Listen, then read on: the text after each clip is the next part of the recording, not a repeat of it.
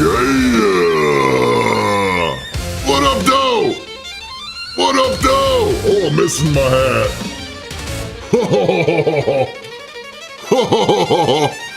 Welcome to the Consumer Break Stream! A Breakman! And today we're doing Spectral Sessions, episode 18.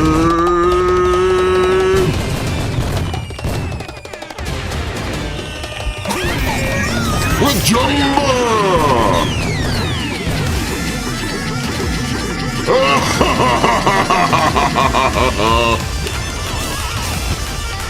Pixel Edition.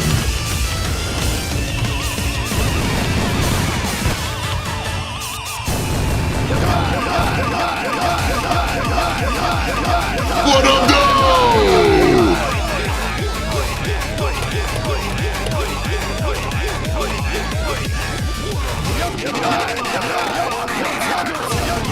What up, Runman? What up, Lemuel Pantheon?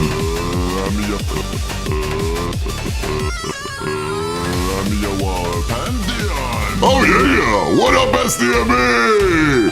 Oh, what up, Random King? What up, though? What up, Buzz King? What up, Tricky Creates? What up, Tree Frog Nada? What up, Motor Car? What up, Nadu? Oh yeah! What up, Mocha Twitcher and Nashville Lou? All our friends are here.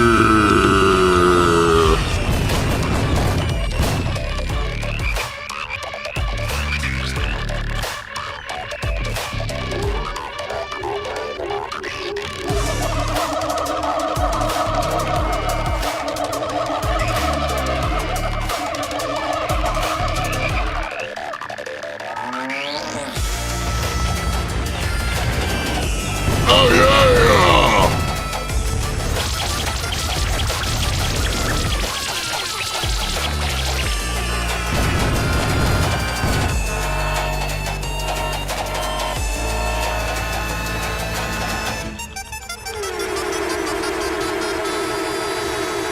Oh yeah!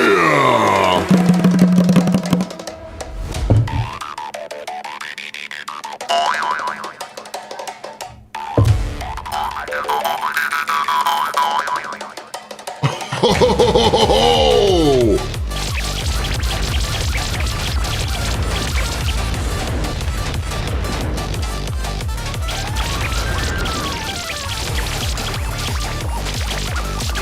Oh yeah! What up, though? Tricky Chicky! A goes!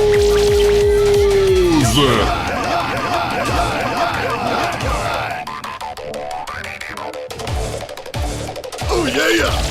Yeah!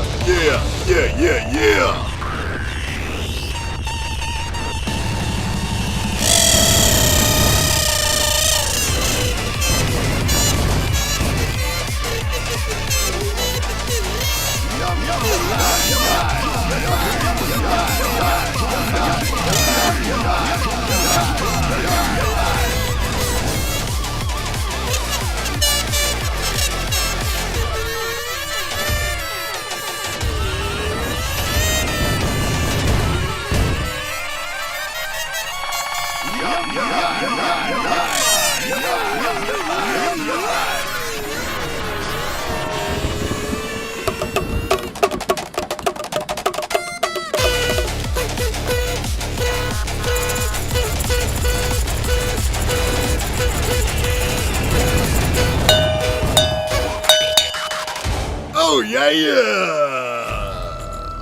What up, though? Oh yeah! Are we ready for a fun day filled with artwork? Are we ready for a day filled with artwork? Filled with artwork, huh? How goes it? What's up, Lemuel? Haven't seen you in a minute. Lemuel Pantheon.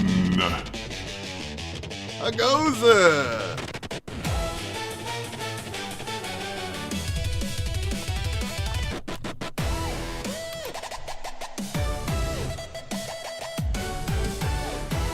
All right. All good here. Just watching you with my younger son. Oh, I love that. Motor car. Motor car. Motor! Motor, motor, motor, motor, motor, motor, motor, motor, motor car. Excellent! Well, hey, we're going to be on here for hours on end. Who's hanging out with me? Anybody want to hang out with me? He was asking what you use the keyboards on screen. How old is your younger son, Motor Car? How old is he? I'm using an app called Key Break. I made it. I vibe coded this app. You can also use it yourself if you want. It's still kind of a work in progress. It's kind of like an alpha, beta, gamma, delta, epsilon version of it. But you can do all the same things that I do. You can do them. All the same things that I do, you can do them. And you can make your own effects and save them to that, and then you can have your own effects on your keyboard. Or you can select the ones that I have and you use my effects. Yeah, it's a lot of fun, especially for streaming. I'm out of credits in mine, Base 44. Well, the Base 44 will reset your credits. It's five free ones a day, Motor Car. So you get 5 free prompts a day. I've upgraded to Claude myself. I'm on Claude mode now. I don't do Base 44 no more. I'm migrating what I had in... Actually, this is still Base 44. So I haven't migrated Key Break yet. But I've successfully migrated Brand Break, a brand new app coming in just a few days. Just a few days, folks. And also I migrated Puzzle Break and Jump Break yesterday. And I got them working. Pretty cool. Pretty cool stuff. So I still have other apps I want to migrate also. But yeah, as opposed to Base 44 where... Oh.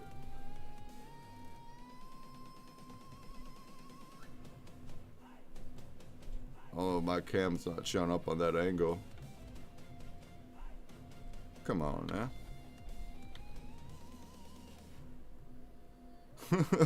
Anyway. Oh, my son's learning Python. So he's learning code. You're over there learning code? That's awesome. I'm not really learning how to code. How to write the code and how the code operates. I'm not actually learning that part that much. Maybe a little bit. File structures and stuff, but it's mainly just, it's the AI does that part. So you're just talking to it and, it writes the code and it tells you where to paste it or whatever, and it does it all. So your son might know more than I do. You tried a lot of stuff in the Scratch before. That's cool. I still think that Base 44 is very awesome for new people to play around. It goes instantly because it does the whole sandbox. It does all the work for you, so you can instantly go from prompt to final production and test the final version instantly. That's a pretty good way to like to get the hang of it and to just prototype. It's a quick way to prototype a front end, like a game or an app, the front end of it. I might still even use it for that. I might still do things with that. But on the back end, I got all things, it's all mine now. It's all my own code and my own GitHubs. I got a synced accounts that sync across all of them. So anytime I make an app, we're using the same account that goes and gets all the stats and all the things across all of them. So I got it figured out now. When user I does it often make mistakes, especially silly mistakes, says Swim Dodge Vince. You know, this Claude is actually pretty flippin' smart. Sometimes, yeah, sometimes it gets a little, sometimes there's bugs that will keep coming through and that part gets annoying. But if I describe them really well, and if I show screenshots, if I copy the console logs, Claude figures it out. And then if it can't figure it out, what I do is I tell it to add debug info, and then it's going to add more info into the console that tells us what the bugs are, and then it figures it out. It's smart. Now, having said that, Base 44 is dumber. Vince. Do you ever get confused? Base 4.4, I thought was super. It is. Base 4.4 is also super smart, but Base 4.4 makes a lot more mistakes, and you got to describe things more thoroughly, and it's like you're talking to a younger kid compared to Claude. So Claude is better, absolutely. Claude costs money too, but compare that to hiring developers, and it's still nothing. It's nothing. So that's what I'm doing. I'm actually, I'm still on the pro version. You can't get much done on the $20 a month version, but that's the version I'm on. You can do like something like, like 5 prompts in 5 hours ish. It depends how much work it's doing in between for each prompt. If I got one that's coding a bunch, then it might take 50% of it.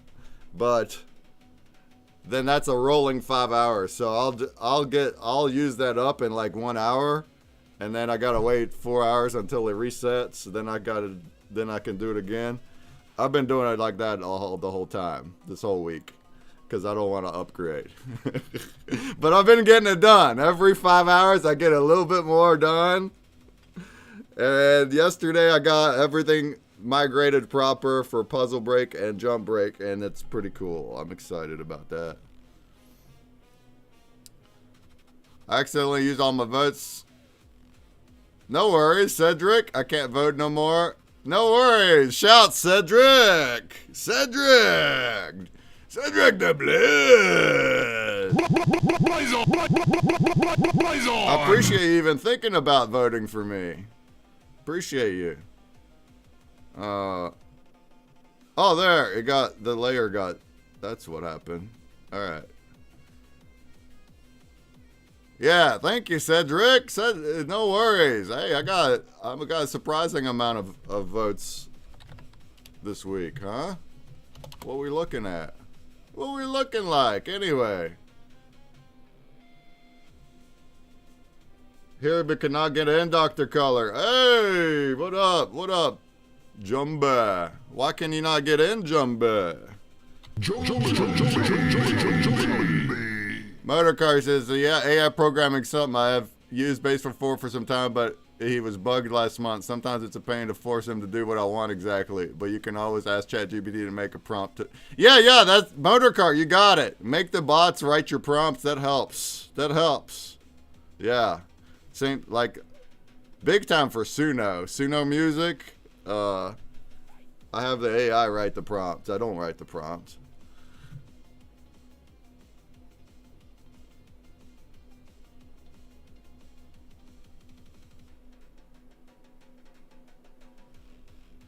All right, Dr. Color, Mike's not here. I'm without access. Well, who's going to host the space, Jumbie?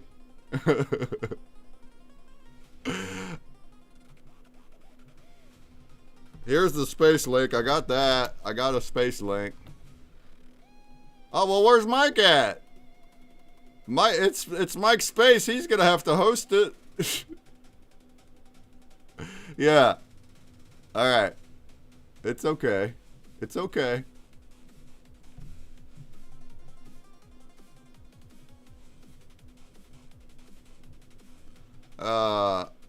I'm all out of blazes, so I can't gift sub. Motorcar, you're gonna have to keep a gray name for today.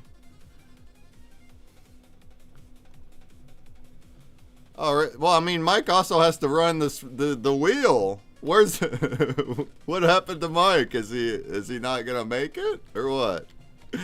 What up, Severian? Look, we got a color changing shirts happening here. Huh? How about that? About that. About it. How about that? How about that?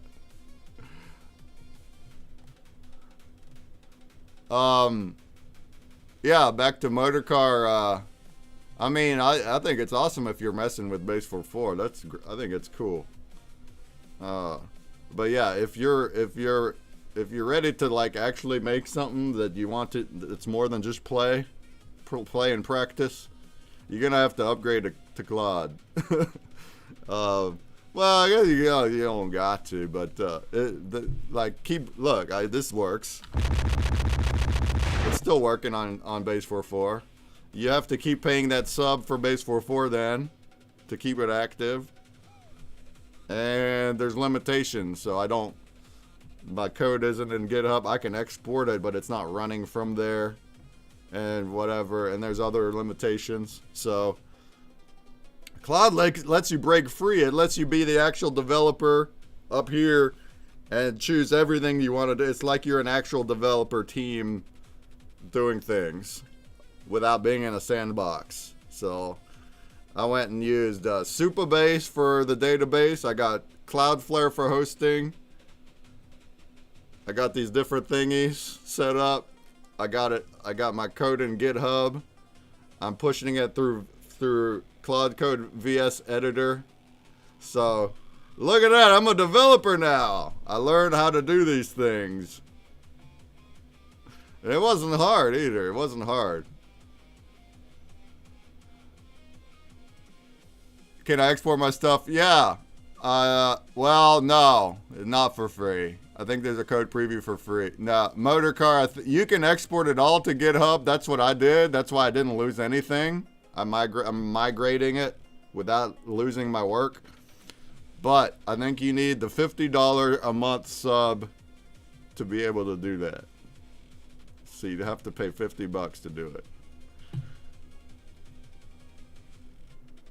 Not trying to join the space. I can't access it. Right. This is my best communication. Oh, that's fine. Trying to get into frame. It's a blank world and not your room. It's not a blank world. You must be on drugs, Jumbie. But for the space, yeah, Mike needs to start the space. What happened to Mike? Is he late or is he not gonna make it at all? Because we could create a new space. I still don't know how we're gonna do the wheel though. Hey, what up though? What up, motor car? Yeah, Samaritan says it sure looks pretty on the walls here, huh? Yeah, look, I went and put all of our past episode arts on the walls. I thought that was fitting to do. Instead of the old planets. How about that?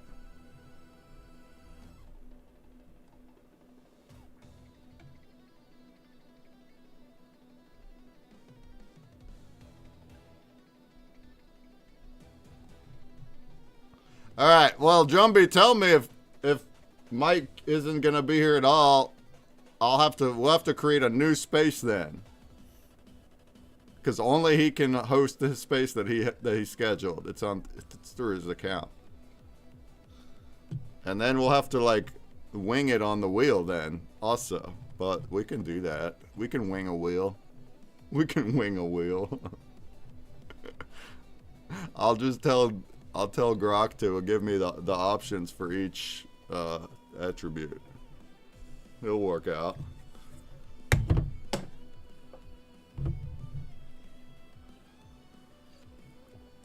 Yo, so apparently I've been giving everybody in Twitch a VIP role to avoid the ads. And I was totally oblivious that doesn't do that. VIP role doesn't take away ads. So it was a complete sham wham. It's a sham wham wow. Sorry, VIP, sorry Twitch viewers. The only way to get rid of ads is to subscribe. That's it. I can gift sub, but I lose money on gift subbing. It's not like Blaze. So I can't do that. So to get rid of ads, you have to just subscribe yourself. You can use your Prime sub for free. Or you can go over to Blaze and watch without ads. Is that cool? He went out last night, but I had no communications all morning. Reached out twice, no response. Uh-oh. I can't access the wheel. I just try to spin it myself. Your world is the shape of the room, but I cannot see anything on the walls or any people. That's what I mean by empty rooms. How do I get the version?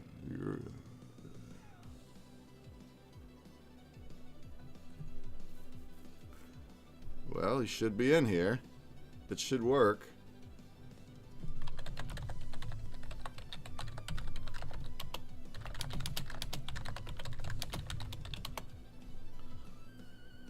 Alright, we got a MIA mic, huh? I hope things are okay with Mr. Terramite.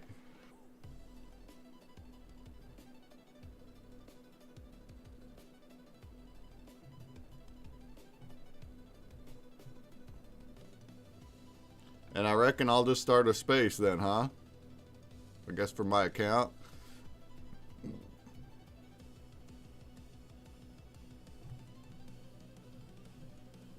Alright, are we back from ads?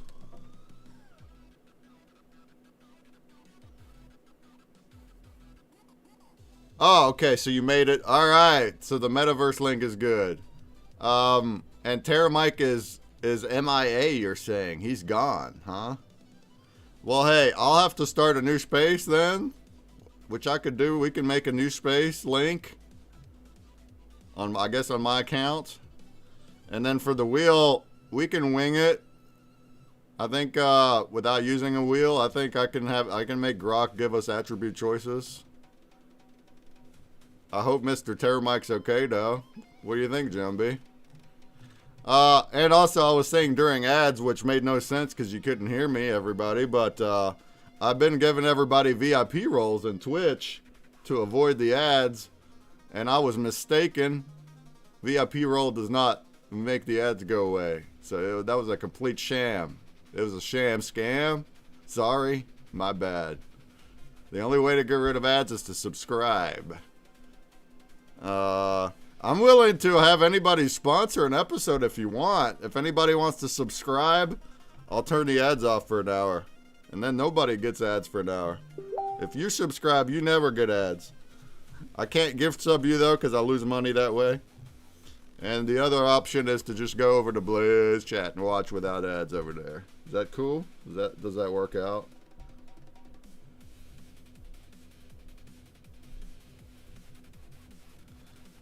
Okay, so Jumbie, confirm for me real quick, but I'm gonna go ahead and start a new space, right? Because we're not hearing from Mike.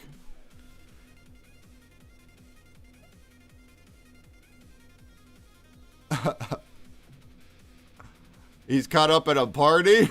Mike's partying. All right, but so we don't gotta worry about Mike. He's having a good time, huh? A good time. All right, here's what we'll do. I'm gonna start a new space for my account.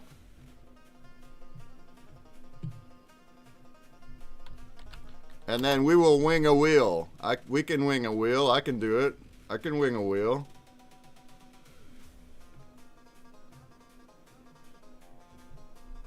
All right, give me half a second here.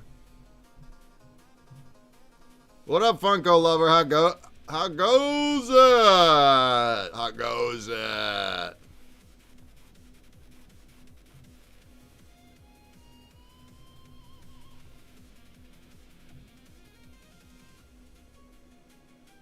Oh, hey, what up, Corn? How goes it, Corn? We're having a MIA mic. Mike is MIA. So we can't start our space, but I'm gonna start our space right now with a new link. If I could figure it out. Oh, we gotta use mobile to do it though. Isn't that the dumbest crap?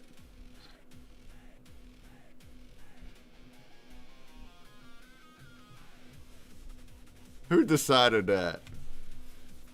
Elon? Nikita? Why didn't... Why can't we do everything on desktop also? Now I gotta use my thumbs to type. I can't use my thumbs to type, dude.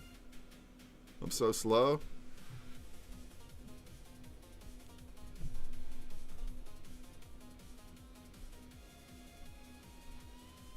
Alright, we're getting there. We're getting there.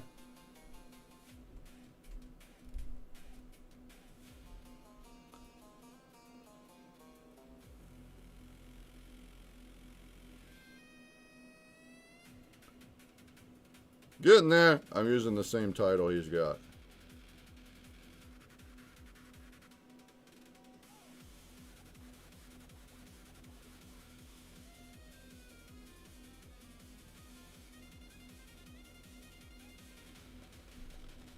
Okay.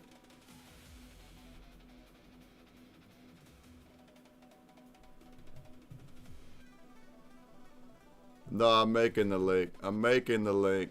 We're making it. Alright. Boom.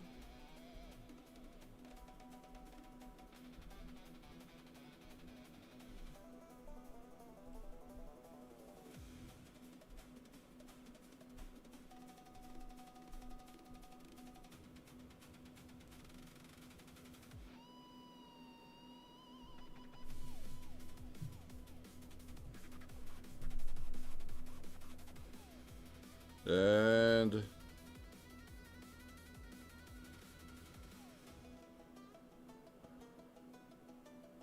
boom. Alright, will that work? Will that work though? Will it? Will it work though?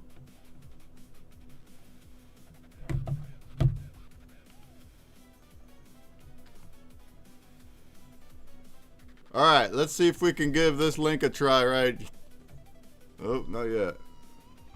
What we doing? What are we even doing?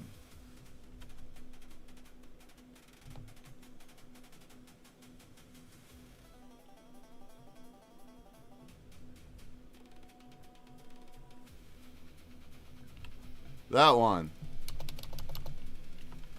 Let's try that one. Let's try that one.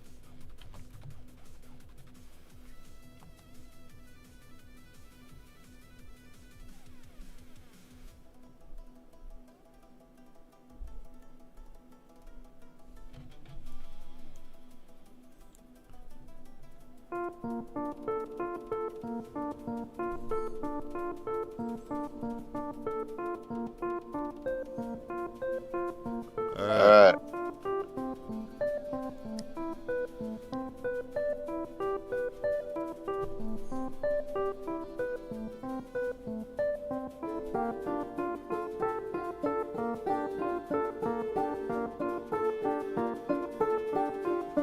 I don't know how to make the music stop.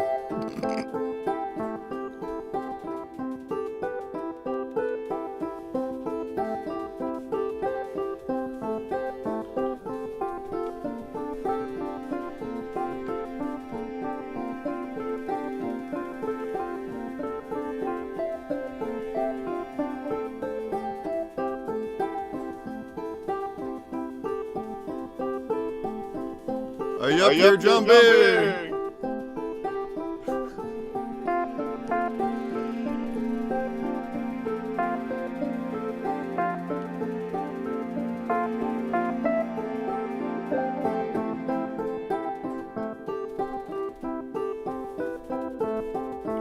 Hello?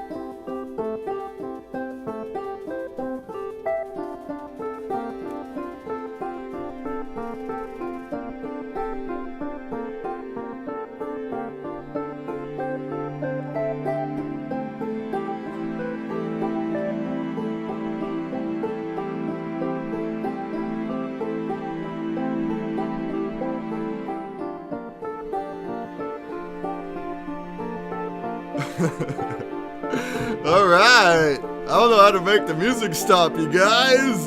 You guys. It's like I'm a noob. Oh, man. What up, though? Are you here, John B? Are we here? Are we hearing me?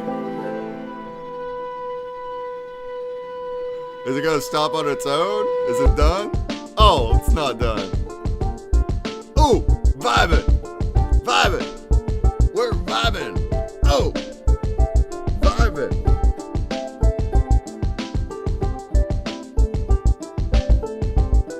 I swear they don't make this easy.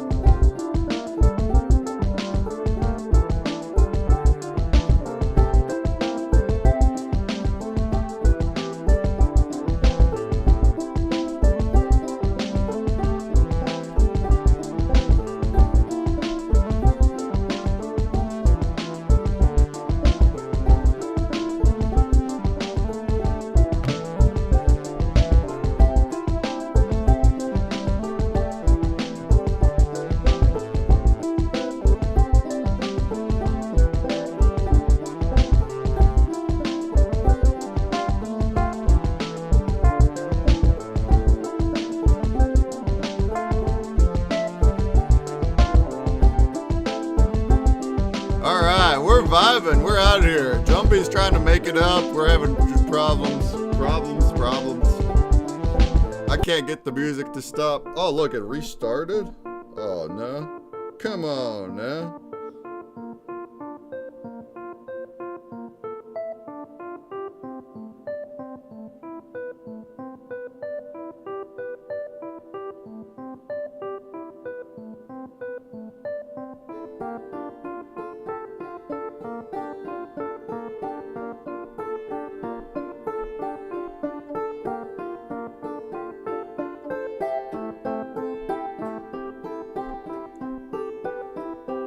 It's got an end button right next to background music, but I know for sure it's going to end the space when I do that.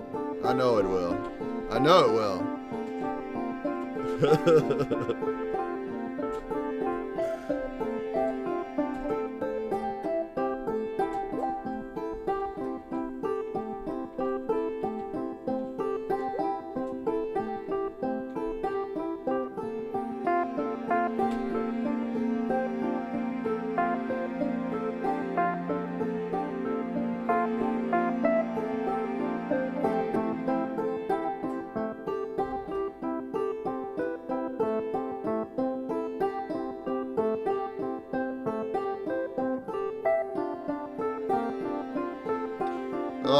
I don't know, man. I might have to start a new space. Isn't this so silly? Isn't this so stupid? Isn't this just so dumb? But look, there's no option. I'm over here. There's no option to turn the music off. It's not there. It's not there.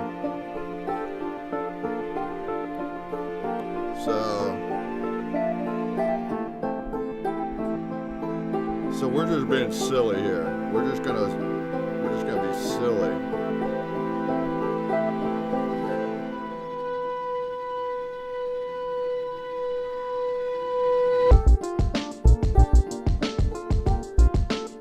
Endless elevator music. All right, I think we're gonna have to just end it.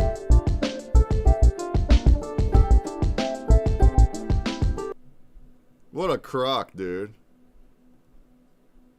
Let's try it again.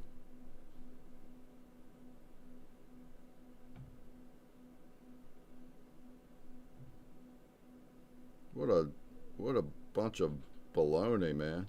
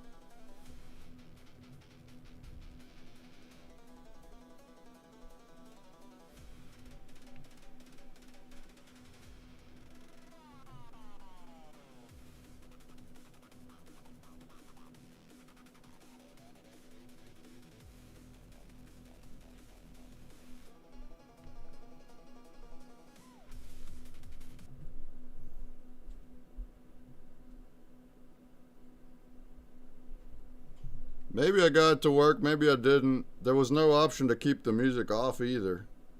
So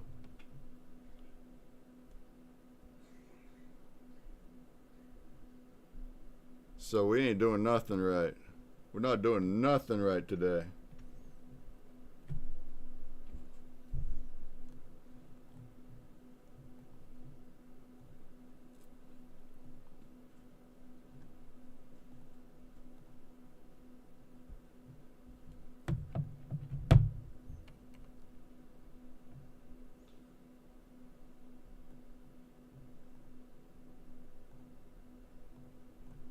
Alright, I'm going to try a new one. Let's see how this one goes.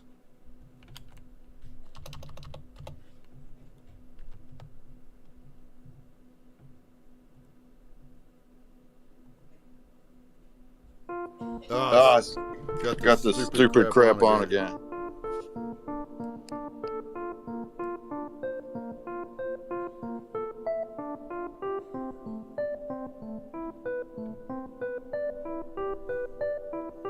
I can't get it off. I don't know how they do it. I don't know how Mike and them do it. I don't know how they do it. I'm getting agitated.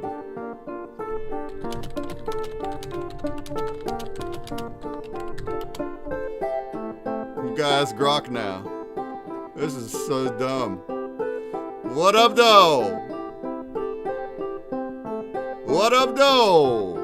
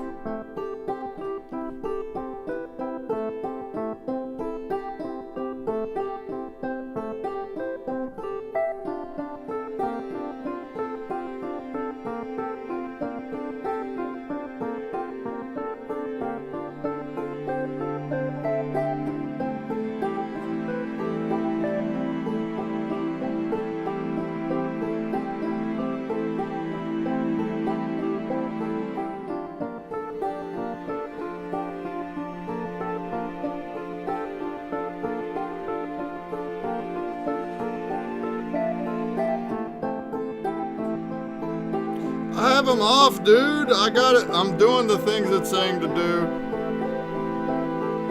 Look, I'm doing the things it's saying to do. I have the sound effects off. I can't get rid of the music.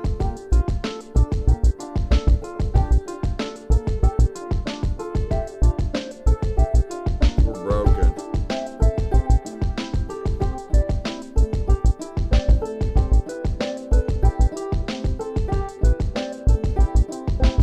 Nah, the music is not from a video, Todd. It's from the space. It's from the space.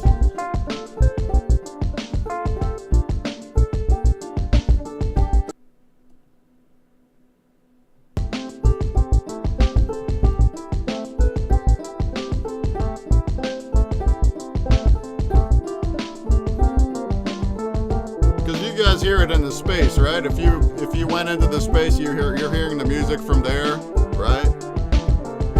I can't get rid of it. It's not working.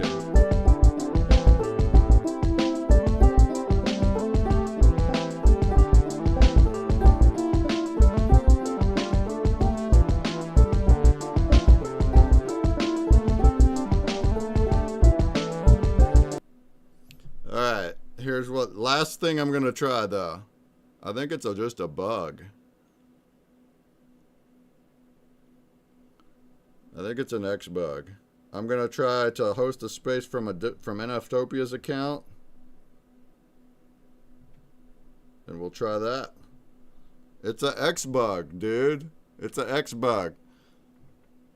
Yeah, I just ended the space. Yeah. All right, let's try one more time. If this don't work, then maybe we just continue without a space today.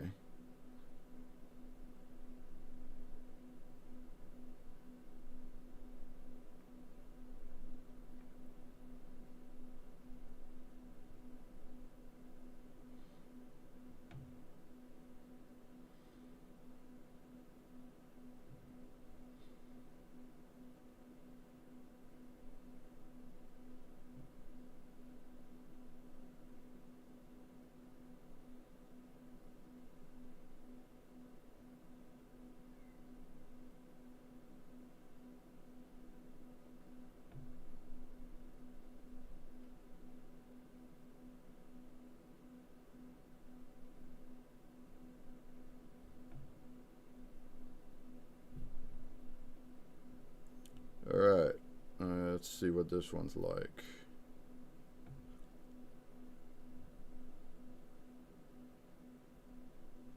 I did go to my profile and try already. Tut.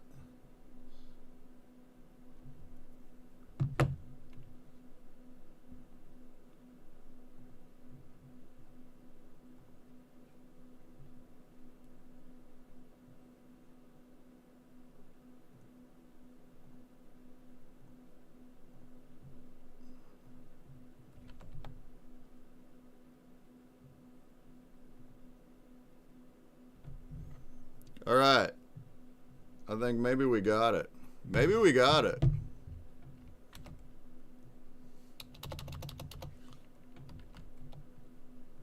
All right, let's try to enter this space now. Let's see. I need to also, let's see here.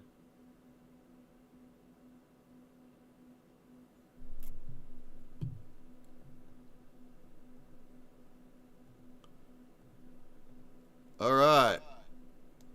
I think we got it. That was an X bug. It was an Elon bug. That's what it was. I was hosting it from my own account in my phone, and it didn't like that, I guess.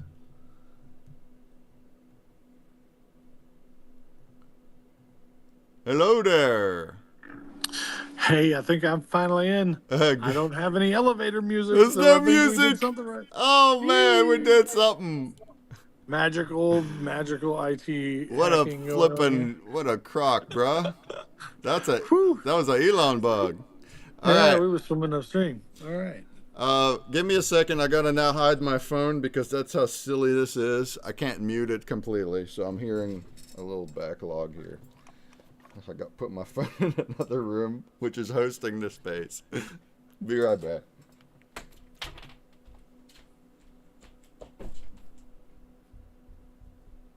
Well, it looks like we're starting to show up in here. It seems like we got a couple of joiners coming in. So, welcome. Sorry we're having technical difficulties today, but yeah, should still be able to pull off some Sunday arting. All right. Good time. All right. He's back. Gather round, folks. All right, let me put this new link into our little thingy thing, and then we can get going. How you been this week, Jumba? Jumba. Man, I've been actually really good. I ended up making a rather interesting graphic that I wasn't expecting to make for a t-shirt that ended up becoming super universally like on the likable block somehow. Like it just inadvertently, accidentally on purpose, I guess, hit so many likable demographics all at once that it's just looking to be a really cool graphic that I'm excited to share at some point. But yeah, I'm still kind of in punish character mode, like where I'm making extra illustrative character type things, and I made the fucking coolest llama. You're gonna fucking die when you see A it. llama. Yeah, it was great. It's for a t-shirt, so it was like I was trying to be very minimal about stuff. I'm not doing like a whole 1,500 layer masterpiece, and I just hit the sweet spot on this one so well that I was like, oh man, I did not see that one coming. It just took a left field. It might be one of the potentially viable pieces of mine to go the furthest consumer distance yet. So that's kind of fun. Excellent. Hey, if you ever want to show us sneaky peekies, we'll look at them. I can sneaky peeky. Oh yeah, we're over there. Heck yeah, let's look. Yeah, look at that. Look at the Dr. Color, huh? Huh? Oh yeah, Dr. Colors. That's the moniker. That's another logo waiting to make its daylight. I like the drips. Drippy drip drips. Oh, the more you know, the more you drip. It's sort of part of the process, apparently. All right. The space is looking great in here, man. I was able to, once I found my way back into the right room, I was like, oh wow. Oh, well, you're just in the wrong shape. The wrong The one. building was the same shape, but I think Mike must have logged me out to show the. It should still work logged out. I don't know. Well, it was the setup gallery space that we were in, and I think without it being like hosted by Mike, it's not there. So I was just like in an empty room. I was like, oh my god. If it's the same link, though, people being caught. If it's the same link as what we're in, it should work regardless. You might. No. Your link. Yes, it worked. I just didn't have any of the stuff in the room. Yeah. I found your link hiding because I was in some. I Oh, you always were in a just have different your link. link. You're the only link I have. So when I came in and I wasn't there, I was like, "Where am I? I'm in some purgatory." VR Something. space. All right. Yeah, I gave it a little more oomph. I thought it was Yeah, it looks great. All of the things running around, man. That's cool. nice and fitting to have all of our arts on here, and we'll keep adding them as we go. So, I mean, Yeah, it's great. it's already all the way around the wall. So that's what's up. It's just the images, not the womp womp. Good thing we got more rooms. Yeah, we got a whole gallery to fill. Yeah, that's right. Yeah. It only lets us do 3 videos in the frame, so it's only the images. But look, I can womp them though. I can make them womp right here. See that? We can womp womp womp. That's fun. Yeah, welcome. All right, so we're running late on the Spectral Session Space. Thank y'all for being here. Appreciate y'all joining us. Sumerian, Tut, Tricky Chicky. Oh, Tricky Creates mentioned that Jess, you might not be able to draw today. No worries. And whenever Trick is ready, we'll put him on the wall. I guess Terra Mike is out and about partying today. That's okay. I hope he has a good time. But we don't have I'm hoping that's the case. He went out last night for a mission, and they took artwork and recreationals and decided to go set up a party at these people who were hosting the spot, and they had rented a space out, and it was very well set that he was coming back around. So, it's Vegas. It's either going really good or everything's gone horribly wrong. I'm hoping that he's cuddled up somewhere nice and enjoying floating somewhere. And I don't know. I didn't get a response back. His phone's probably dead. I think he's with Metatron, so I don't think he's all right. too far Hey, away. nothing wrong with that as long as he comes back one day. I hope so. We'll find out.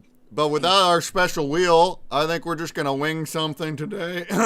I can ask Grok to give us the suggestions for the poll, and if they're really bad, we'll re-roll it until we're satisfied. Well, the beautiful thing is that because we're doing digital, mostly all of us are doing digital art. Some of us are doing stuff at home and just kind of making on other platformable materials type things. But at least the theme was pixel art, and so all digital art is basically pixel art to some degree. Technically, so it's just a matter of how many pixels you choose to use. So yeah, we'll just get digital. Yeah, so I guess we all know what pixel art is, pixels. But essentially, and we all, like Jumbie just said, everything we're looking at, everything on the screens, it's all pixels already. But for pixel art, it's like your pixels get bigger pixels. And it changes the art form a little bit. Yeah, your art becomes pixelated. It becomes less quality as the average person might think.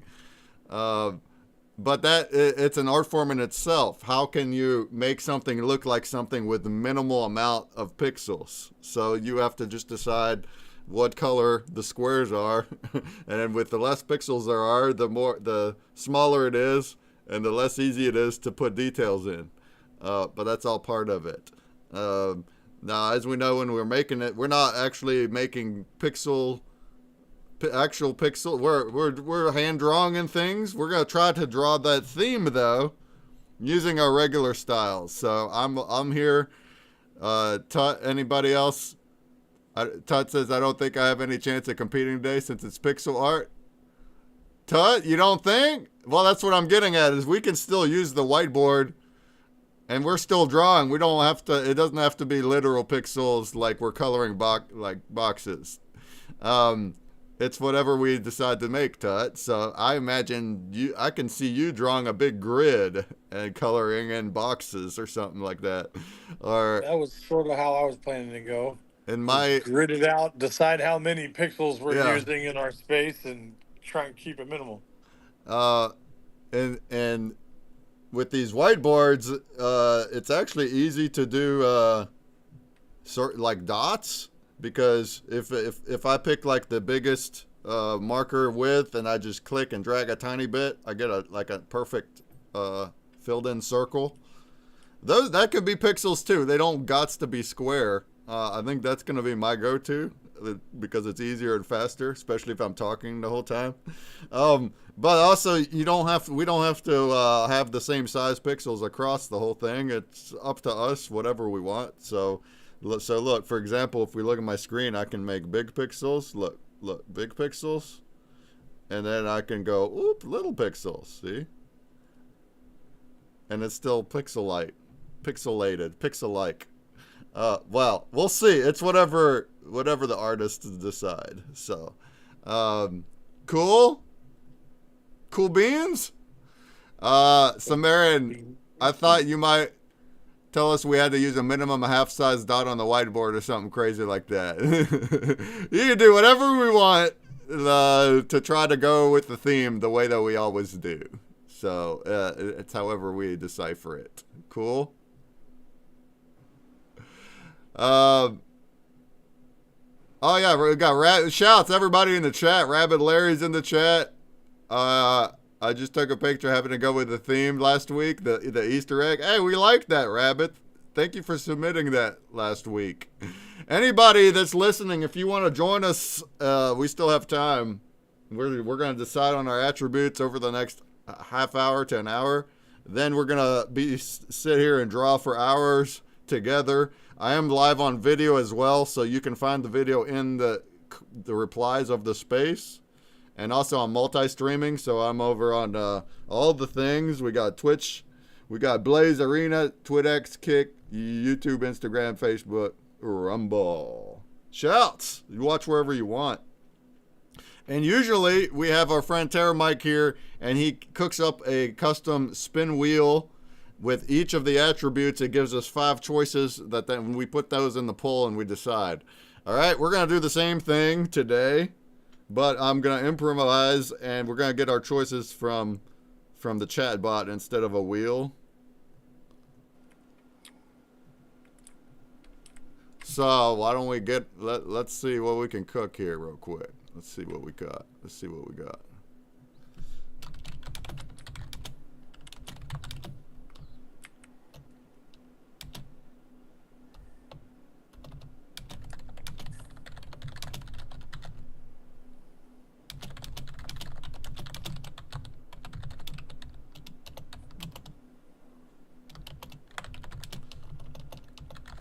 Let me give him a little premise first so he knows at least a little bit here. I need attribute choices for the theme of pixels. The attributes are subject archetype. Do we remember them all? What are they all? Do you remember them, Jumby? There's form, language, environment. What are the other 3? Energy source, color dynamics. It was color, or whatever color traits or something. And then what was the other one? I don't know. Wasn't that 5? No, there's 6. Oh, I've only got 5 in my brain right now. We got Form? emotional tone. Oh, there it is. Emotional tone. And it's color logic. Yeah, Sumerian's got it.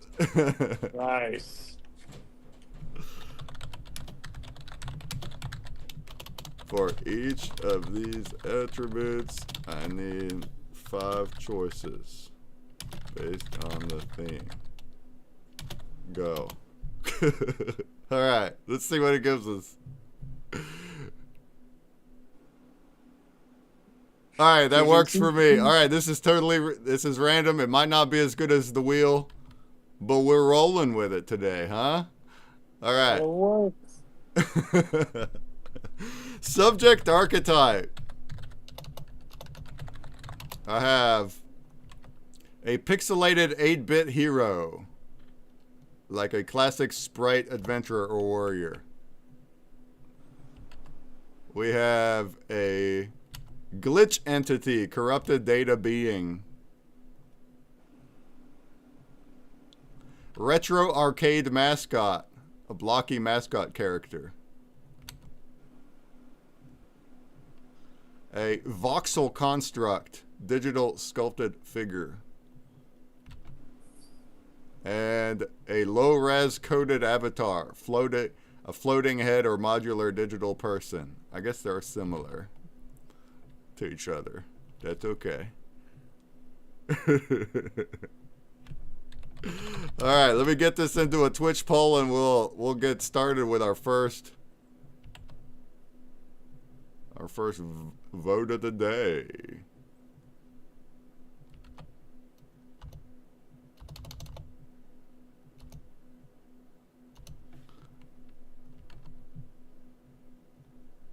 I was just thinking back. The last time I did something pixel based was, I think we had found out about, I don't know, was it Crypto Punks maybe or something? Van Buren, somebody had made some little popular.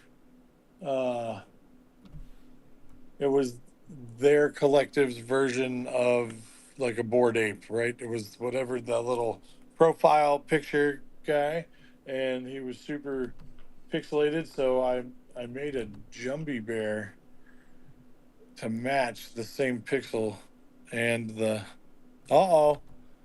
here's I just got a incoming from Mr. Mike. Yeah? Yeah, I just got a message. So they're making their way. So he's alive. He is alive. he's running a little tardy, but he's still sliding into first. Tell him he's tardy. Not all right. He's the Frog Bellman, dude. He's been putting pepper on the tarts somewhere in the Matrix. All right. Well, tell him definitely a mad crazy tea party. I'm sure wherever he was. We got her figured out here. Yeah. I think. All right, let's run some votes, folks. Who's the Frog Bellman? Are you coming in tardy? Are you peppering tarts? Tardy Mike. All right, let's get into Twitch and throw some votes in, folks. For the subject archetype, do we want a pixelated 8-bit hero, a glitch entity, retro arcade mascot, a digital sculpted figure, or a floating head? Those are all abbreviated, but they work.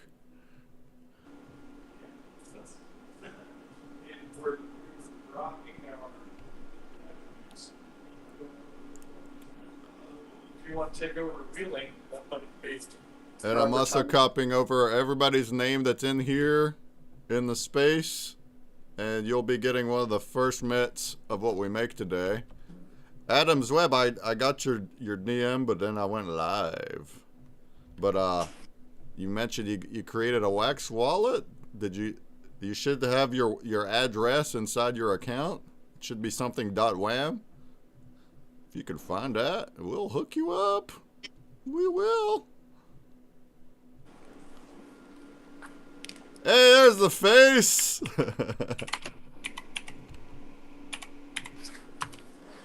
There he is. All right. That's okay. Get that man a mic. Get that man a mic. Mike the mic.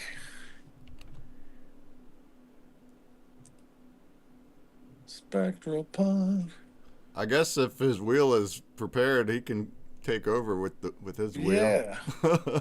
We did the first one though. Right. Yeah. How are we doing here? We got 2-1. We need more votes. Let's get some votes in the Twitch, folks. I like 8-bit hero. Bring it. Let's go. I'm with it. Bring this over here. Yeah. All right. So.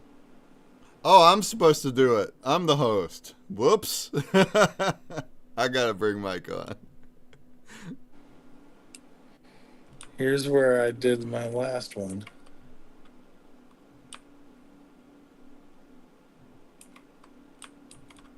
All right, we got him back, huh? He's alive.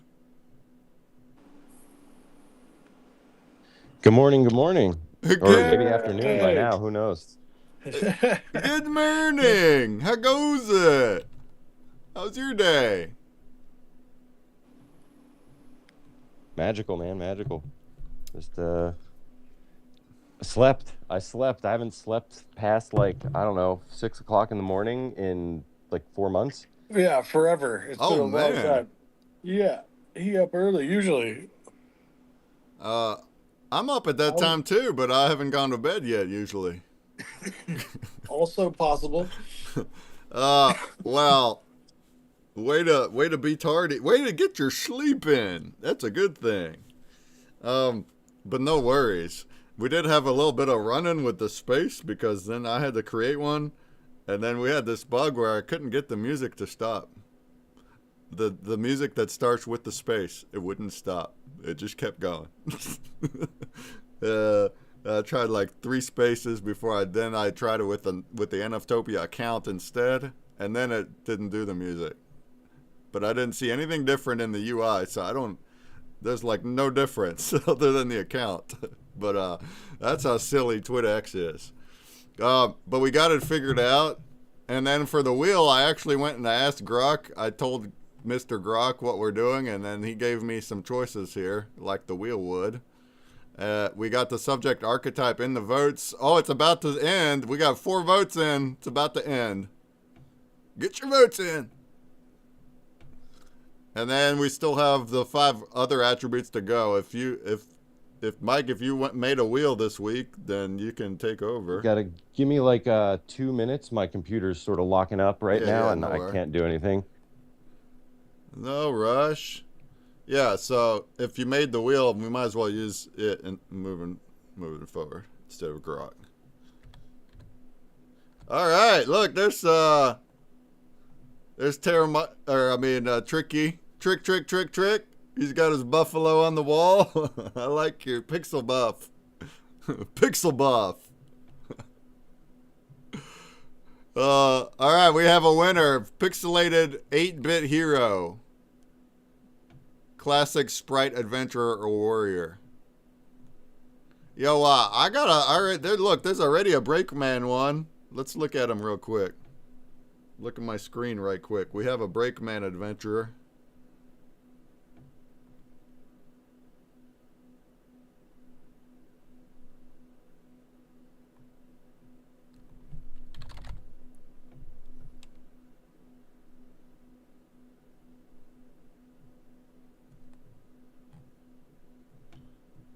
We did it years ago with Pixtalgia. Look at him. Look at him. Where is he? Oh.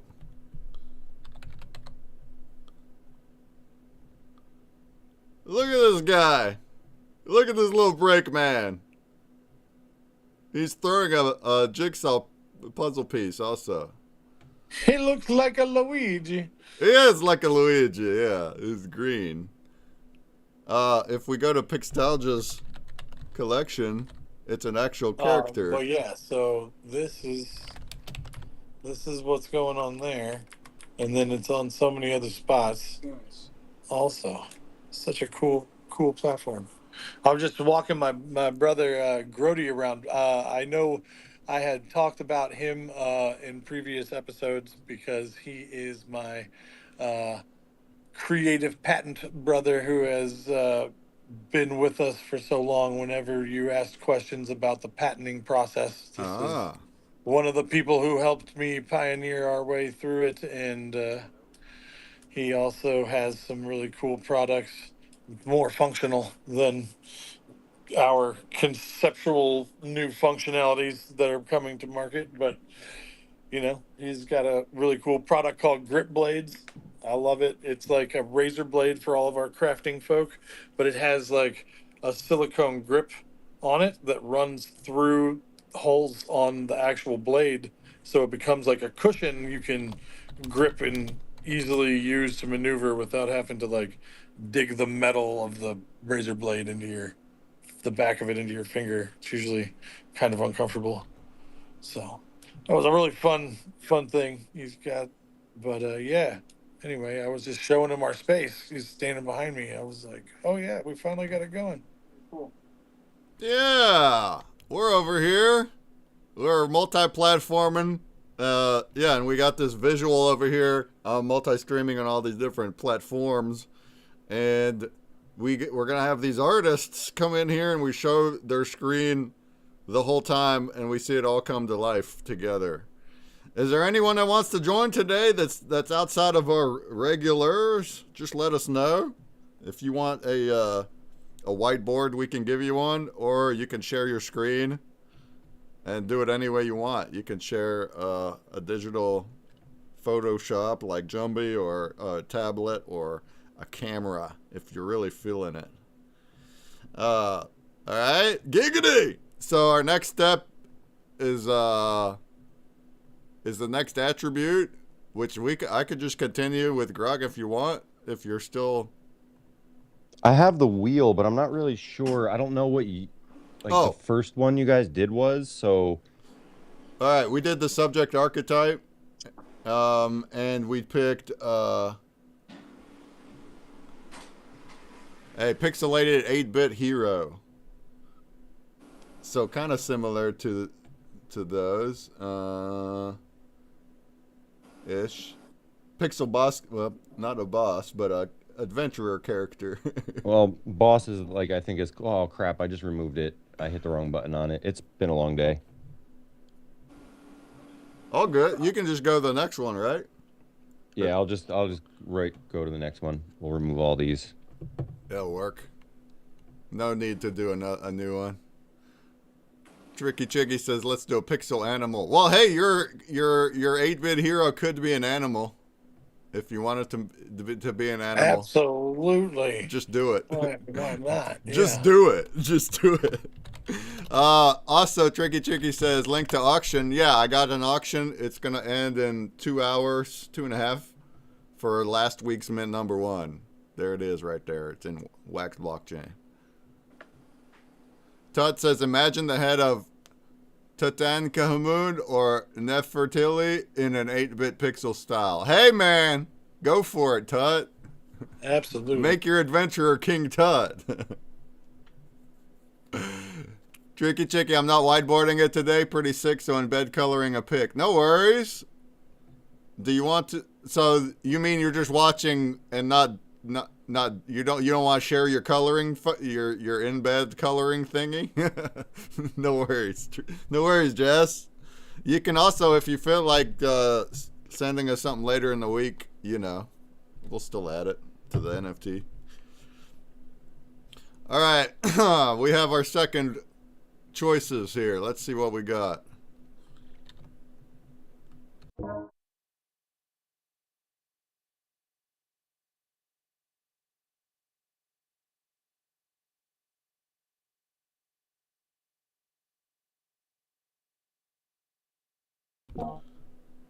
I don't know if Mike's trying to talk or not. He's muted. I have. Oh, here we go. So if you guys, what are we on? Form language. It is our first option is 16 by 16 sprite scale.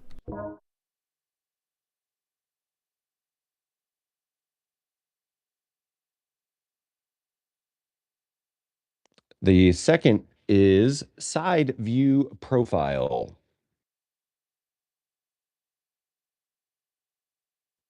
Third is top down RPG style.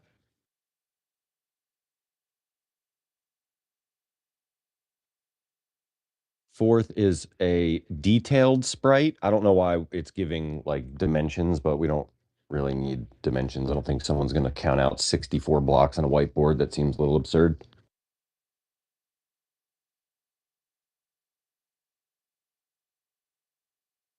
And the last one is blocky simplified silhouette.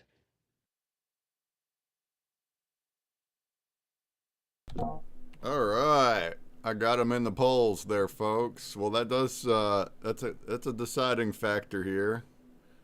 Side view 16 by 16 sprite scale. I guess we're just calling it like simplified sprite. There's top-down RPG style. There's detailed sprite.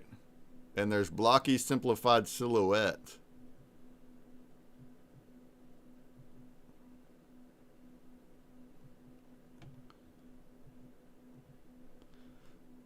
Boy, those two choices, side view and top-down view, that dictates the whole view, huh? The entire view.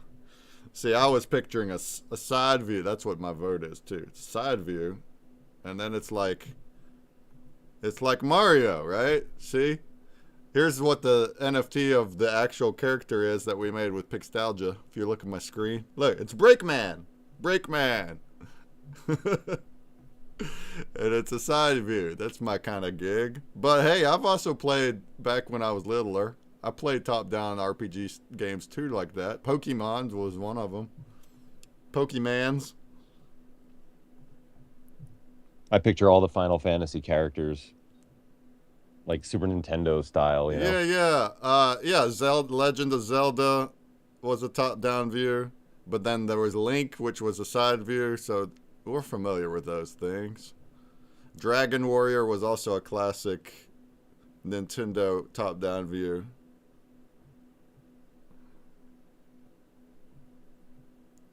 Oh man, look, Jumpy's going at it already. He's got himself a grid drawn up. Oh man. He's going at it already, huh?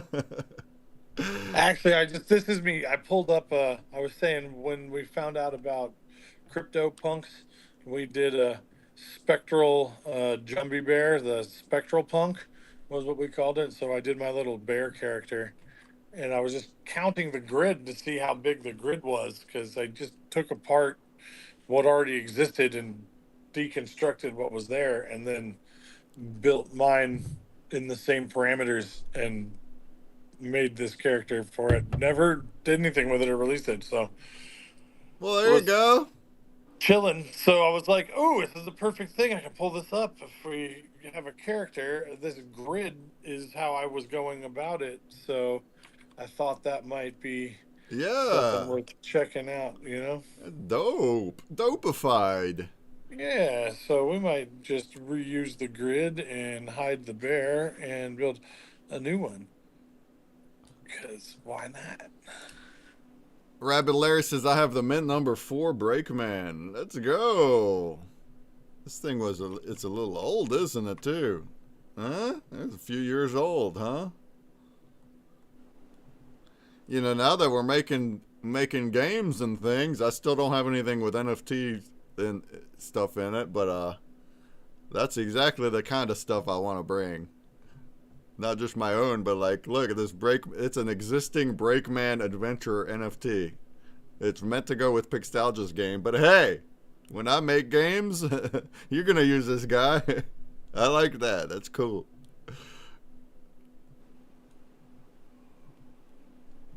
All right, we got a tight matchup there, huh? Two versus two on the detailed or simplified sprite. And then 1 versus 1 on the side view versus top view. Come on, let's get some more deciding factors here, folks.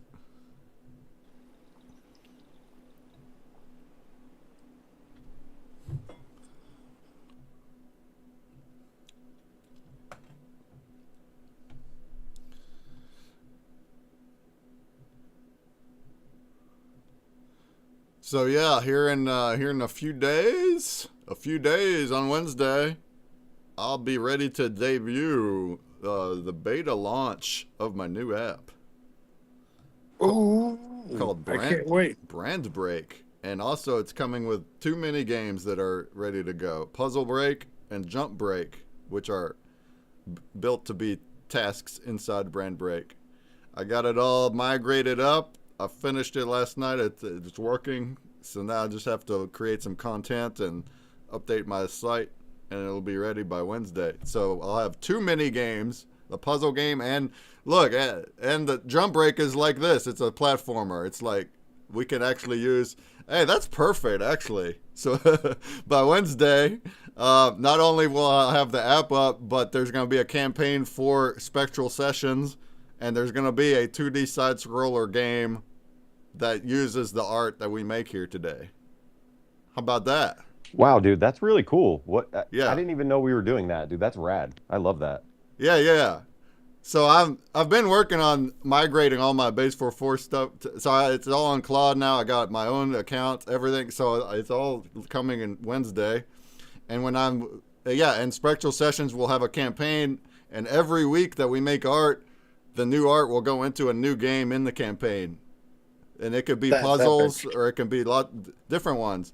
But the two games that I have already migrated and working is a puzzle game like Jigsaw style, which will work for any art, and the side scroller, which will work perfect for today's pixel art. And then there's still other games too coming, but they'll need longer. So that's fun. Yeah, that's fun. And then those it's gonna be built. You're also earning as you're playing these games, you're earning points. And they'll go to your account, leaderboard, profile, that kind of thing. And then you can redeem the points for rewards that are in my store. So at first there won't be much, but it's not only for fun, you're also earning points and clout for doing it. How about it? Man, I missed that, but it was a tie. The tie was the two sprite scales. 16 by 16 or 64 by 64. Well, that doesn't tell us much. I think it's just the level of detail. The way that the CSV file is, it's trying to be like level of detail. So like a 16 by 16, I feel like would be sort of like a cheesy one, you know. Yeah. And the 64 would obviously be like I don't know, 3 times more. 4 times more. Well, what do we want to do with that? What if we combine them into it's a 32? You have to, how about we just do a 32x? Yeah. You could do that, but you could do a detailed one, and then also you need a simple one that's separate. So like a background item might be a simple one, maybe. I don't know. What do we want to do with that? I don't know. I like the idea of you saying that doing the lower res background than a high res foreground. That seems kind of cool. Yeah, I like that. Let's call it like that. Cool. Not just a character, but back. I like that. So simple sprite background, detailed sprite. What subject foreground? I guess. Yeah, hero character. Subject.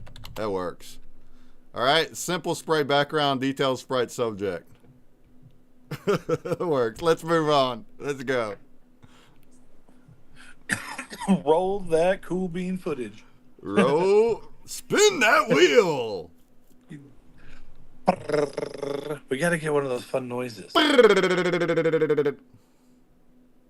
Ching.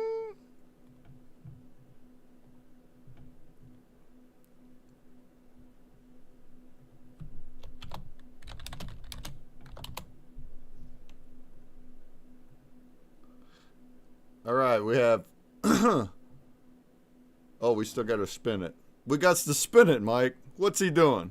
What's he doing over there? Oh, here we come. Hold on. Here we go. Of attributes. The wheel of attributes.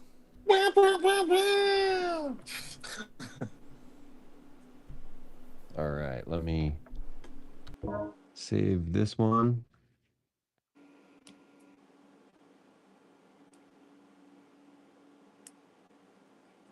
All right, so the third one is our environment.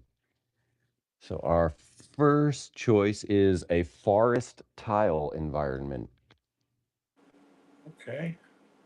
I like that. Sounds good. Next is a retro game UI. It's like that too. Gosh, this is difficult choices. Well, third is an easy one. It's a solid color background. Oh. Boring.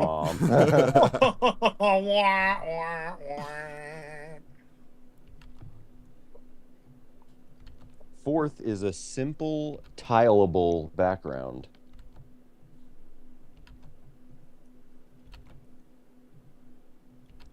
And last is minimal ground plus sky.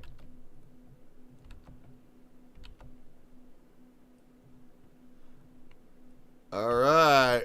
The poll is in Twitch. Let's decide. Do we want a forest tile environment, a retro game UI frame, solid color background, simple tileable background, or minimal ground and sky? I like the retro game myself. I think it fits for our character.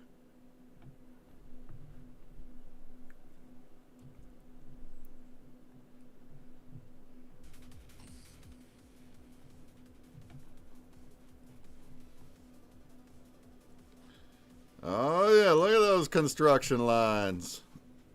Yeah, well, I figure if I just build it that I was looking at the 64 by 62. I'm like, what does that look like? Let's make a grid. All right, let's make a grid. Then the idea of doing larger pixels for the background has me making 4 by 4 pixels.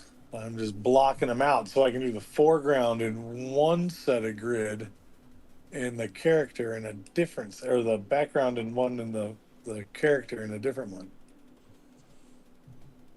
Gives me more opportunity. Heard that. Look at him go. Look at him step out of his comfort zone. Yeah, right. Giggity, giggity, goo. No, now I get to figure out how to smash a bunch of presumed detail into a tiny little space. It's very nice. Package it in a little tin can. Let's get some more votes in. Come on, we could do better than one. Come on now. Oh, whoops, I'm overlapping. I'm busy. Hold on. Let me see here. Let's go over to Twitch and get our votes in. What are we going to draw today? Draw. Oh, look, Retro Game is taking a lead here. Oh, wow. I like Forest too, but I like Retro Game. Oh, man, I'm so torn what to do.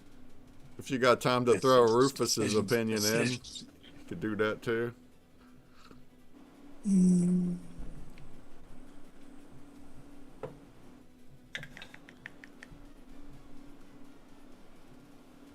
Oh,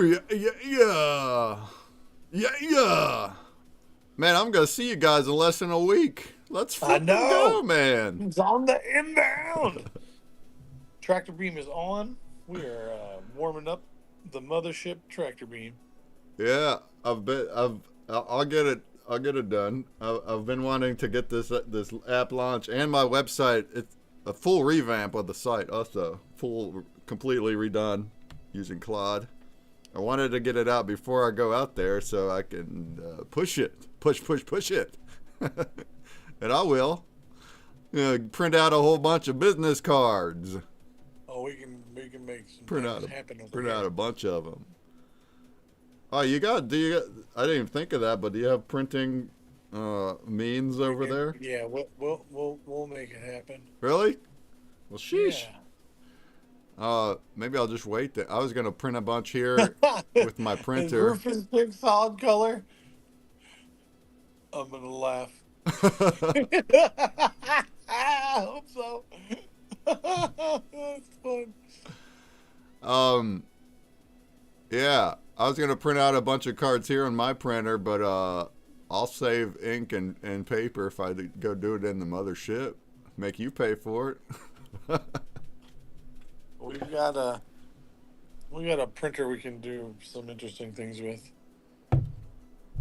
They won't feel quite like a card, but they will work as a card. Yeah, and you're able to, it'll be small. I guess you can cut them, cut shapes. We got small stuff, yes sir. All right, maybe I'll just wait and we'll make something cool then. Sweet. Tut says, Retro Game UI frame, a brilliant choice of mouse pointer because it relies on straight lines, giving the impression that the protagonist is actually inside a game. Yeah, Tut. That and pixel grids kind of goes along with that, don't it? Man, we need some graph paper up in here. Hey, I have some upstairs. I have a graph paper pad that I like draw stuff on. I am making my graph paper right now. Do you want to throw up a cam on your graph paper and you can color in boxes? Or did you want to That try actually, that sounds like a great idea. No, I like that idea better I than love that idea. than the food item thingy idea? We got to save that for a food day. True. I was Pixel our food art. That'll be fun. We're talking earlier blending this week. genres. We revisit a genre, but in food. I thought that it'd be funny if he like set up like M&Ms and like built an art by placing the pixels on like something.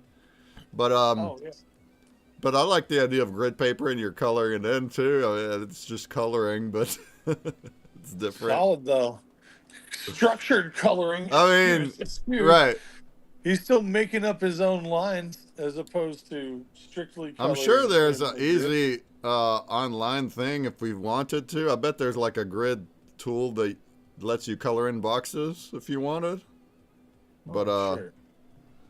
We're going to go the hard way. Me and Todd are going to go old school here in Sumerian, right? We're going old school whiteboard.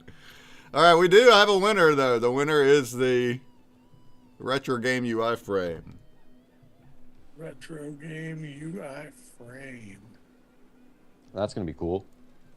Yeah. So let's see. We've got our fourth is energy source. So our first one is running or movement pose.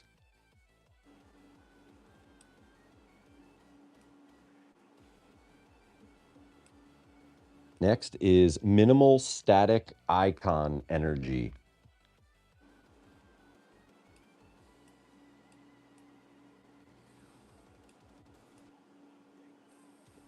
Third is interesting. I've not seen anything like this before. I'm curious how we would do it, but here we go.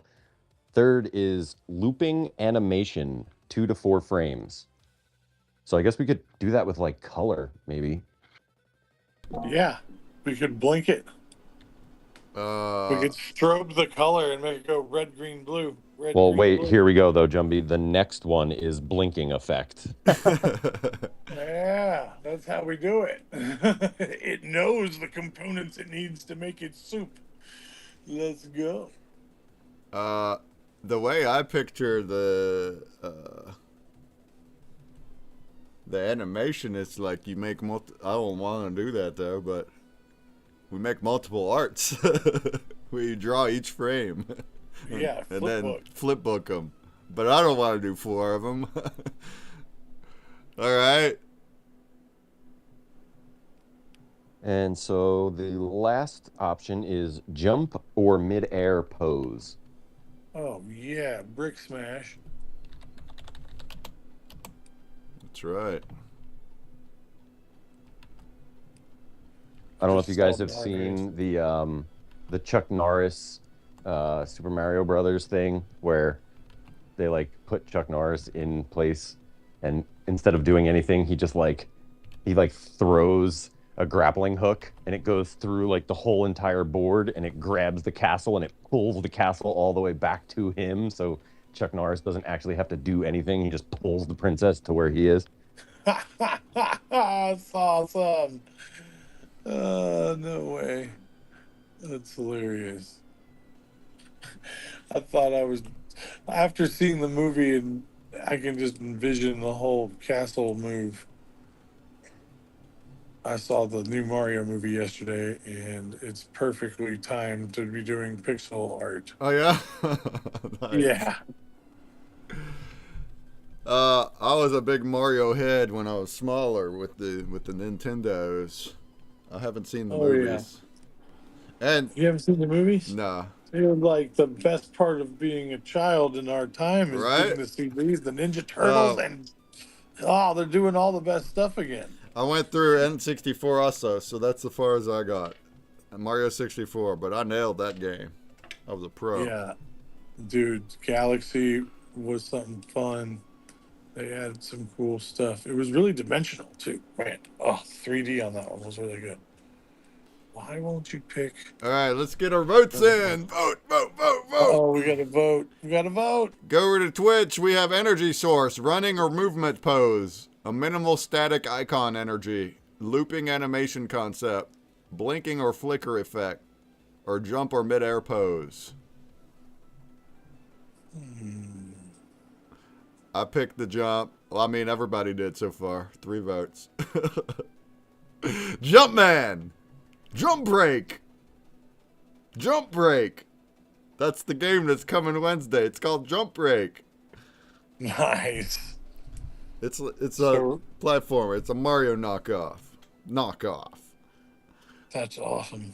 Wow. When do we get to play that? Wednesday, you said? Wednesday. Actually, it's working right now, but I'm going to make I just got add assets. So all of these games, the way they're built, it's more mini games than that too coming. But each game has custom assets. So that's the part where I plug in the art for the assets. And then the game plugs into Brand Break as a task, as like a branded campaign task. So you're playing these games. They are the same, but the content is different every time. And what's in the game is also generated procedurally. So the puzzles, they have the piece shapes. Those are random every time. And then the jump break, the platforms locations are random every time. And then it also times you and it has points. So it's still kind of a unique experience every time, even though it's very similar. I even added a couple power-ups that work. There's the mushroom and the star in there. But they're custom assets. So like your character, the background, your enemies, your collectible, all that, it will be a custom asset. So every week, whatever art we make will become those things each time. Yeah, I added you, Trick. I added you as a speaker. It says you're not in here though. So we have a bug. Can you leave and come back?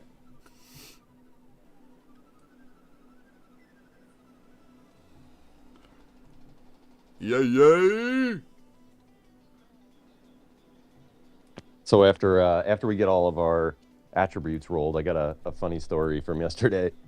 Nice! We need stories. Yeah, there we go. We gotta fill these hours up full of stories.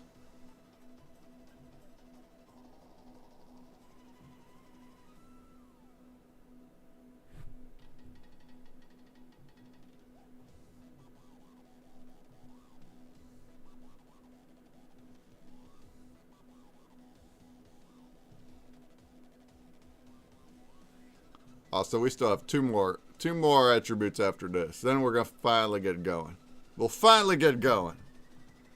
Tut, you're drawing with us, right? You're not messing with me? You're gonna be over here making a masterpiece today? Sumerian? Yo, we were talking about Tut at a party last night. It's kind of funny. Yeah? Look at that, you're talking the party, Tut!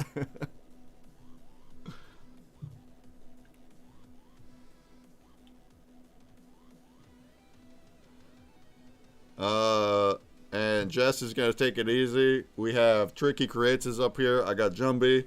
Mike, you can take that center can whenever you're ready. You can take that one. And then if anybody else wants to join, just let us know. Let us know.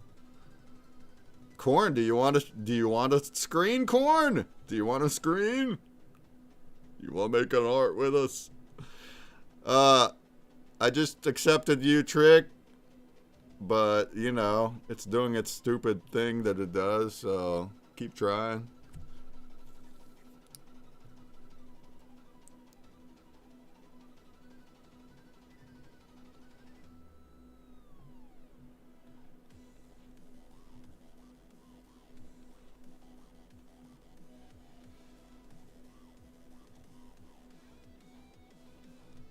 All right, we got a winner of jump or mid-air pose.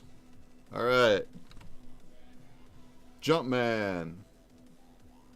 Yeah, jump sounds like a win.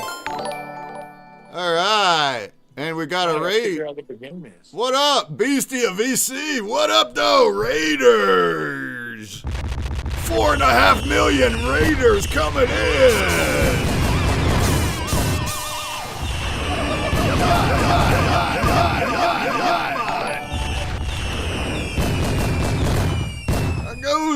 How goes it, Raiders? How goes it? How goes it?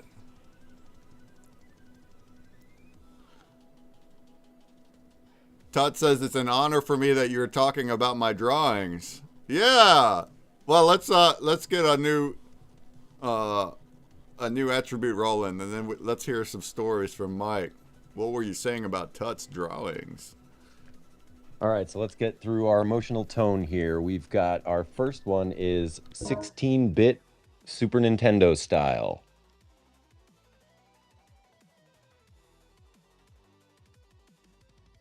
Second is minimal and clean.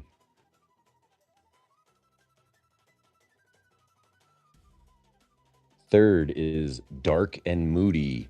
I know there is a certain person watching in the audience right now who will love dark and moody.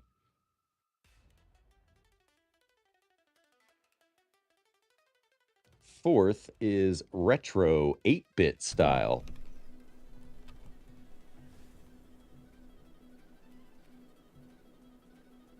And fifth is whimsical and fun.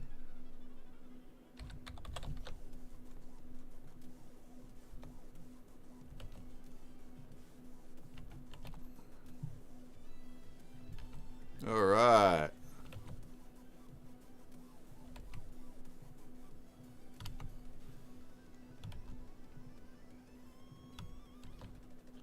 Yeah, keep trying, Trick. He's trying to make it up here. What a crap. I know, I see him as listener in there now. I didn't see him at all before. Now he's gone. Oh, tricky. I just accepted him, but yeah, it's being a dum-dum. Tag Elon. Tag Nikita. Nikita! He's always bugging around with fixing X, but he don't fix the spaces, though. Fix them, dude.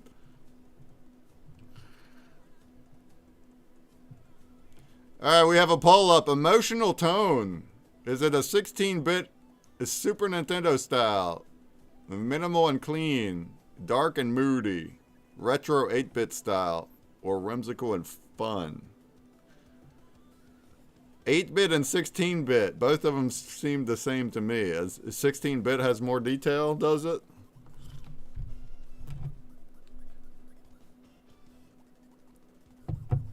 Can the human eye distinguish the difference between the bits? The bits? At that level, yeah. At that level, it's going from like 8-bit Nintendo to like 16-bit Super Nintendo.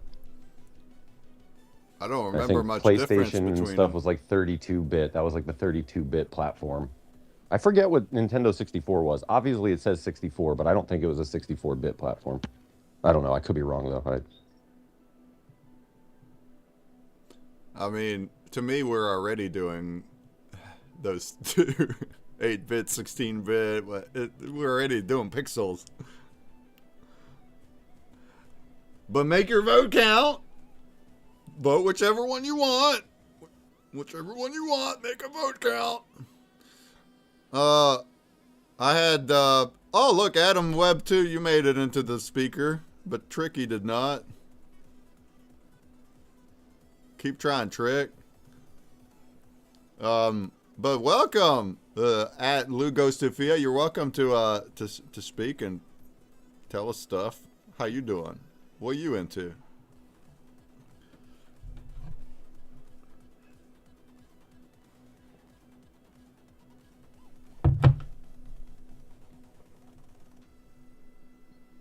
Hey, there's Tricky. What's up, brother? He made it? Hello. Yeah, I made it. Holy shit, I made it.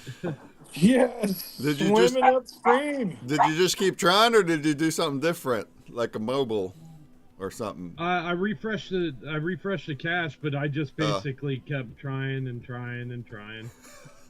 What a crock. All right. Well, I welcome. did. Now, Breakman, you suggested it. I did tag. I quote posted the space and tagged Elon to fix his shit. So go like and repost that. Fix it, Elon. Fix it, Nikita. I don't know why it's so hard. Why is it hard to make a space work like the way it's supposed to? It's not even a feature thing. It's a bug thing. Like it's bugs. Fix them. Run Claude What through in the it. world was the whole music thing earlier, Break? What was that? I couldn't get the music to stop, bro. We were chill. Mike, you missed it. We were chilling the elevator music like it wouldn't stop. There was no stop button. And then I tried two different spaces and I had the same problem. And then I went and did it through the NFTopia account instead. No music over there. The UI looks the same. It's still it looked the same to me. So I have no idea what's up.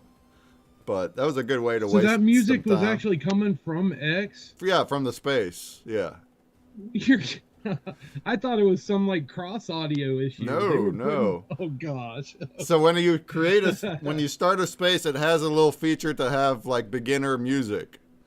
And it's supposed to just, I don't know, it's supposed to turn off or at least have a button to turn it off. Yeah, as soon as your microphone comes on, as soon as a microphone is active, the music should just stop automatically. Yeah, it did not whoever has a mic. No, it did not do that. It kept going. I was talking. It wouldn't stop. And then once the song ended, it looped and it kept going again. It started over. Yeah, because usually when we start the space in the morning, I keep the music going until Breakman comes in, and your mic is always live as soon as you get in, so it auto cuts the music off for me. Yeah, I didn't do that. So it was a bug, TwitX bug. Then it didn't do that. It kept going. And then I started a new space and did the same thing, and I started another third space using NFTopia's account, and that one didn't have the music at all, and we just rolled with that. I don't know. This thing don't make sense to me. That and like the fact that it requires you to use mobile to start the space, like that boggles me. Like why? What's the point of that? Why can't I just do everything desktop also? Why do I gotta use my mobile? And then I get it started and it's working on mobile, but now you can't mute your mobile. You turn it all the way down, you still hear it. So to avoid having my phone's audio going into my desktop mic, my phone's in the other room. That's the only way to do it. Put it in another room. And this is the dumbest methods I could even think of. It's like they're trolling us. They're trolling. All right, we have a winner of Whimsical and Fun. Whimsical and Fun. Can I clarify that it ended up being 32 by 32? Because I'm just setting my canvas at whatever pixels we have and throwing a grid over top of it, and we'll see what happens. No, it doesn't matter. What do you mean? No, it doesn't matter what size, whatever you want. Well, in Procreate, if you guys have like 32 by 32, I can make a 32 by 32 canvas and throw a grid over top of it straight from Procreate. It's already 32 by 32, and then I'll just trace boxes. You can That's do gonna that. be my day, having fun and trace boxes. Yeah, you can do that or whatever, though. If you want to make a different size, you can. As far as the attribute goes, we went with a simple sprite background, detailed sprite subject. So it's up to you on the size of the things. But like, I guess as far as that attribute goes, the background would be more simple. It could be the same size pixels across though. You just like, you can color in 4 pixels at a time in the background or something. Just an idea. It's whatever you want to do.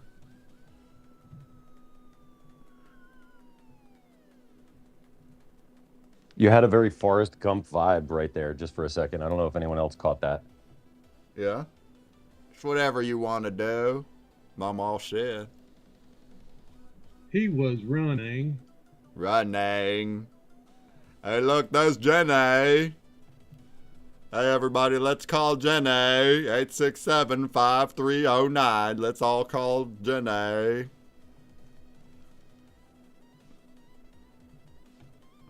All right, so let's see. Our color logic is the last piece of the puzzle here. Let's see, our first color logic choice will be limited 4-color palette, Breakman's favorite.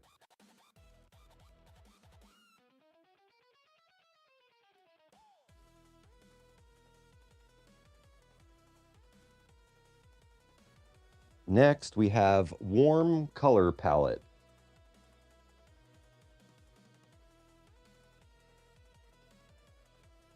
Third is primary colors only. Oh man, next is Game Boy monochrome palette.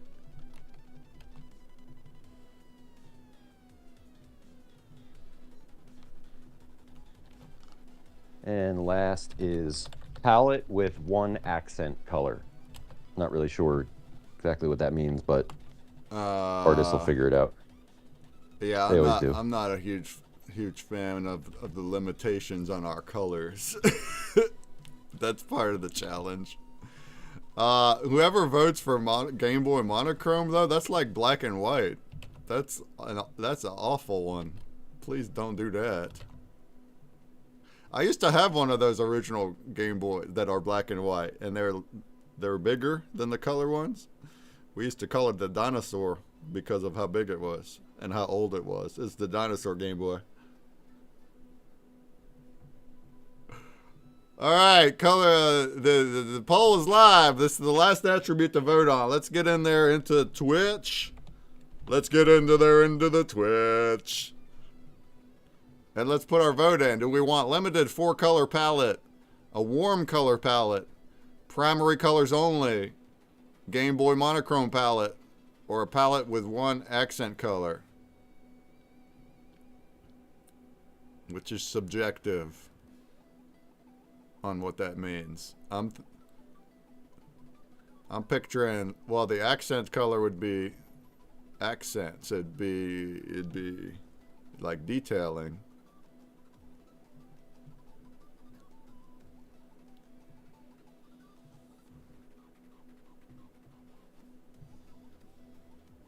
Okay.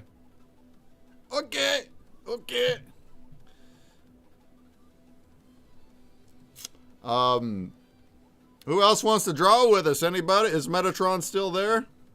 Does he want to get in here? I don't see him. I think he might too be sleeping still. Sleepy. And I was mentioning earlier in this week, I'd like to vibe out to Tyrone's music during these spaces. I think it'd be fun. He has to play live though, is the thing, because it won't allow the record of his mixes. But we could definitely play it. So it's a copyright thing is the reason? Yeah, so he's got mixes on SoundCloud that are I saw available those. for stream. We could re-stream the SoundCloud on an audio platform and just be listening to his mixes. Right. And then he does live ones. We can let you know when those happen. Well, I don't know if it's the same. I'd love for him to go live. He would love to. I'm sure he'd do it. I just don't know exactly. Right, but then I don't think the Twitch Gestapo would let the SoundCloud music play. They would stop that. It's gonna go too many places, and somebody's gonna get upset. Yeah. Also, if he went live, I'd have that issue. I want to keep my VODs rolling, and if I have copyrighted music in mine, it'll shut it also. So that's too bad. Unless he could do sets using non-copyrighted music, his own music or AI music, like I don't know. That's too bad. But that's okay.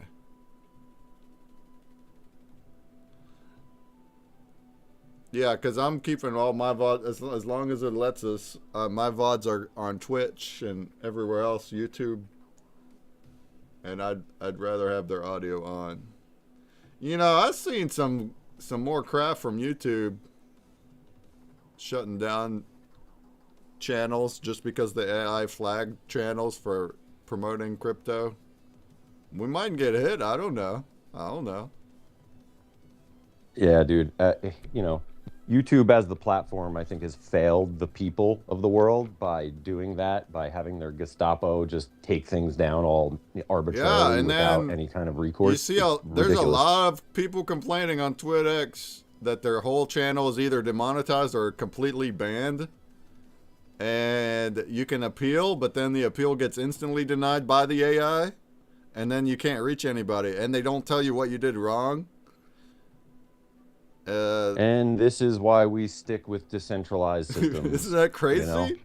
It's like it stems from, oh, it's flagging because of the gambling crypto stuff, but it's flagging any accounts that are following rules. Like, we follow the rules. We're not pushing like, because there is rules. They don't allow gambling. So if I promote a gambling platform or coins, or if I'm telling people to buy stuff, it gets gray. But we don't do that. We're not at all. Don't buy anything, people. Don't no buying.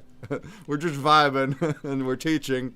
Yeah, and that is allowed. You're allowed to do crypto content on YouTube, but then they keep flagging and taking channels down. And there was Bitcoin.com's YouTube channel got completely banned when they only do education, and it came back, but only because their Twitter went viral. They complained about it. It went viral, and YouTube Yeah. had And that's someone look at it. Bitcoin.com, bro. Yeah, yeah. None of us stand a chance when compared to that. Like, Exactly. it takes an outlier Exactly. case of Bitcoin.friggin.com to get their thing replaced. But if you're Joe Schmo with, like, 5,000 subs and, just whatever, Yeah. good luck, and that's the many. problem with centralized systems that have been infiltrated by, like, radical left-wing executives. That's the issue, right? Is because with the banks and Clarity Act and all of this, the media and things are still owned and infiltrated in some way, shape, or form by people who do not want to give us truth. And that is a fact, right? And we got Larry Ellison buying up all of the infiltrated institutions and hopefully returning them to some sort of, journalistic integrity right now, which we have no journalistic integrity in this country whatsoever. It is pretty much completely gone from all of the major news outlets. You cannot really believe anything these things are saying. And so YouTube is one of those infiltrated systems that they don't want the general public to be educated on crypto. They don't want you to understand a 6% yield on stable coins and what that means. They want to block all of that information, because the more people understand that your bank is giving you 0 point something percent, zero, it starts with a zero, guys, like a zero and then a decimal, right? That's how much interest you're getting on your interest-bearing accounts from Swift banks. When you put your money in a stable coin on any sort of crypto platform, pretty much the lowest you're going to get return on your money, APR, is 6%. Some of them are 8%, 9%, and banks are going absolutely nuts, because if banks have to give 6% yield or interest on cash deposits and deposits, they would go out of business because of their fractional lending protocols and the way that money moves in the old Swift system. It's impossible for them to do what crypto just kind of does by being crypto. Like, crypto doesn't have to try hard to do stablecoin yield. Like, it's kind of baked into the system, where we're just stuck in this system that they don't want us to know. They don't want the general public to understand that we want stablecoin yield to be okay, so that all of us next generation people who aren't boomers, who don't write checks, who use electronic money, peer-to-peer services, decentralized things, people who are sick and tired of being screwed by the government or some big entity in some way because they take your money, none of this can happen on XRP. None of it. Not any of it. There's no clawbacks on XRP. None of it.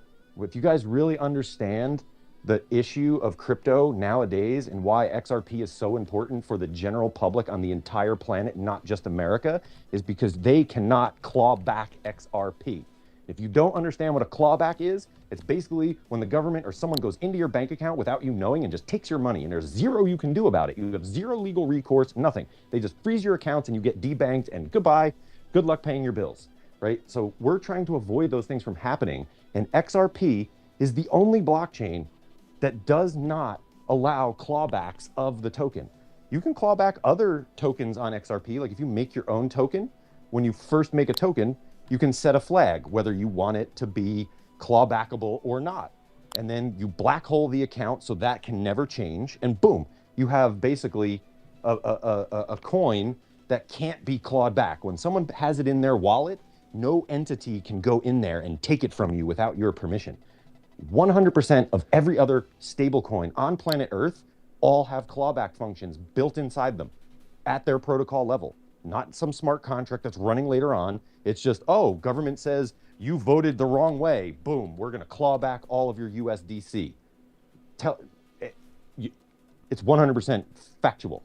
And everyone who's dealing with USDC and USDT and all these, every stable coin that is not RLUSD, you are failing because governments of the world can take that money back from you. They can claw back everything. If you do something that the government doesn't like or the institutions don't like, clawback is their way to keep you obedient.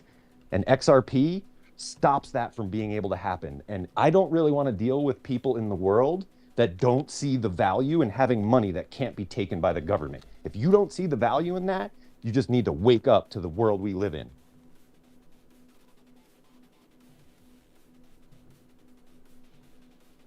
Tell them. Get 'em. I mean, I'm speaking from experience here. I have a healthy mistrust for the government. 2 days after I graduated college, the IRS went into my bank accounts and took out all of my money from something like $700 that I had owed them from when I was like 19. I did my taxes wrong as a child, and 4 years later, that somehow got snowballed to thousands of dollars. I'm like in college, like, wow, I owe the government thousands of dollars. I don't even know how I got to this point. I don't make much money, but one little thing on your taxes you do wrong, and all of a sudden you could be an enemy of the state for the rest of your life. So I call up the IRS. I'm like, hey guys, I don't want this to continue. So like, can I give you like $100 a month until I pay this like $750 off? Like, is that cool? And they're like, yeah, sure, no problem. It's a little more than $750. That's what it was originally, but 4 years later, it's a little more. But yeah, we'll take $100 a month. So I give them my bank account numbers. I'm like, here you go. Here's my name. Here's my bank account. All the things. Yay. Next day I wake up, my World of Warcraft account doesn't work. And I'm like, what? I got $2,000 in my bank account. How did the World of Warcraft for $5 a month or something stupid not go through? Like, it's impossible. I look at my bank account, and it's like, IRS has frozen your bank account. I'm like, what? And yeah, so I called them up to give them $100 a month, and they were like, yeah, we'll take your $100 a month. But then they did the Pursuit of Happiness thing. If you guys have never seen the movie Pursuit of Happiness with Will Smith, I suggest watching that just to understand what you're up against in this world. And so the IRS is allowed to go into your bank accounts and just take all your money, not your savings, just your checking. But if you owe them money and they see you get a large sum of money in your account, they just take it. Like, there's no recourse. You can do nothing about that except later, right? So because of this, I got evicted from my home because they took my rent money, my car payment. I lost my girlfriend. I lost everything because the IRS took all of my money without telling me. And then wouldn't give it back to me. And they're like, oh, you have to prove a hardship. I'm like, bro, I got evicted from my house. What more hardship do you want? Like, what does the government consider hardship? Like, I'm homeless now because you took all the money out of my bank account. Like, please tell me there's something we can do about this. And they're like, yeah, sorry. And they just patted me on the head and said, have a nice day.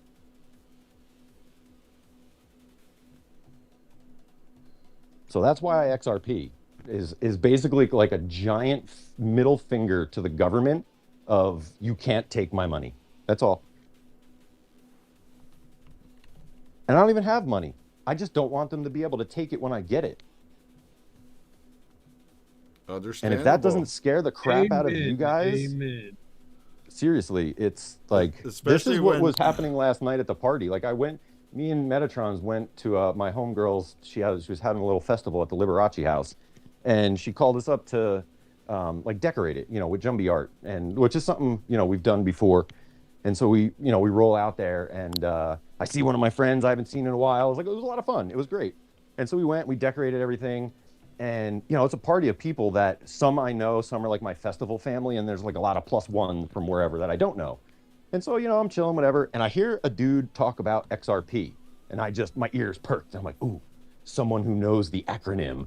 And that was it. Like, we started talking, and then other people gathered around. And before you know it, like, we had a giant party of people out back, like asking questions about XRP and like, well, tell me, I don't understand this and I don't understand that. And like, I'm at a party with all these people and we're talking about finance out back. I'm like, dude, shouldn't we be partying? Like, I didn't come here to talk about finance and stuff, but like, here I am doing it at a party. I should be partying, but we're not.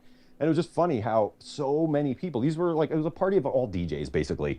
It's like a bunch of DJs get together and like, oh, it's your turn to play music. Oh, it's your turn now. And like, that's pretty much what it was all night, all day, still happening right now until tomorrow. And it was just wild, like having all these DJs from all over the place kind of come into the conversation at some point and be like, wait, what did I miss? Teach me. What do these guys know? Like, it was funny how it was like, what does that DJ know now that I don't? I need to learn, right? It was really cool to see and like have all these questions be asked. And I can always tell someone's like level of interest in things by the questions they ask, right? Like you can tell if someone's paying attention or not by the questions they ask back. And so all these people are just smart people, dude. Like you can't be dumb and be a DJ at the same time. It's difficult. Like there's a lot going on being a DJ that you have to be like cognizant of. It's not for low IQ people. Like no offense to anyone out there who's low IQ, but it's hard to DJ at a low IQ. It's a high IQ skill. And so all these smart people were all artists are kind of gathering around like my little campfire last night that we're talking about XRP and we were just schooling people on all of the misconceptions that the YouTubes of the world have given people. Like YouTube will tell you the cure for cancer is a wooden spoon or something stupid. Like, and they get away with it. And then people will believe it. Like, yo, I got the cure for cancer. It's a wooden spoon. And YouTube's like, yeah, just let it go. It's viral. It's making our advertisers tons of money. Yeah, just let them keep telling people wooden spoons cure cancer. We don't care. But then when you try to teach someone about crypto, like, oh, this is what stablecoin yield is, instant permaban. So you can tell lies on YouTube all day and they'll let it go as long as the lies, line up with their narrative.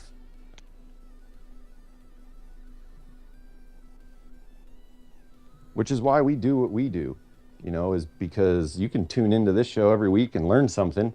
I mean, unless Twitch gets upset about crypto content and tells us we can't talk about crypto while we're streaming, but, we'll be on one of the other platforms then.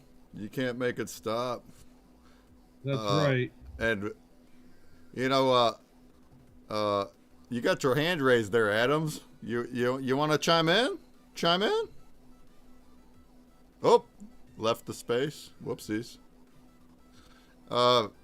Danish Crypto is what mentioned Noster, which is fully decentralized everything. It's got many platforms in it, and including streaming. I haven't looked into it, but he wants me to add that too. I'm about it. I just got to learn more, and it's not easy to keep adding platforms.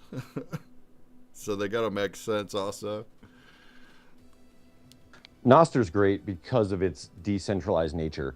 You can find a lot of information that all the infiltrated platforms will instantly Gestapo down. Yeah. Like that post won't make it 5 seconds before the AI takes it down. But on Noster, there's no AI Gestapo taking your information down. If you want to write it, you can write it. Your freedom of speech exists there. If there's streaming platforms there that work similarly, did they give me a stream key and I can add it to OBS? I haven't looked into what's there yet, but that'd be good. Yeah, I'm all for that. I'm all for freedom. We need it. It's important. More than important these days. It's like it's the last lifeline. Before it's too late. All right, I'll be right back. I'm gonna do an outhouse break, and we'll get arted up. Tut, you got the bottom right's yours today, if that works. Is that cool, Tut? The bottom right. Once you get in here, I need to have mine in the center. That way, my face and me show up in the Instagram cropped version. I'd rather have me on there for that. Todd, I could put you above me though. Then you'd be in the center. Nice, Eddie. All right, let's just get the bottom right, Tut. And Mike, if you wanted to still do something, that screen above me there, then the middle is open. Yeah, I'm gonna grab my graph paper and set up Sweet. the seeker phone. That's fun. Sweet. All right. All right. Also, a reminder that it's we got about 2 hours left until the end of Blaze Epoch voting. If you're somebody that's got your backstage passes and they're not locked, it's time to lock them. Let's make them count.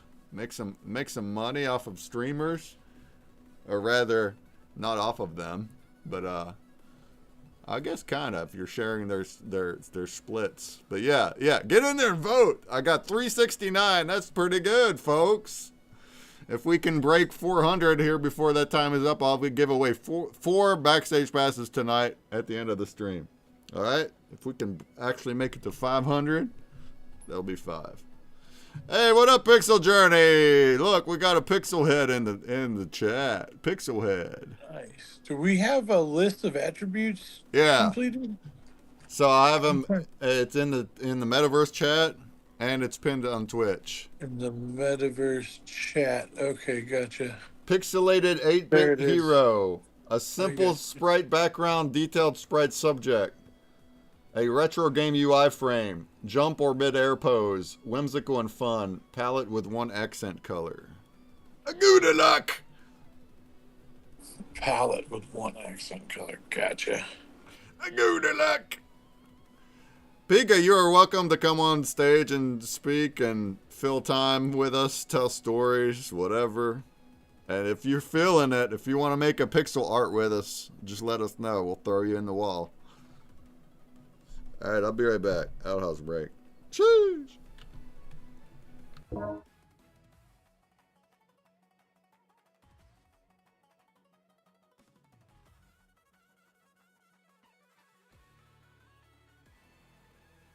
Yeah, I thought it was pretty funny last night that like we're at a place where no serious talk is really happening, and all of a sudden it just got real serious in like the financial sector. Very, very strange. I mean, not strange for me because that happens to me a lot, but it usually happens with a bunch of strangers, not with a bunch of friends. But which tells me that people are starting to wake up, you know, because my friends have known me a long time. They know what I do about. And so it's not like this is the first time they've ever heard of XRP. It's just, I think it was the first time they ever really heard why, instead of just the token, because I was talking about the ledger, not the token. I don't care about the token. I care about the ledger. And, you know, I was explaining the difference of the token and the ledger, and people were like, oh, wow, I didn't know there was a difference between these things. And like, it's just nice to be able to dispel some, not misinformation, just incorrect information that people, conclusions they come to based on YouTube style information from, you know, headline chasing influencers who aren't really giving good information. They're just giving information and leaving out really important parts that let people come to an actual truthful conclusion instead of one, because in a court of law, right, your withholding information is tantamount to lying. Okay, I'm gonna say that again for the people in the back. Withholding information in a court of law is tantamount to lying, right? So when you have these YouTube influencers who talk about something, but they leave out key things like XRP can't be clawed back by the government, that's a big deal. It was that one liner that everyone started paying attention. They're like, wait a minute, what do you mean clawback? I've never heard this word. I'm like, that's a problem. If you've never heard of the term clawback and you have money, you are doing yourself a disservice. Go to Google and just type in clawback and learn, right? These are things we need to know, especially as a digital generation. If you don't know the tools the governments of the world are using to take your money, you're just letting them take your money. You have to arm yourself against the things that they're doing. And XRP is the only way to do that. And it was funny how just teaching people about clawbacks is all it took to destroy their confidence in USDC and USDT and the PayPal shitcoin and all these other, every single stable coin can be clawed back, right? So it's very difficult to understand the danger of that if you don't understand what a clawback is. And it's basically just a fun term for what the IRS and the governments have been doing forever in debanking, right? Clawback, debanking, they're pretty much the same thing in the sense that the government is doing something without your permission against you that's going to hurt you.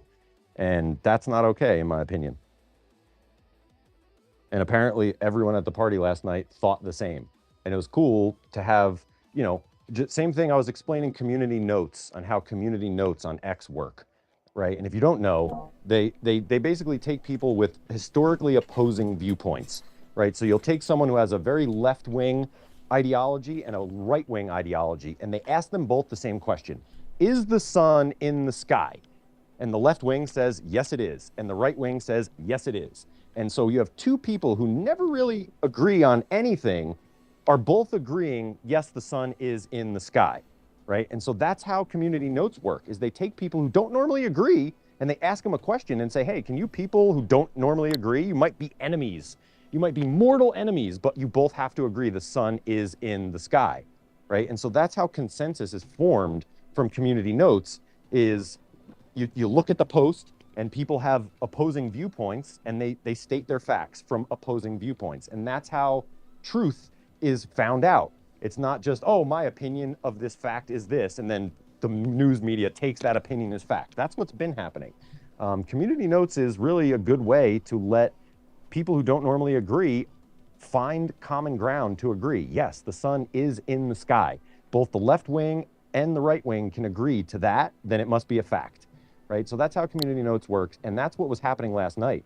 We had lots of people with different opposing viewpoints, who loves Trump, who hates Trump, who loves crypto, who hates crypto. I had people of all walks of life in front of me, but they all agreed that the government being able to claw back your money without any recourse is not okay.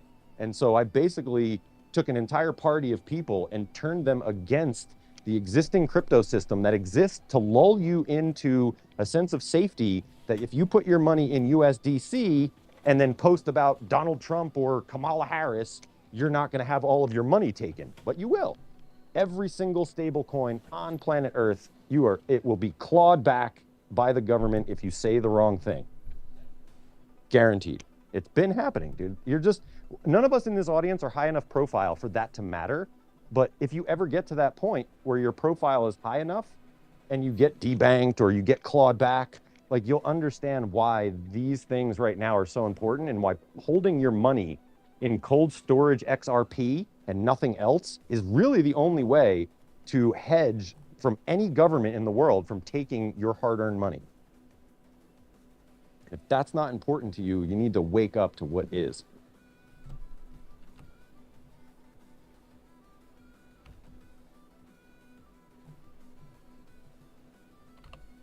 That's right.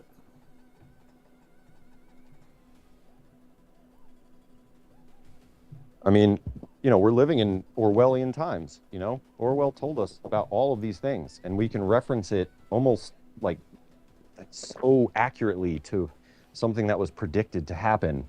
And, many people, they've never even read 1984. I don't know how that can be a thing, right? Like 2026, haven't read 1984, have no idea what's going on in the world then.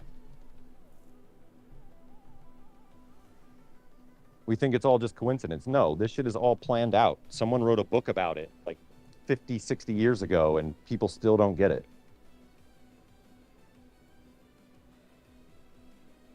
Look at Paul Harvey, If I Were the Devil, from like 1960 something. Like this dude planned out. He was like, yeah, if I were the devil, this is how I would take over the world. And then 60 years later, we look at that video and we're like, holy shit, this guy literally predicted every single thing that was going to happen in the 60s. And it happened. It's almost like Paul Harvey wrote the playbook for the bad guys. The only way to stop that is decentralized, permissionless, unclawbackable crypto. That's it. Or hide gold under your bed. But like Jerry said, it's hard to run with the weight of gold.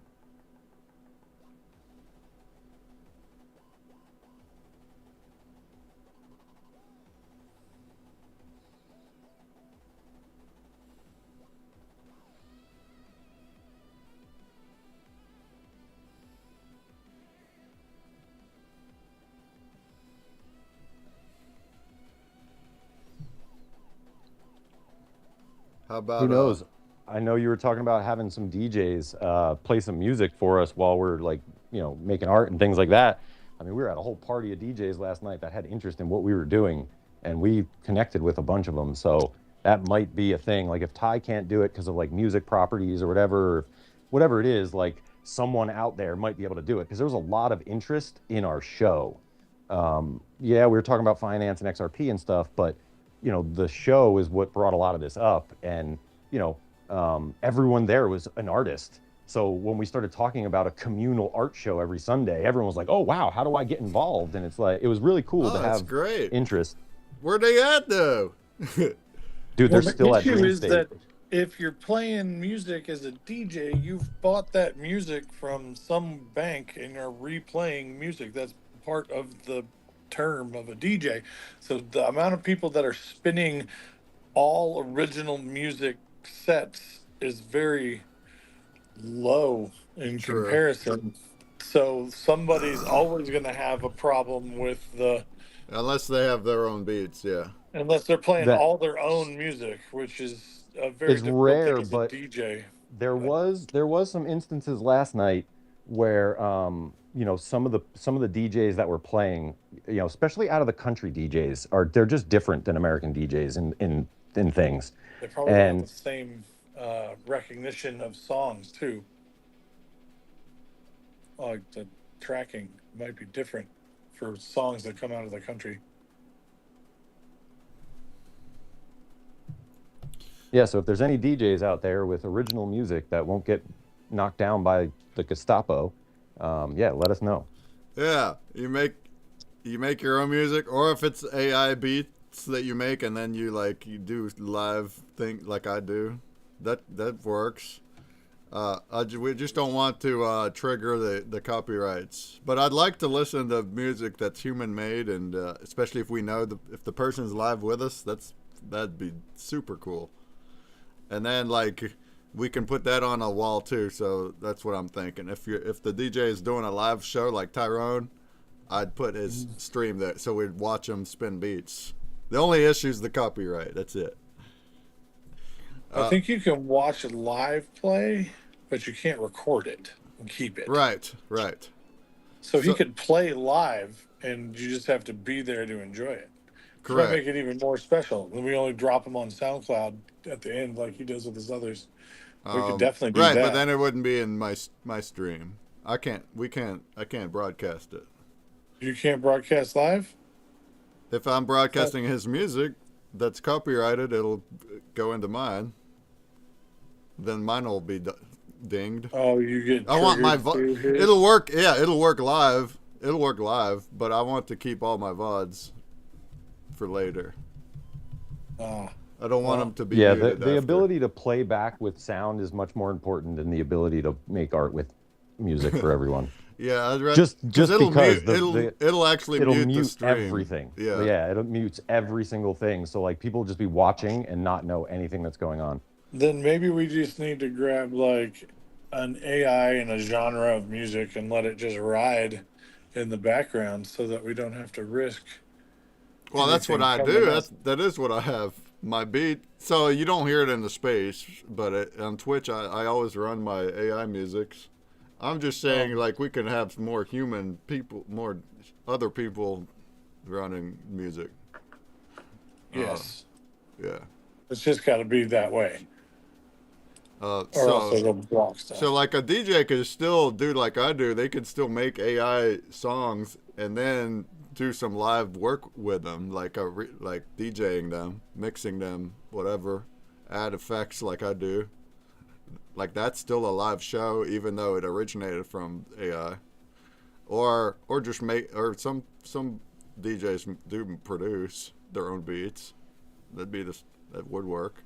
Yeah, there was a couple last night that had nothing like that wasn't theirs. Yeah, something like that. I'd love. I mean, the only reason is just to appreciate more human-made music. I just would. I think it would be neat, especially if we watch them live too. If we have a screen up that shows them DJing, it just adds to the experience. But otherwise, yeah, I'm running my AI tunes usually. That's styled for my keyboard, so it's all massive, never-ending solos. Massive, high octane, as fast as you can think. All instruments of all kinds. Solos. Oh yeah. All right, so Tut, you got your black screen at the bottom right. That's yours. I'm seeing it. Hopefully it doesn't freeze on us today, huh? Sumerian, I'm seeing a blue screen, but I think it is live. I think it's working. I'm seeing movement over on Jumbies and Tricky, so we're good. And whenever Mike is ready, he can share up here. Or I guess we'd have to do the Telegram thing again. Yeah, I'm gonna go grab my phone upstairs, But, the other phone, and set that up. We'll make it, or Google Meet us how that worked better for me. I'll do that again.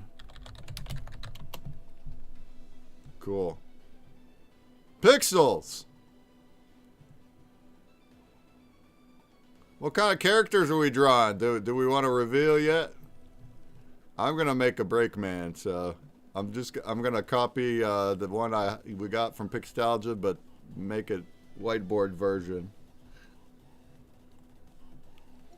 I'm gonna do like a little Zelda style pixel character jumping in the air with a sword. Oh, with a sword? That's where I'm headed. Yeah, that's where I'm headed.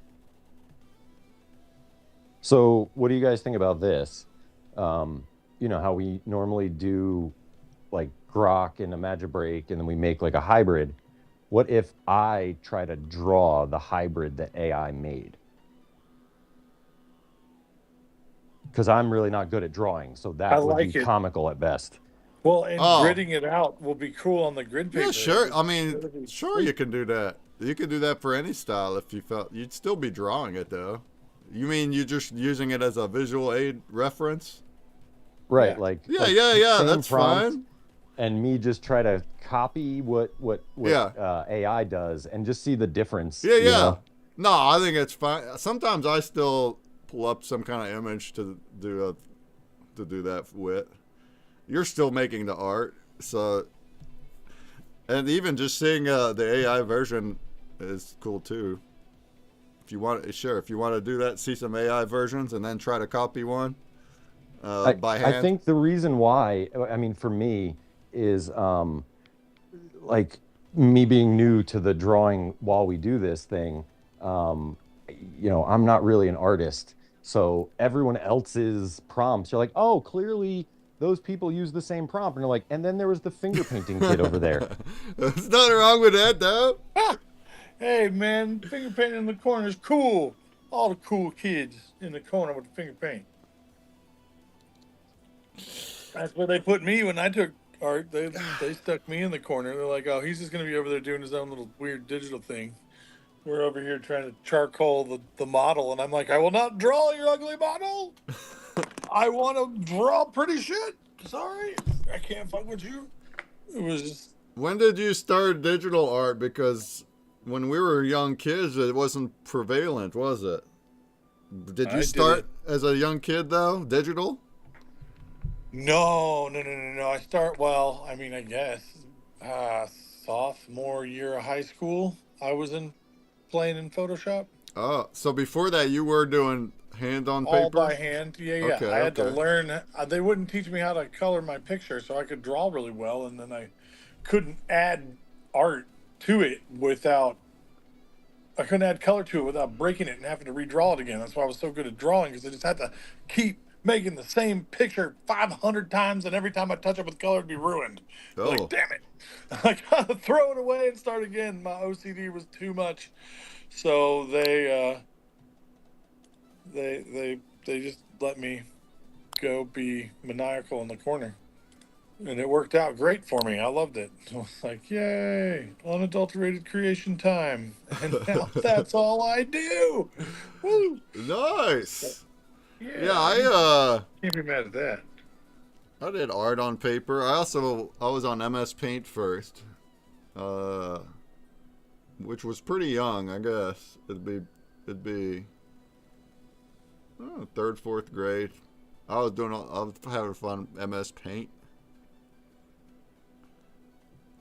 High school is when I did my pencil drawing stuff, and then I never even got into Photoshop. I'm using After Effects for everything digital, which was self-taught. Mike likes After Effects too. He's really good at it. Yeah, I use it, and it it's as far as making art, it doesn't have the tools that Photoshop's got, but I use it like to make images too, make graphics images. I just render as one frame. Giggity. I got a chatter over in Arena says NM Naju says, "Hey, where you from? How goes it? How goes it, NM Naju? I'm over here in Charleston, West Virginia, hillbilly land." And we got our friends over here in Las Vegas and other places in the world. Misery, right? Trick? Was it Misery? We got Sumerians. I think he's a listener right now, Tricky. Oh. We got a artist down here is in Canada, Canada A. And then we also have one that's in Egypt. We got King Tut's over there in Egypt. So we're all over the place, huh? Throw it in the chat if you're from somewhere else, huh? Throw it in the chat. You just said King Tut is in Egypt. Yeah. That's great. I love that is like a true statement. A functional Yeah, statement in our it is. relativity and also all of humanity. I love it. It's beautiful.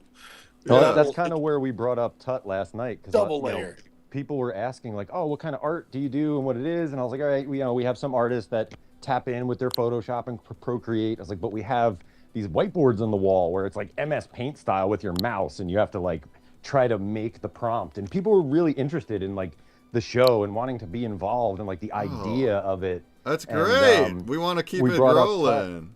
Yeah, no, we brought up Tut and making the sandwiches because it was that food day where Tut made the sandwich that was like, whoa, dude, how did you do this on a whiteboard? Like, what is going on? And so we were talking about that because Metatron's was there too. So like I had someone else there to like corroborate my story and all the things and like ask the questions that keep the story rolling. And so it was cool. It was like, yeah, dude, we don't know. Tut is somewhere in the world. Like he says Egypt. I don't know. He could actually He could be a King liar. Tut. Right. Well, no, I mean, he could be a spirit from another world. Like we don't know. He could be the actual King Tut from the inside the pyramid, crossing the ethereal plane to make art with us. I wouldn't put it past him. He's clearly got some super royal crown skills of creation under his belt. So, Like I wouldn't Moon put it Knight. past him. He's the Moon Knight guy. Exactly. God Yeah, guy. he pulls in the conchu. The Conchu I guy. channel the Tut. It's awesome. Yeah, that's really cool. I love how you're talking about it in real life and people were into it. I'd love to see their faces in here. Let's get some new faces in here. That's awesome. Partying, huh? Yeah, this was a weekend, like what, Friday night. I was like in bed and Metatron's calls me and he's like, dude, I just got 2 tickets to Immersive. Get ready. And I'm like, man, I'm old, bro. I'm in bed. And he's like, nope, you're going. And it was like probably the best decision I made all week because I haven't heard live music since September, right? And bless you, there's like a thing with live music. It just like resets your soul or something. I don't know. There's a reason why concerts are a really big deal for this world. If you haven't been to one, like you should go check it out. But what they did was, it was a very private show, very intimate, small show at this place in Vegas. And when you go in, they like put stickers over your phone because it's a dark show and there's no cameras, no phones of any kind. Like if you pull your phone out and look like you're filming, like they will ask you to leave. And it's a full laser show. It's like a full experience where, these people are opening up base portals inside this little room that like literally shake your entire soul out of your body. Like what they do with these speakers live, driving these things live is absolutely amazing. And like, I know a lot of people, loud music, club type music or something like that, festival music, but it's frequencies, right? And there's a reason why millions of people gather to hear these frequencies, right? It's not all Coachella, right? It's not all for Instagram. So being at this show this weekend was really cool to see the part of the community who's there for the music, not to look cool on Instagram, right? So like go to Coachella, everyone's there trying to look cool on Instagram. They got their fits and they're like, look, I'm at this famous place and there's a famous person and oh God, I'm so popular now. And yeah, no, this was none of that. This was like hardcore music loving people that were there for the DJs. Like no mainstream music, just like pretty underground, super heavy, wobbly bass, and just professionals being able to get up there and just sweat it out and play. It was great. That's awesome. So you went. When'd you go? What, today? Yesterday? That was Friday night, and then we got home like early Saturday morning, and I think I slept for like 2 hours, and then popped up, and then had to run out to Dream State and decorate that and do all that, and That's then we fun. just stayed I there don't, I for the don't get party. out. Look, Terramike's gonna take me partying. He's gonna show me how to party in Vegas here in a week. Oh, dude, my sisters are gonna love you because you're like this kind-hearted dude. Yeah? Yeah, we got fun. Hey, we got some chatters over in the Blaze chat. How goes it? How goes it, fam? How goes it? I got Prof and I Messiah and Trizdraw and High and Diosale. How goes it?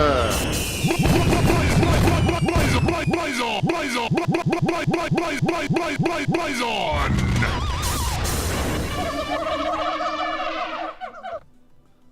We're doing our art space today. Look, we're making art. We just kind of started-ish. So there's not progressed that much. But we still have hours to go. And our theme today is pixels. So we're making some kind of pixel art. Pixel art. Jumbie, I just lost your screen. It's gone. Oh, it's all right. I'm just having to rearrange it for a second. It's trying to Cool. share it more than it needs to. So give me 1 second while I get adjusted here. Trizdraw is live and is making art. Trizdraw, if you're listening, I guess you're doing your own thing. All right. But if you wanted to pivot and make some kind of pixel art, if you want, I'll add you to our little wall here. We're making pixel art. But otherwise, carry on. Let's go. Let's go. Let's go. All right. Now, thank you very much.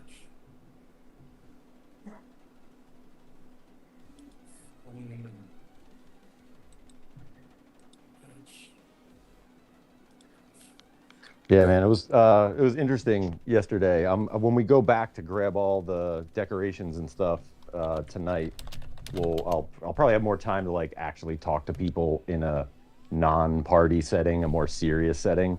But yeah, I'm excited to go back and just sort of see what happened over the last 12 hours, and if anyone looked up XRP or something, I'm curious.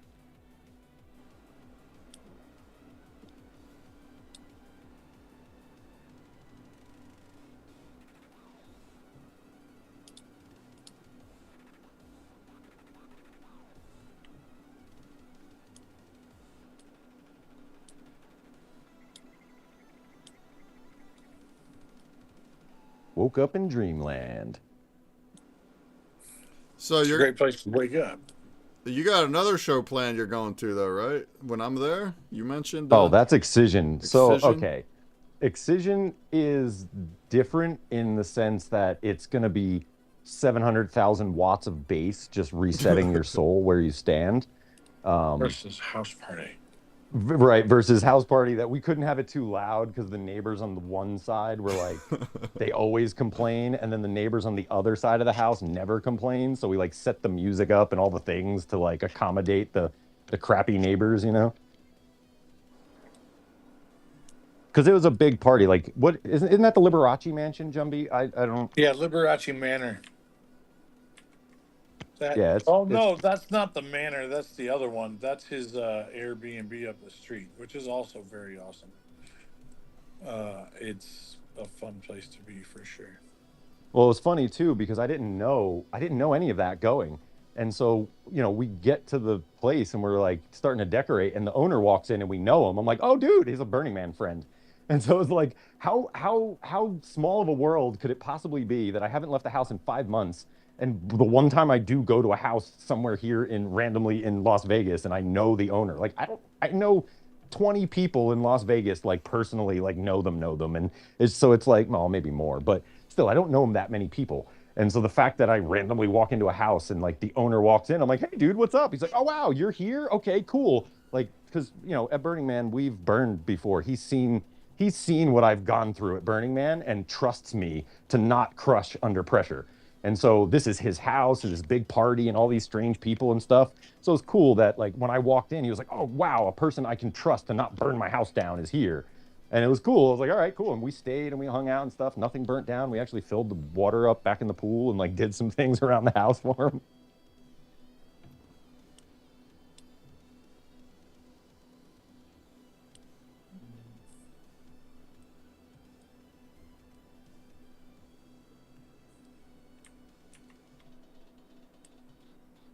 But yeah, so word on the street is this will be one of the last shows for Excision here at the High Roller where it's going to be this year, because apparently the city is like changing the format of Fremont down there, and they're turning that whole like festival ground area into just a giant parking lot.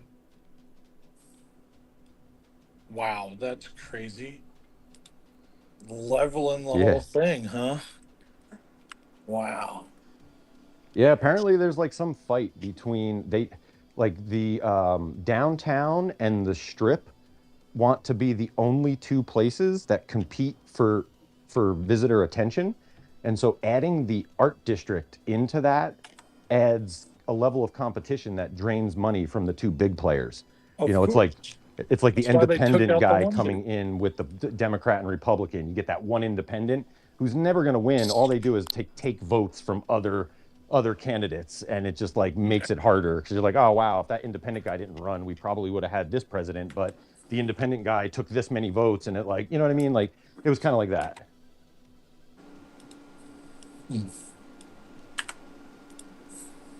So yeah, this Excision show at the High Roller. I mean, I'm sure he'll still do a show in Vegas. It just won't be there. Right, right. Of course. They got to upgrade him to the Sphere, man. We need Excision in the Dude, Sphere. they can't handle that much bass in there, dude. It'll shake those panels right off the fucking I ceiling. mean, Alinium's been playing, I think, this weekend, right? April But how many 13th or watts something. I is don't he know. playing? I don't know if they have enough watts in the building for Excision. Yeah, plus I Alin- think Alinium Excision takes, prefers PK, if I'm not yeah, mistaken. he's pretty particular. But that's okay. We like particular.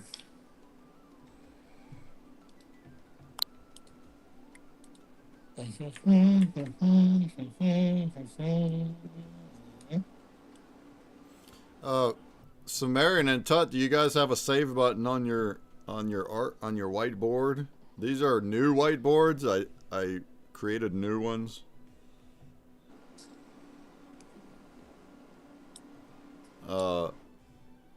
We think also there might be a chance that you got to be an admin to be able to save the whiteboards, which makes no sense. But maybe that's the reason you don't see a save button, and I do. But I see the save button, so I can save it for you guys when you have progress. If you don't. I see save buttons. I see save buttons. So let me know, Sumerian and Tut, let me know if you see your save button. If you do, then use that guy. Use it, save often.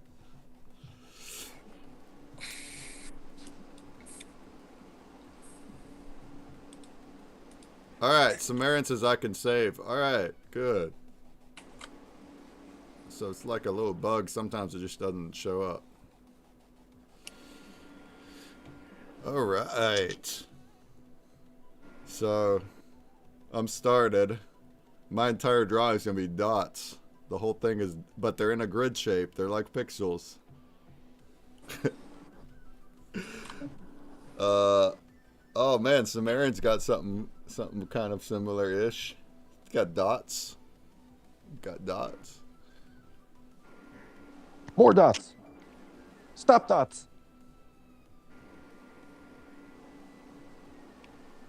Sorry, that was for my World of Warcraft players out there. Wow.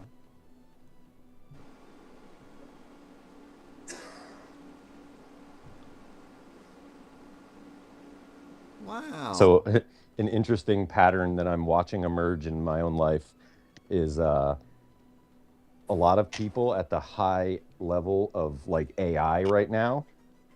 I've met two that are like lifelong WoW players, which blew my mind. Like I'd never meet WoW players in life. Like it's very rare. Like I talk about it in hopes to like find someone who's like, "Oh wow, yeah, I played," and then all of a sudden we find out we like played on the same server or something. Like I'm always looking for those moments and like fishing for those moments. And it's odd that in the world of AI, when I'm not fishing for those moments, people are like, "Oh yeah," and I'm like, "Oh wow, a WoW player in AI. That's interesting. Oh wow, another one." So it's just, talking about the level of skill it takes to do something coordinated with 9 or 24 other people.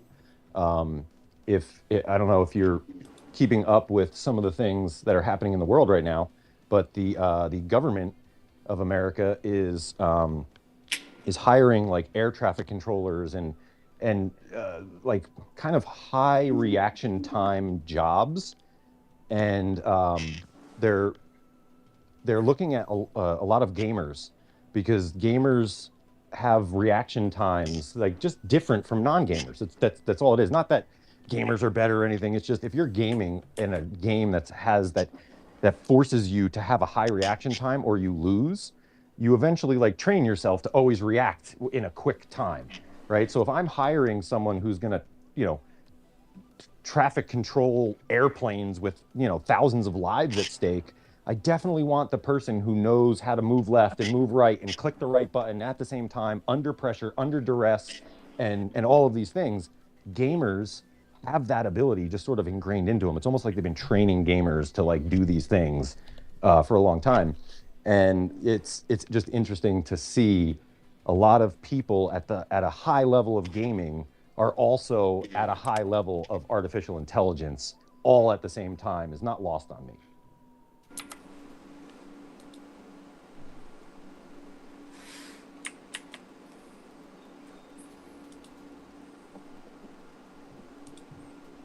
Were you a leader with your World of Warcraft, or were you a follower?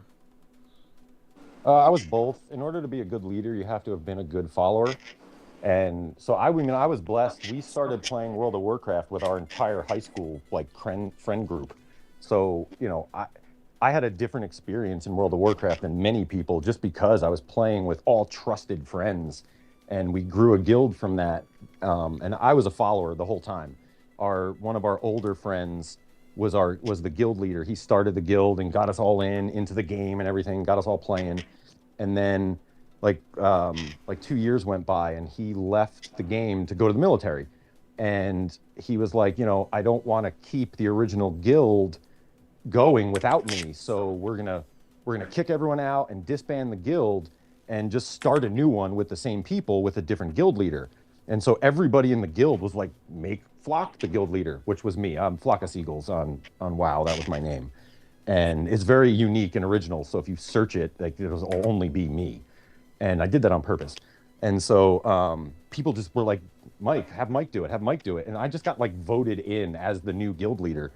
And so I took over the guild and we made it to like top 20 rating on Horde side on Mal'Ganis, which is difficult to do. Mal'Ganis is like, I always, in World of Warcraft, it's like New York City, right? Mal'Ganis was like the New York City. A lot of the famous guilds and famous players played on that server. And like, we didn't know that when we picked it. We just picked it arbitrarily when we first started. And it just so happened to be like one of the better servers. And, we just had a lucky experience.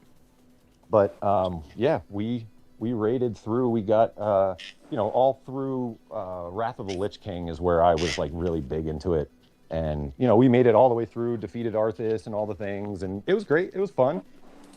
We weren't pushing content like top tier guilds. We were waiting for the top tiers to do the kill, and then we just kind of copy it the best we can. And I was lucky enough to have a couple friends in a big guild that would kind of pull me along so that I could learn how to do the encounter and then go back to my guild and be like, okay, this is how the professionals are doing it. This is how we're going to do it. And like, So we got blessed to have some people like want to help us out through it. Nice. I've never done that myself. Never played that.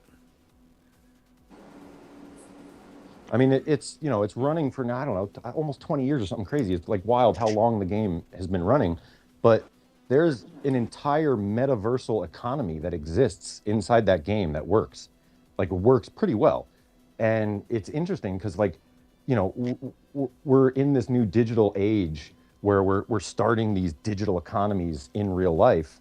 And like I have 10 years of experience of what a digital economy looks like, right? Like I'm drawing from personal experience. Now, granted, video game economy and world economy are obviously not the same things, and apples and oranges. But what are the same are patterns of buying and things, and people find ways to make a little money, and they do it, and it's like an exploit, but really it's not. It's just you're being a capitalist inside of a video game.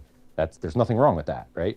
And so for so many years the auction house on World of Warcraft has operated as like a Wall Street for a video game.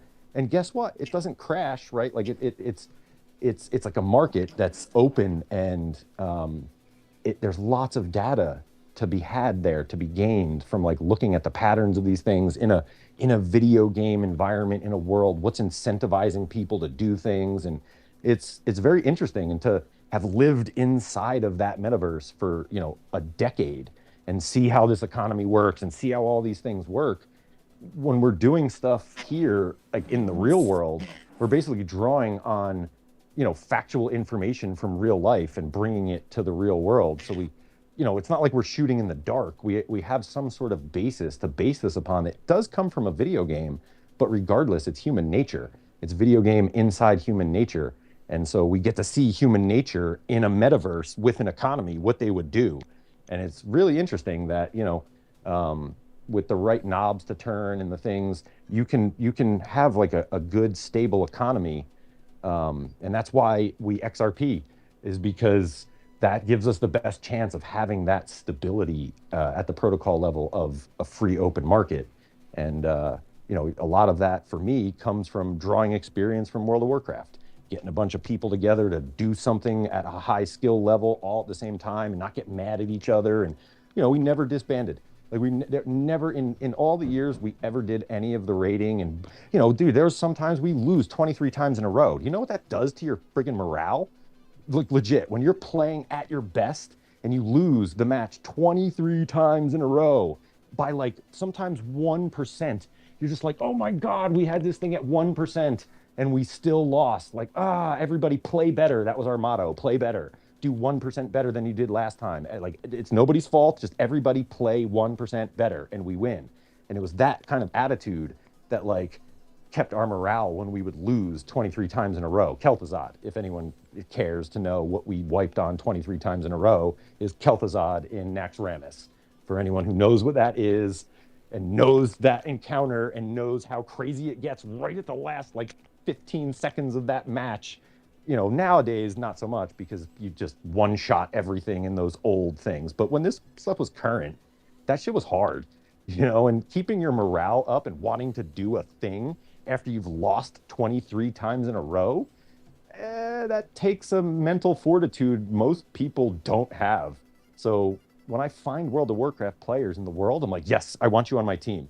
Because if you've wiped on Kel'Thuzad 23 times in a row and you didn't cry and quit and rage quit and break your keyboard, I want you on my team. It's the same in the air traffic controller. Like you have to be perfect. If you make a mistake, like people might die, and that's not okay. So the fact that the governments of the world, our government, American government, they have all the knowledge they need. Any question they want, they can have the answer to. And the fact that they're choosing high-level video gamers to do really important things has to tell you something, right? Like the military doesn't do stupid things. Like they have ways to weed stupid out of their operations, right? So when they recruit or when they do things, they're usually doing it with information that's not public, and they know something we don't. So when they start going after a thing, you're just like, oh, wow. I'll give you an example. Anyone who lives on the East Coast, Norfolk, Virginia, knows that the Fifth Fleet of the Navy sits off that coastline, right? And if you're from the East Coast, you know during hurricane season, there's lots of hurricanes that happen. And so what we do, well, I mean, what I do is we just watch the Fifth Fleet, right? If the government decides to spend billions of dollars to take our Fifth Fleet and move it out to the deep ocean to dodge the hurricane, you know it's going to be a bad hurricane. But if they leave the Fifth Fleet right where it's sitting, not a big deal, because the government knows stuff that we don't, and just follow what they're doing. So the government starts picking video gamers because they're high-level players of things that are important. You should probably pay attention to that. And like, we're all kind of video gamers here. We're that generation. And I think it's important that we continue to like hone our skills in things because, there's a need for like high-level skills on a computer that deal with reaction times and problem solving and thinking. Like, that's going to be really important here pretty soon. I don't know if you've seen Claude Mythos. So like, if you haven't, software is solved, right? And I say that very hyperbolically, but the issue of software is no longer an issue. Now the only issue humans have is hardware with AI, because Claude Mythos proved that we have 100% nailed software.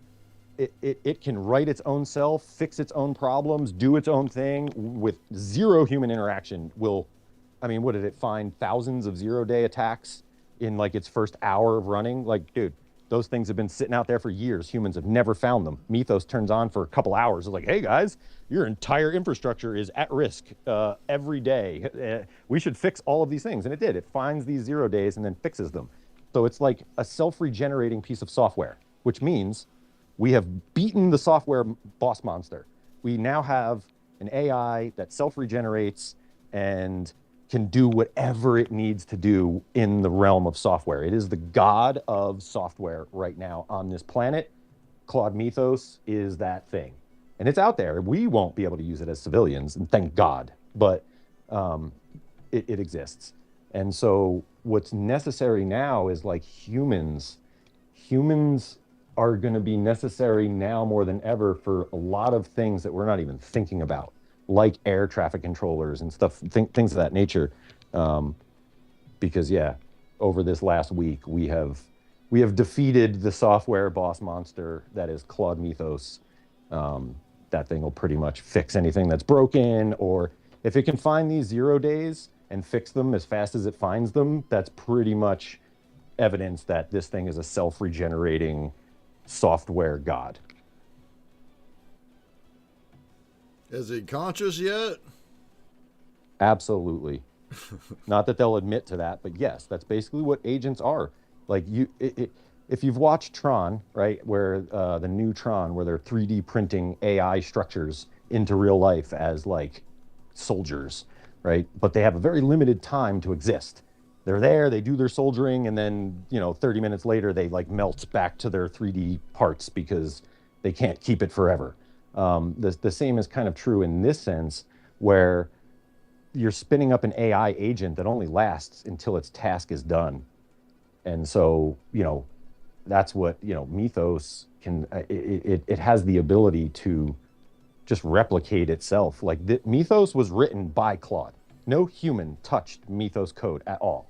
So Claude wrote Mythos through prompting, and now Mythos is like its own god of AI. It's the most powerful one that we have by every single metric that is out there. And that's why I said the hardware wars of the next couple of years are going to be what separates like the AI superpowers from the not AI superpowers is going to be hardware, because the software, we've cracked it. Mythos cracked it. And now we need to feed Mythos with as much hardware, silicon chips and RAM and all the things it needs in order to outpace our enemies, basically. And I say enemies, and if you know anything about anything, America, China, and Russia, they all have their hands on each other's throat, right? Every one of us has our hand. I have my hand on Russia and China's throat. China has their hand on ours and Russia's, and each one has their hands on the other's throat. And we know any one of these countries can use one of these 0-day attacks and just completely destroy the other one. And then that would lead to war and fallout. And that's why we don't do it. But that's why the hand remains over the neck, right? It's like a constant reminder of like who's in charge in the moment. Well, Claude Mythos, we just took the hands off of our necks and put our boot heel onto the necks of Russia and China. And all it takes for us to continue to win this war is little silicon chips, because we can't allow other countries to have more advanced and more powerful AI than us.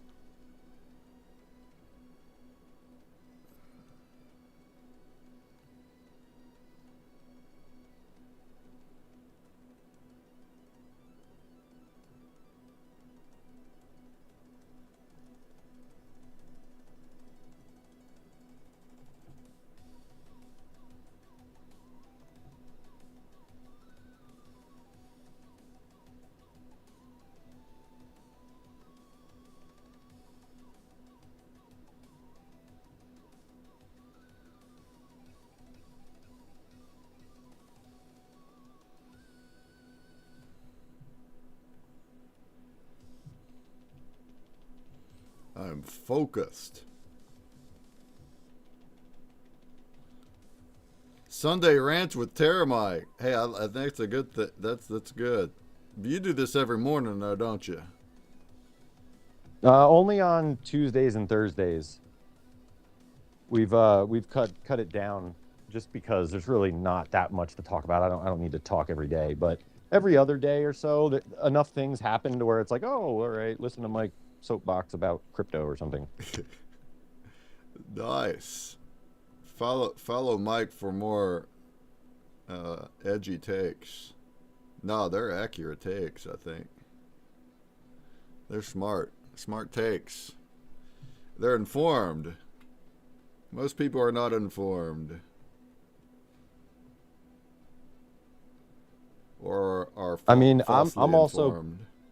I'm piggybacking people way smarter than me, right? Like on the shoulders of giants I stand. So it's not like I'm forming these opinions. Like I'm reading about what's happening, seeing what's happening, and obviously I form my own opinion.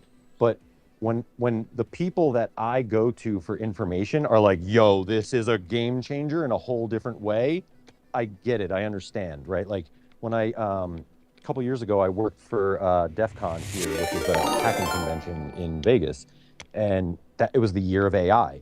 It was AIX is what it was called. It wasn't XAI like Twitter and all that. It was AIX. Anyway, what happened there was, Anthropic was there with Claude, and like all the governments were there. The Secret Service was there because Kamala Harris was coming. Like it was a big deal. It was put on by the Department of Defense.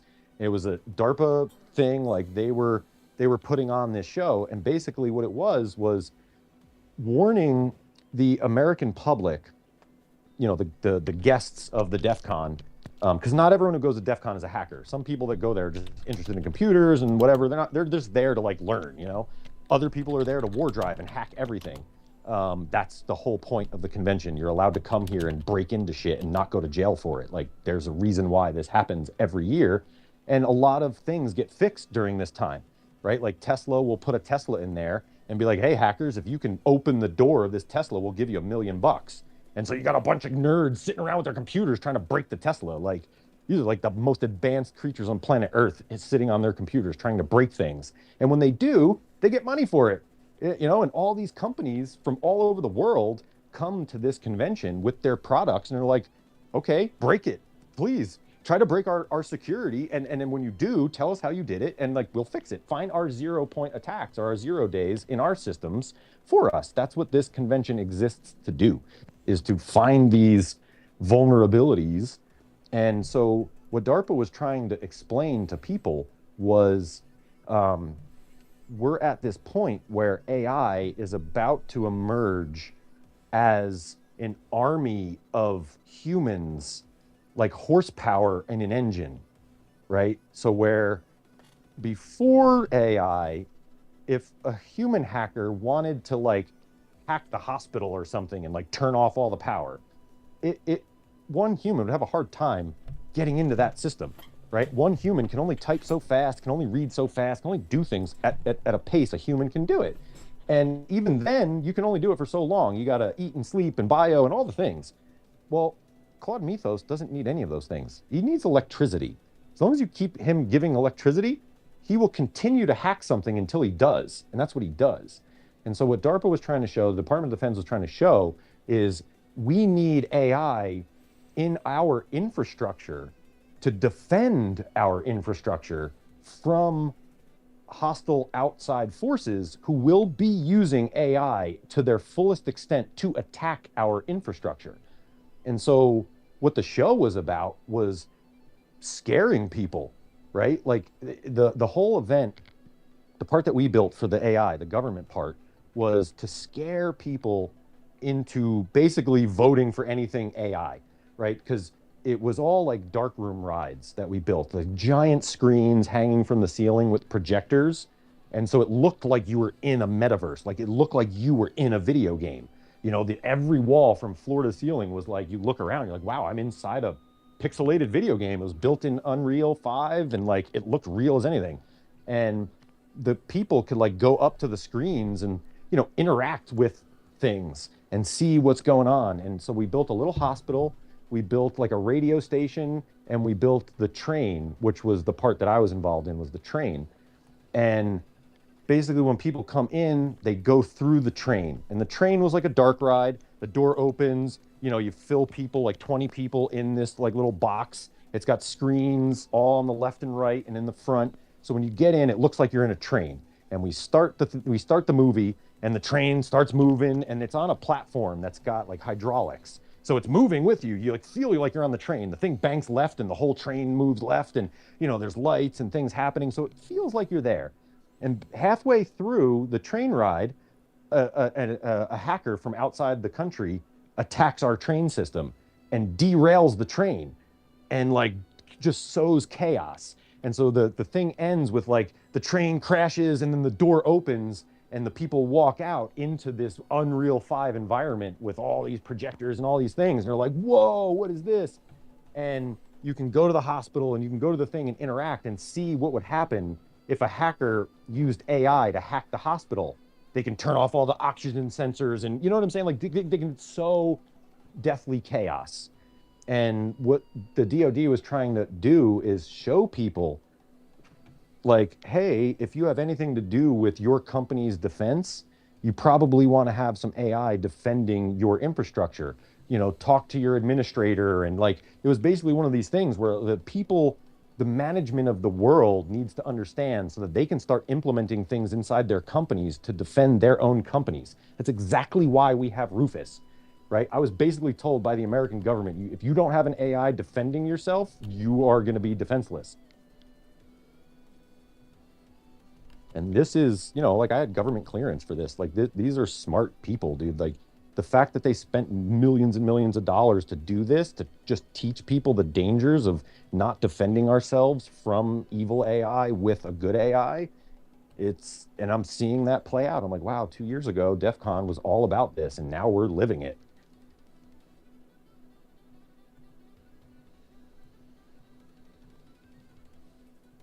So yeah, when we talk about, you know, an educated hot take, you know, like I wouldn't be up here talking about this if I didn't feel like what we're talking about is necessary. And coming from a place of like undeniable facts, right? Now we have the things that they warned us about 2 years ago, like, hey, this stuff's coming and our enemies are going to get it. We need to get it soon. Well, it's here.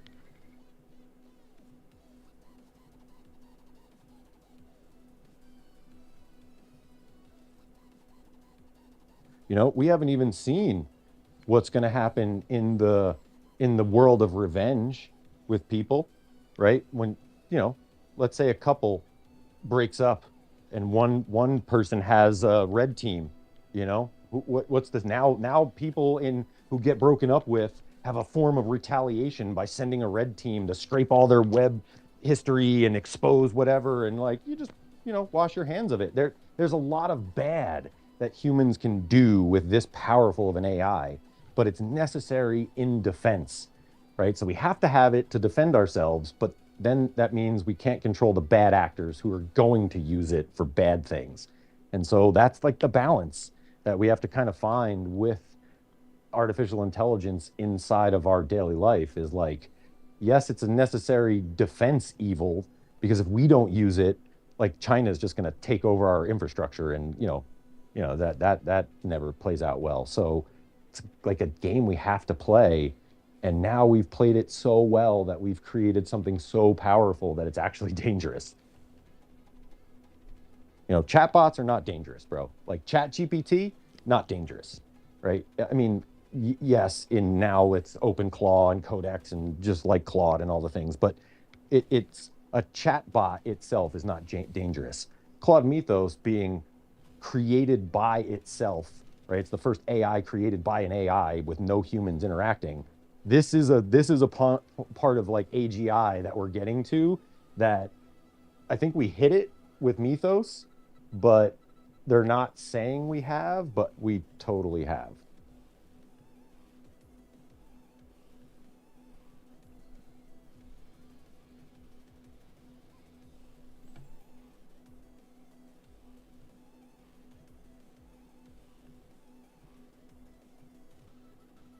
And it was interesting last night too, to see people from all different walks of life, all different viewpoints, and all different everything. Just a whole smorgasbord of different humans all melting in this one spot. It was interesting to hear everybody's take on AI and where they're at with it, right? And so, like, I was just observing. Like, I would ask a question, just let people talk, and just sort of listen and see where people are at with AI. And it's surprising. Like, there's some people who are just sort of getting into it and are like, wow, it can make pictures and all. Like, their mind is blown by things that we're just like, yeah, dude, that was 2 years ago. But welcome to AI. Like, I'm glad people are coming over. But it's interesting to watch the different levels of progression in humanity where people are at with AI, because it's not going anywhere. Like, unless it destroys us, then we have bigger problems. But it's, to say that doesn't happen, AI is going to be here tomorrow. It's going to be here the next day. I mean, we're going to lose some AI companies because really none of them are profitable. I don't think any of the AI companies have turned a profit yet. ChatGPT has been running in like a X billion-dollar loss since inception, and they're not scheduled to start making a profit until 2029. So like, there's really not much profit in the use of AI, I think the way they thought it would be, especially now with open source. Like, why would I pay ChatGPT $20 a month when I have an open source model that can do very similar things? I mean, so the AI bubble, I do air quotes, is really going to be financial. It'll be a financial bubble. The bubble of using AI will continue to just grow. That bubble's not popping. The financial bubble that has been created with our stupid system and all the stupid things that they do, none of the AI companies are profitable right now, and none of them will be for a while. And they're probably not going to be profitable as more open source models drop and people start canceling their subscriptions. But then you'll counter that with people who go power user mode. And for every 5 people that cancel a subscription, there's one brakeman who, buys the biggest one or whatever. Sorry, I didn't mean to use you as that, but like, I know you use Claude, and like, you're not going to ditch Claude for some, open source model when you have everything you've done already in Claude, right? Like, you'll just pay them the $100 if they like, hey, we're going to up our prices to $100. As we grow, you'll just pay it, right? And as if $100 is like not much, you're like, whatever, just pay it, just keep paying it. And that's not really a sustainable business model in any model. That's not sustainable. You can't just rely on heavy power users to pay for this giant infrastructure. Like, you need the people who are just using it for like, oh, look, I made a picture and I wrote a little essay, and like, I'm just a sort of casual user of AI, nothing really big or life-changing. Those are the people that they need to pay $20 a month in perpetuity. And so none of them are really capturing that right now, because I think open source and open clause and all these ways you don't have to pay Anthropic, people are figuring out ways to not pay for the same technology. And dude, we're good at this. Like, the open source community is very, very, very motivated.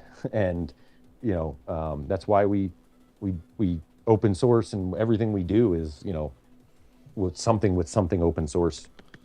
We're trying not to pay these big companies, you know. Yeah, speaking of Crypto Infinity is in Twitch says, LOL, did you grab the Claude source code? Yeah, that was leaked. Yep. Yeah. And like Yes. within the first couple minutes, someone put it up on X, and I went and grabbed the zip file, and that was before they DMCA'd the entire world. And I was like, wow, I'm glad we got it. Not that I even know what to do with Claude source code. I just wanted it. Just wanted it. We're making our own bots. Tricky Chicky says chatbots and AI are very dangerous to people with mental health issues. Yes, 100%. Yeah, not wrong. Absolutely. There's definitely a lot of negatives. A lot can be said about multiple things, though. It's how you use things. But really, a lot of what he just talked about is against the people that use it wrong. Defense is that. It's against people that are using it wrong. Mental health, people with mental health would be using it wrong in a negative way. So yeah.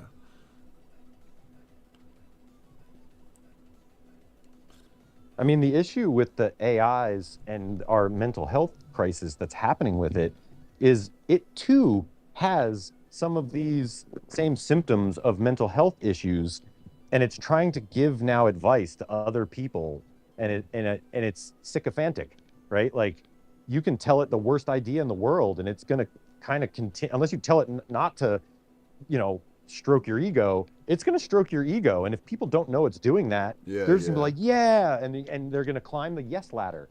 And once they get to the top of the yes ladder, that's it. If they treat it as a relationship type of thing, that's where it also spirals. It's not just practical use. They're using it like as like a friend, like a person, or even a romance. And they don't, and it's just yes manning them. It's affirmative them. That's where they just keep spiraling into badness because they lose the grounding of it, of what it actually and is. That's why, and that's not a good friend, right? Like, a good friend is going to tell you got a booger in your nose, right? Claude ain't going to tell you got a booger. He's going to tell you look beautiful, and you're going to go out with a booger in your nose and be like, damn, Claude, you didn't tell me I had a booger. Are you my friend, bro? Are you?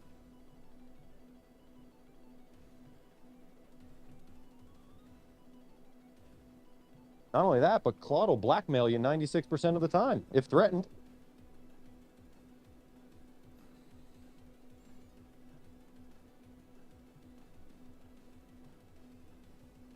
And that's from Anthropic, okay? So, like, a lot of the studies and the things that we're talking about come from the source.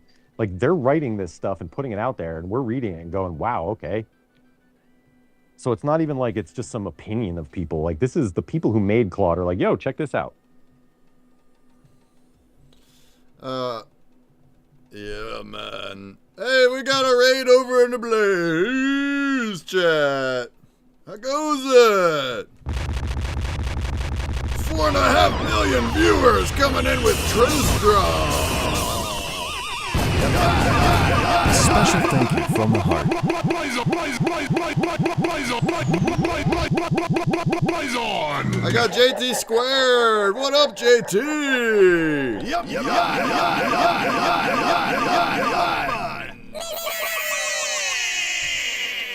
Dude, I love what JT's doing. Shout out, man. Keep doing it.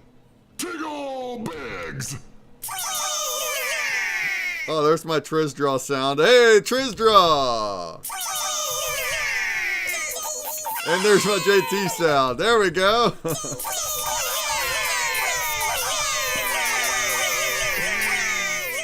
Yeah, shouts. What do you mean with JT? What he's doing? Like what we talked about Wednesday, the stream bot stuff.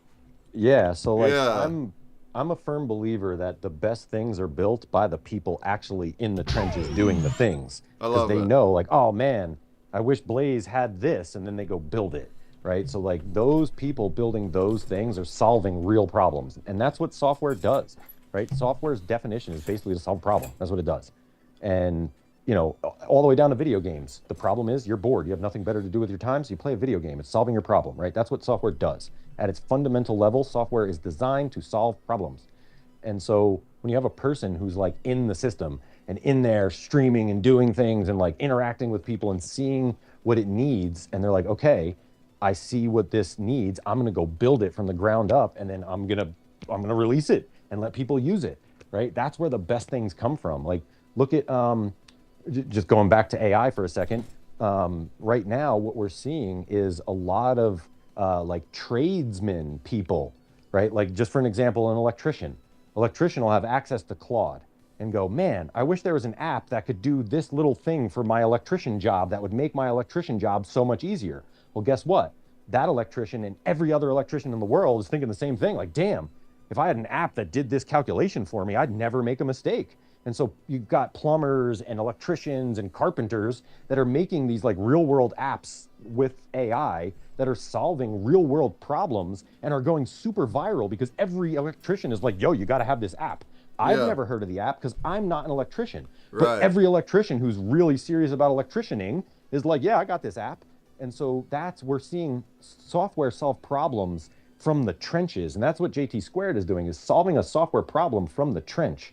And like, we can all learn from that and like model after that, is get in there, get in the trenches, see what it's about, and see what you can do to make it better, and then go do it.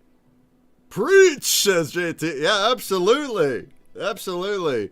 And that's great examples. I think I probably saw the same. There was a tweet from an electrician that was very well written about that.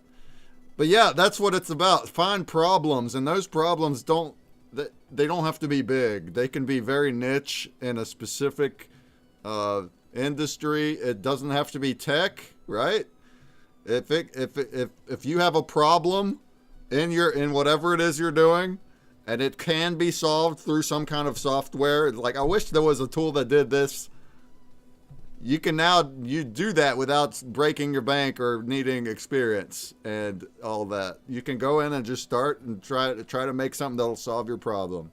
Well, look, here's a quick real world example, right? So for years and years and years, Jumbie's art has always changed color. Like, it's never not done that.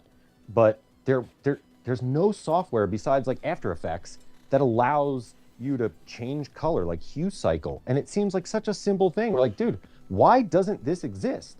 And so when AI started coming around and we started using it for building things, that was like one of the first things we built.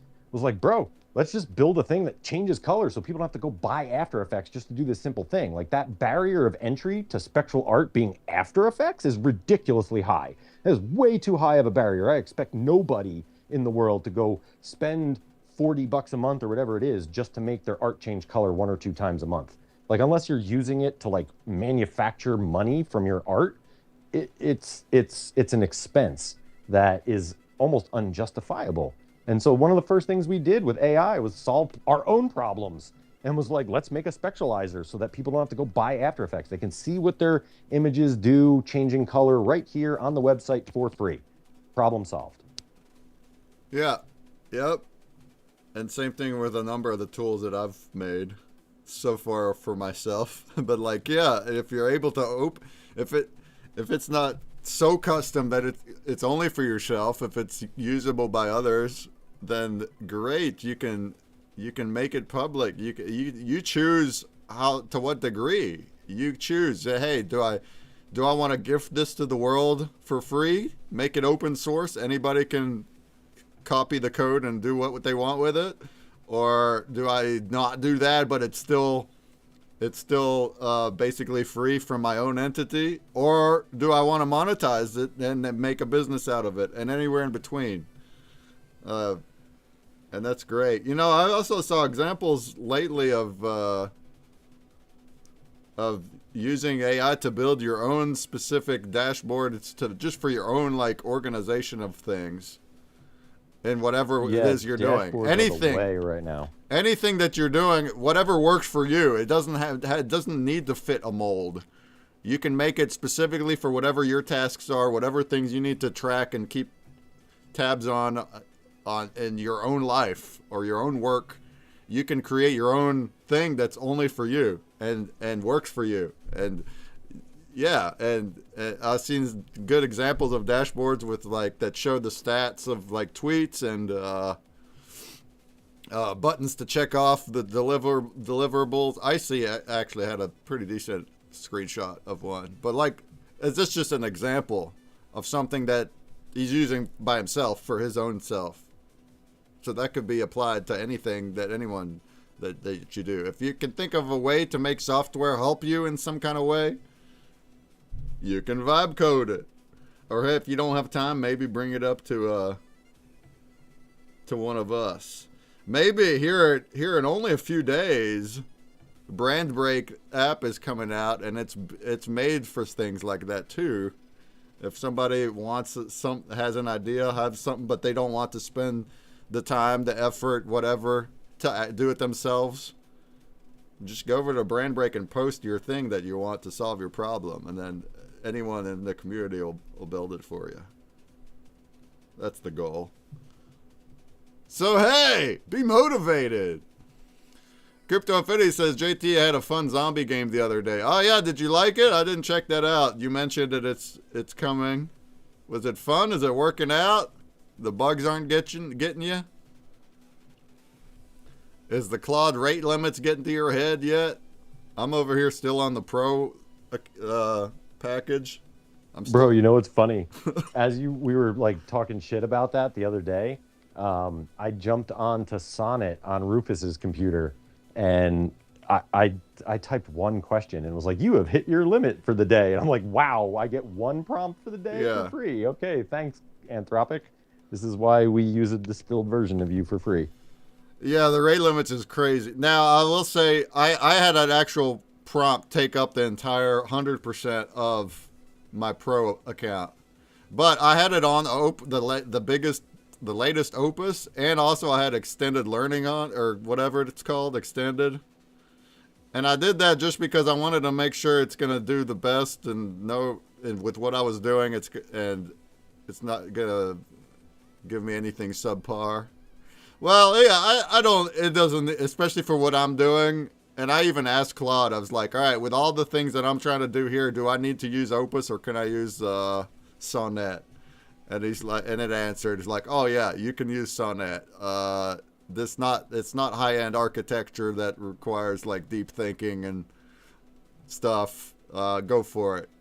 And I did that, and that helped a lot. But it's still pretty bad though. It's still using 10-20% per prompt in 5 hours. So yeah, this is what I'm talking about, how the evolution of AI, the steps of AI until it takes over humanity.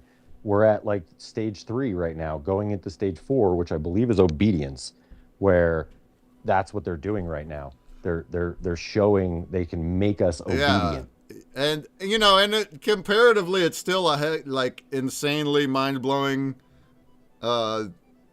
deal compared to hiring a dev team and spending months the way we used to. But also, compared to a month ago, it's way more rate limited now, and it probably will keep going even worse. Yeah, so these are things. So I just don't want to upgrade still. I'm trying to just trying to save the money. So I'm like using it for an hour or two, and then I get stuck for the rest of the 5 hours, and then I come back to it after, and I'm just doing it like that for now. JT's like, my boss gave me permission to use our work account for personal projects too, and it's enterprise, so I never have a limit. That's the spirit. Use the boss's credits. Yeah. I might wind up upgrading to the $100 a month if I got to, but also whenever I head to Vegas here in a week, we're gonna put the local one on my Mac, and I'll use that as much as I can. So maybe I can get away with not upgrading. Maybe.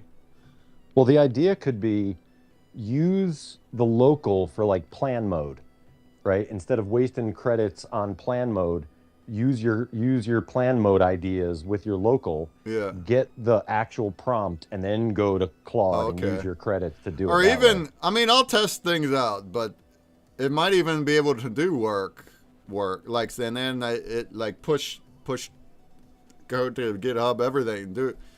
And then I'll do whatever I can on the Mac, on local. I'll do whatever it's capable. And then anytime it's not advanced enough to achieve what I'm doing, that's when I would go to Claude.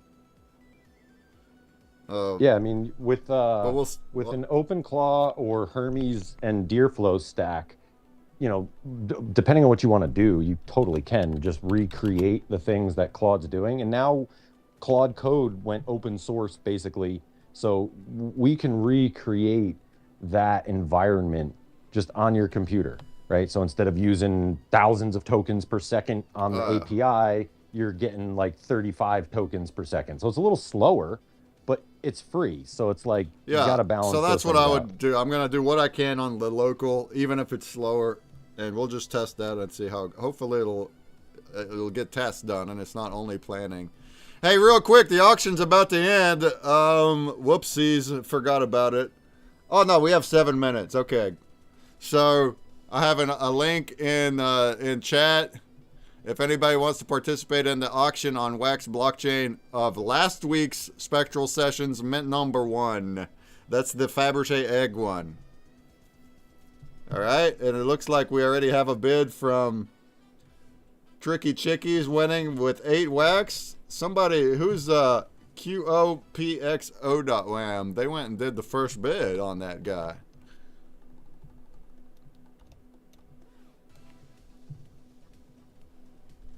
I don't know who that is. I think it's no,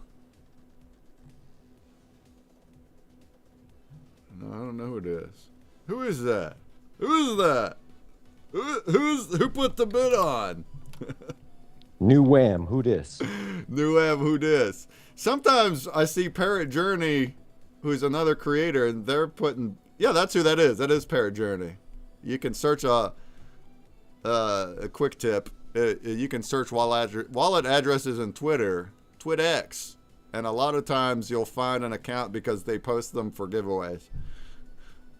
That's funny how Parrot Journey finds my auctions though, because she doesn't like watch me. She's an artist on Wax, so she must be looking for auctions on Atomic Hub and finding them. That's fun. But right now the winner is currently Tricky Chicky. And you have 8 minutes. Good luck. We're also seeing some artwork shape up over here, huh? Look, let's look at these pixel art. We still didn't see none from Mike. If you just wanna chat the whole time, that's cool. You don't got to put your camera on.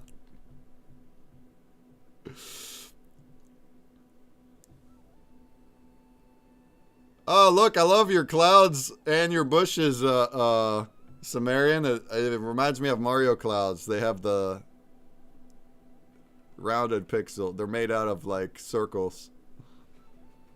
So I have a funny story that you just mentioned, that particular cloud. When moments like this setting up happen, I have to take a swing. So a couple years ago at the rain burn, 2023, I think, when it rained really bad, there's an art car out at Burn that's basically like one of those giant cherry pickers, like a huge forklift that goes like 80 feet in the air or whatever, 50 feet in the air. And they have like a Super Mario Brother cloud on the top of this thing. And so when you're at the skyline of Burning Man, you see this giant cloud like raised above everything, just sort of floating. And it looks like, oh wow, a video game cloud is just floating. You can't really see the arm that it's on. You just see a floating cloud. And so I didn't know there was more functionality to this cloud. So we're at Burn Night, which happened like days after than it normally is supposed to happen. So there's lots of people gone, had left Burning Man already, and we all set up. We take the dragon up to the Burn and we get our spot and we're chilling and everyone's on the dragon and we're all having a good time, like waiting to see the fireworks start. And bro, all of a sudden it starts raining, like torrentially downpouring out of absolutely nowhere. And it was, for me, was terrifying because we're in a giant mud pit with thousands of people who are all of a sudden going to try to be leaving because it's torrentially downpouring. And so I had to get right with God in that moment. I was like, this is where I die, because there's no way I'm gonna make it out of this madness. Like if everybody just goes into chaos mode and starts running because it's torrentially downpouring, we're all not, some of us aren't gonna make it out of here. And I had to just come to Jesus with that and be like, all right, God, this is where I'm gonna die. And that was it. And so we're sitting there for like 3 more seconds and we hear laughter, like cackling maniacal laughter from behind us. And we turn around and it's this cloud. Art car has moved their cloud right above our fire breathing dragon and started raining on it. And we were the only people in the whole of Burning Man getting hit by water. And so we didn't realize it wasn't raining everywhere else because we were getting thrashed with water. And we turn around and we see all the people in that art car just laughing hysterically at the fact that we were all freaking out and didn't realize they were just raining art car water on us, and we didn't realize. We looked up and we see the cloud above us and we're like, oh, thank God it was just that. But it looks very much like this that's an pixelated cloud. interesting installation they got when it's a cartoon looking cloud and it's actually raining and it's in the I'll desert. pull up a picture of it. I'll share a picture so you guys Oh, can just man. get an idea of what I'm talking about. That'll mess with some people that are over there at Burning Man.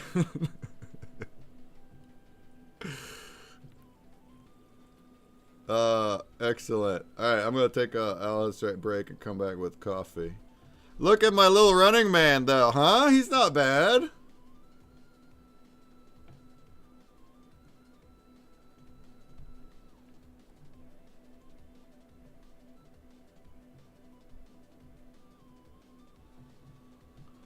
Huh? Look at this guy. Look at my little guy. I'm making it all out of dots. I don't know how to do the last attribute though. I don't. What was it? Palette with one accent color. I already screwed that up. I don't. Maybe I'll throw something in there. An accent color.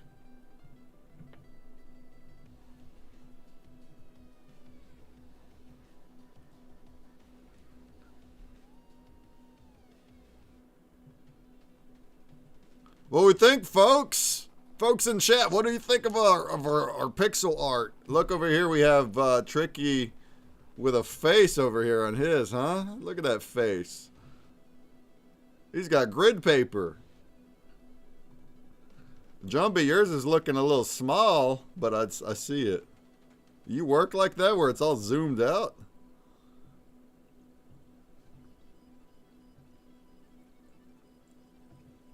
It's because I've been jumping back and forth on other screens. Here, I can blow it up. Oh, there we go. Oh, look at it. Now we're seeing pixels. Now you're seeing pixels. Oh, that's so neat that when you're zoomed out, they blends all together. Oh, look at that guy. He's got himself a little level. Bro, that gives me a... That's actually... I wasn't thinking to go that far, but I like that. For the... You got to do it for the UI. The UI. Right? So, like, the retro game UI frame. Yeah, I need to put extra lives and things on mine too now. Good idea. Yeah.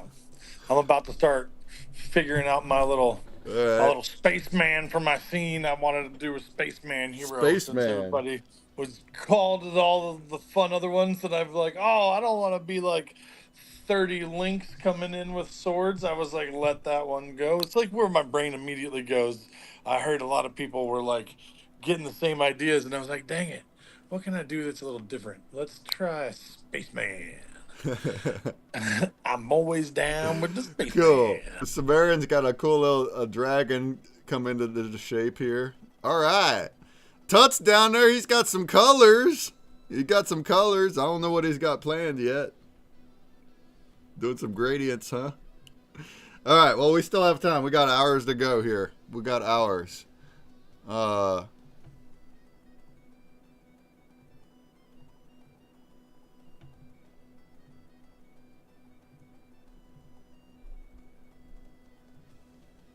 Let's check out this auction quick. Did it end? Did the auction end? Yeah. All right. Congrats, Tricky Chicky. You got it. You got the #1 mint Fabergé pedestal mechanical relic egg from episode 17, number 1. I also sent them all out, so if you were here last week, you also got not number 1, but you got them in your wallet. Shouts! Also, you can dig them up in the dirt. If you're digging some digs, you may get them. They're mainly just for fun, for art, for collectible sake. But there is a blend that is live if you felt like burning it for something else. You can collect 5 of any Spectral sessions from any episode, 5 of them, and blend them with 5 Jumbie coins, which are on the market. And if you do that, you can get a chest. I don't know if that's worthwhile. The chest is in my collection, and that can open to get things. But otherwise, you can just keep a hold of them. Yeah. All right. I'll be right back. Were you still trying to get a camera there, Mike, or you just want to chill? I was looking for a picture of this cloud. I know it's out here somewhere. Oh, okay. I'm going to grab my grid paper, though, and see if I can't join along. We've still got a couple hours left. All right. Yeah, that's why I start late, because last time I finished super early, because it's not, I'm not like Picasso or nothing here. I'm just like derp derp derp. That's So all good. I figure I'll wait for a little bit, and then, Well, you do a great job filling audio time. It's just hard to talk while you're drawing. All right. BRB.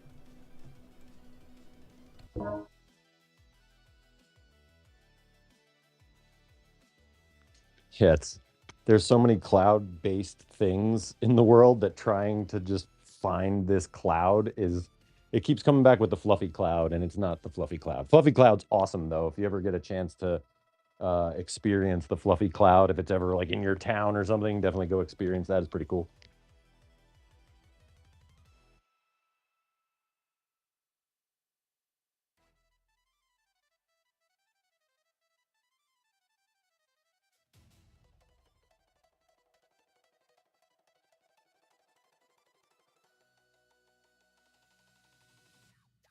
All right, got my graph paper.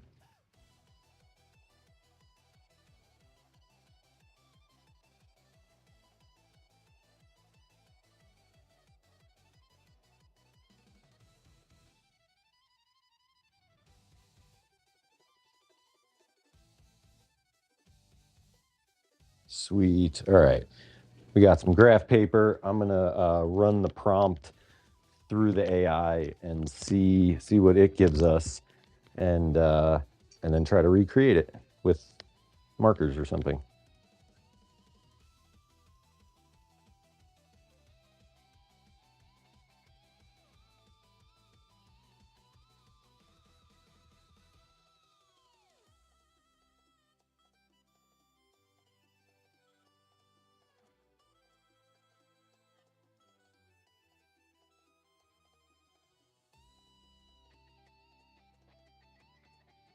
All right, let's see what Grok Imagine gives us here with our prompt. Let's see what you got for me, Grok. It's funny, every time I see a Cybertruck, I'm like, what's up, Grok?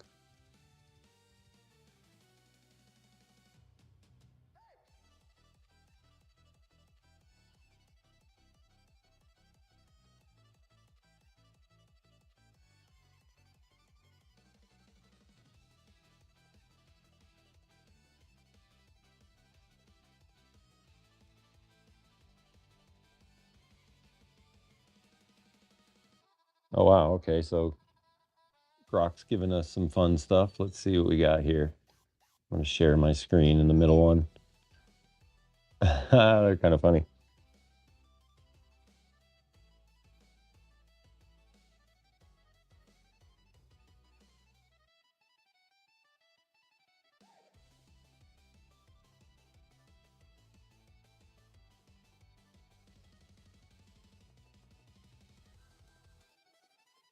Wow, some of these are pretty cool. Actually, their video game UI is kind of funny.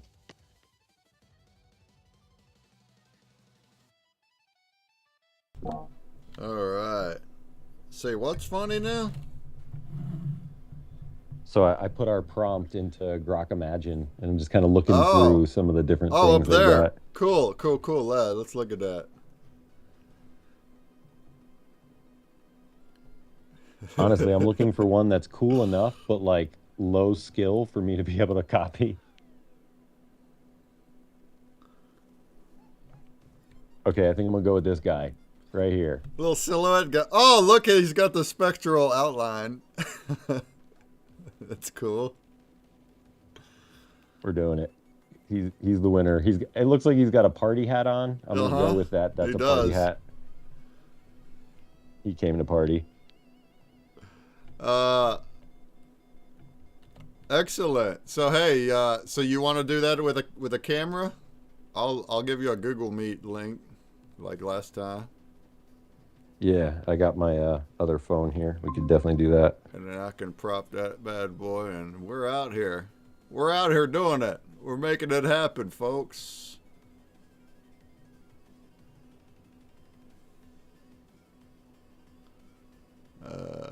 Where'd the link to this thing?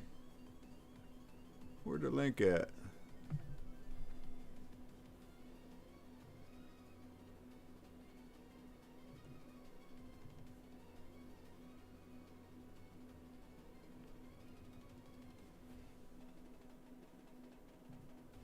Yeah, I'm gonna grab the tripod here.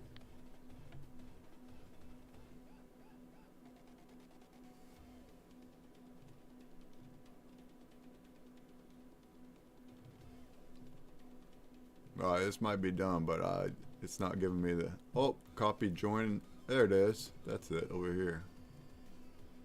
Okay. Okay.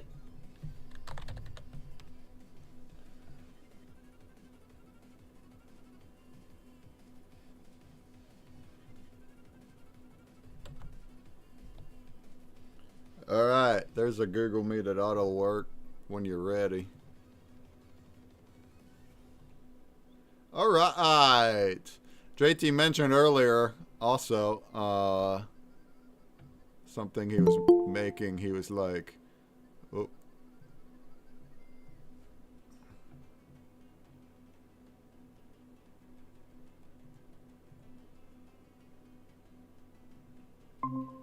Got you in there.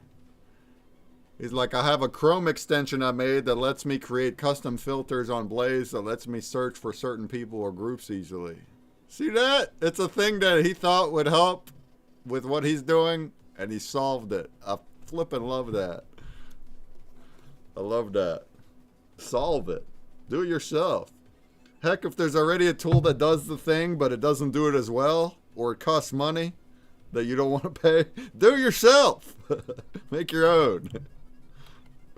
That's the age we're in. Oh, look, Tricky, I love your... Look, he's got himself colored in more now. That's cool looking.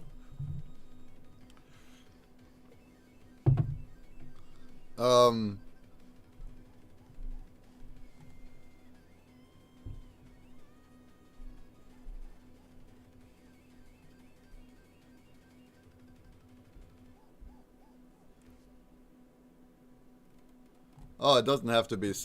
In my head, I thought we were doing side character, but no, that's not what won. What won was simple background, detailed subject. So you can. It don't got to be a side view like mine is. What up, 420 Spitfire? How goes it?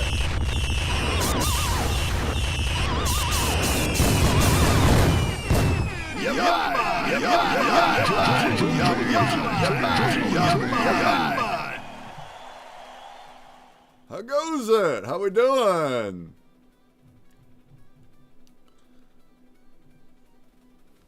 We're making pixel art today. Pixel art. You like it? Do you like our pixel art? Huh?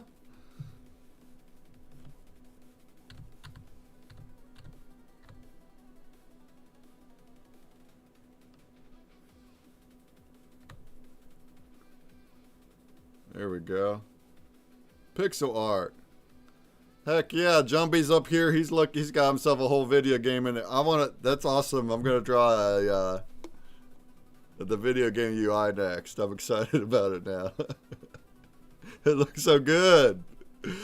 Trick's got himself an awesome looking character up there. Sumerian's got herself a little scene with a dragon. Tut's going over here crazy with some colors. What are you doing, Tut? What are you doing, Tut? Oh, that's probably going to be a pyramid, isn't it? That little jagged thing there? That's probably going to be a pyramid in the background, isn't it?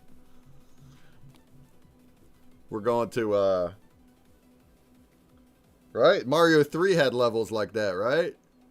The sand levels with sand and pyramids and, that stupid... The one enemy that's got a bunch of balls and it's like they're stacked in a row. What the heck is that anyway? What the heck was it anyway? Y'all know what I mean. You know what I mean.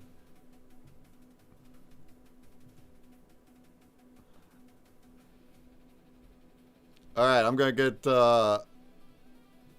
Mike's cam up here. Are you laying it on portrait mode? No, it's in landscape right now. All right, we got the same same problem as before, but we'll make it work. We'll make it work right about here. Right about here.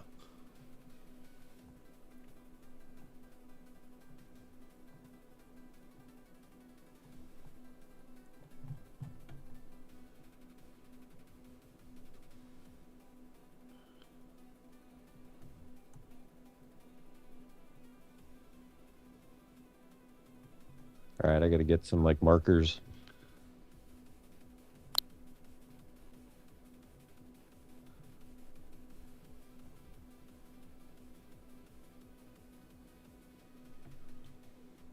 Yeah, last week I used the dry erase board markers, and like those are kind of fat markers. You really can't do too much with them, but I'm gonna grab some real markers.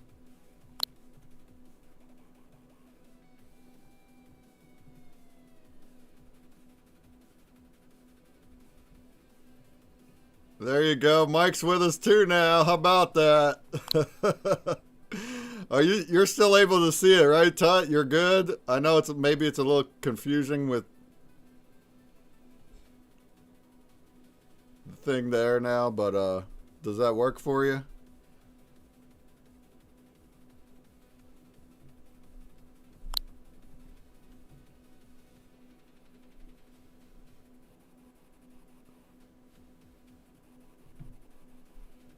It ought to still work for you, Tut.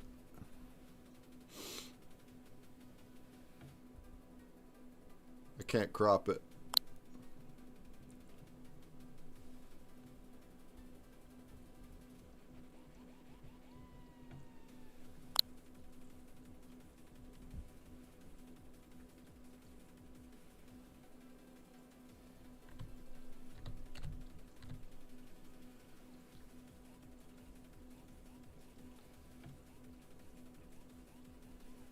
Sorry, what? Todd, I'm talking about, I just put this screen it's behind your whiteboard because we can't crop it. So I was just saying, you're good, right? You're not confused by that? Behind your whiteboard, you have this share screen, but you can draw right over that on your canvas. You're not being confused. You probably are being confused. I don't know what I'm drawing, says Tut. That's part of the fun. That's part of the fun. Oh, what I'm drawing.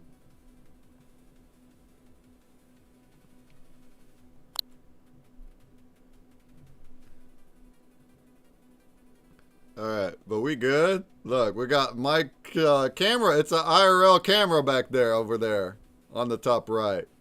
All right, good deal. Yeah, no problem. Good deal, Tut. Yeah, you can just keep drawing right over top of that. We got ourselves a little grid here. Thank you for the vote there, Fonny T. In the last half hour, huh? We're up to 384 votes. Shouts. I think there's a half hour left of voting in Blaze Epoch. If you have a backstage pass, go ahead and get your votes in. Get them locked in so you can make some money.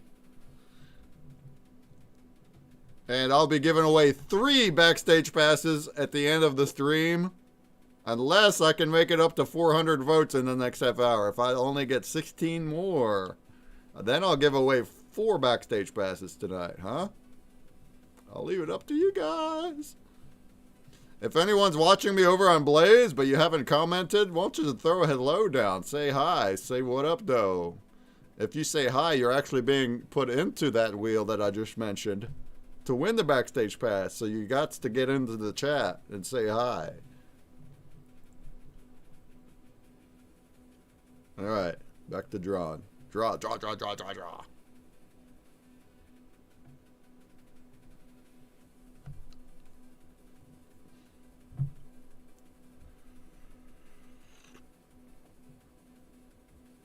I gotta go grab a pencil because, yes, pencil. Like a dry erase board, you know, I can erase those markers, but on the grid paper, I think I'm gonna like sketch this little thing out and then color it. My little guy looks like he's running. He doesn't really look like he's jumping, does it? And that's what the attribute is, jump or mid-air pose, huh? Man, if I could only like select it and just rotate it or something.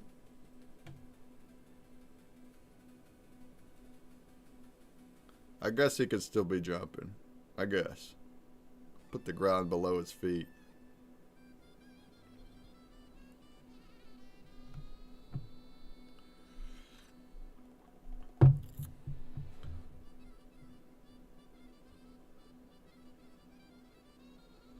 All right. We're gonna see what happens.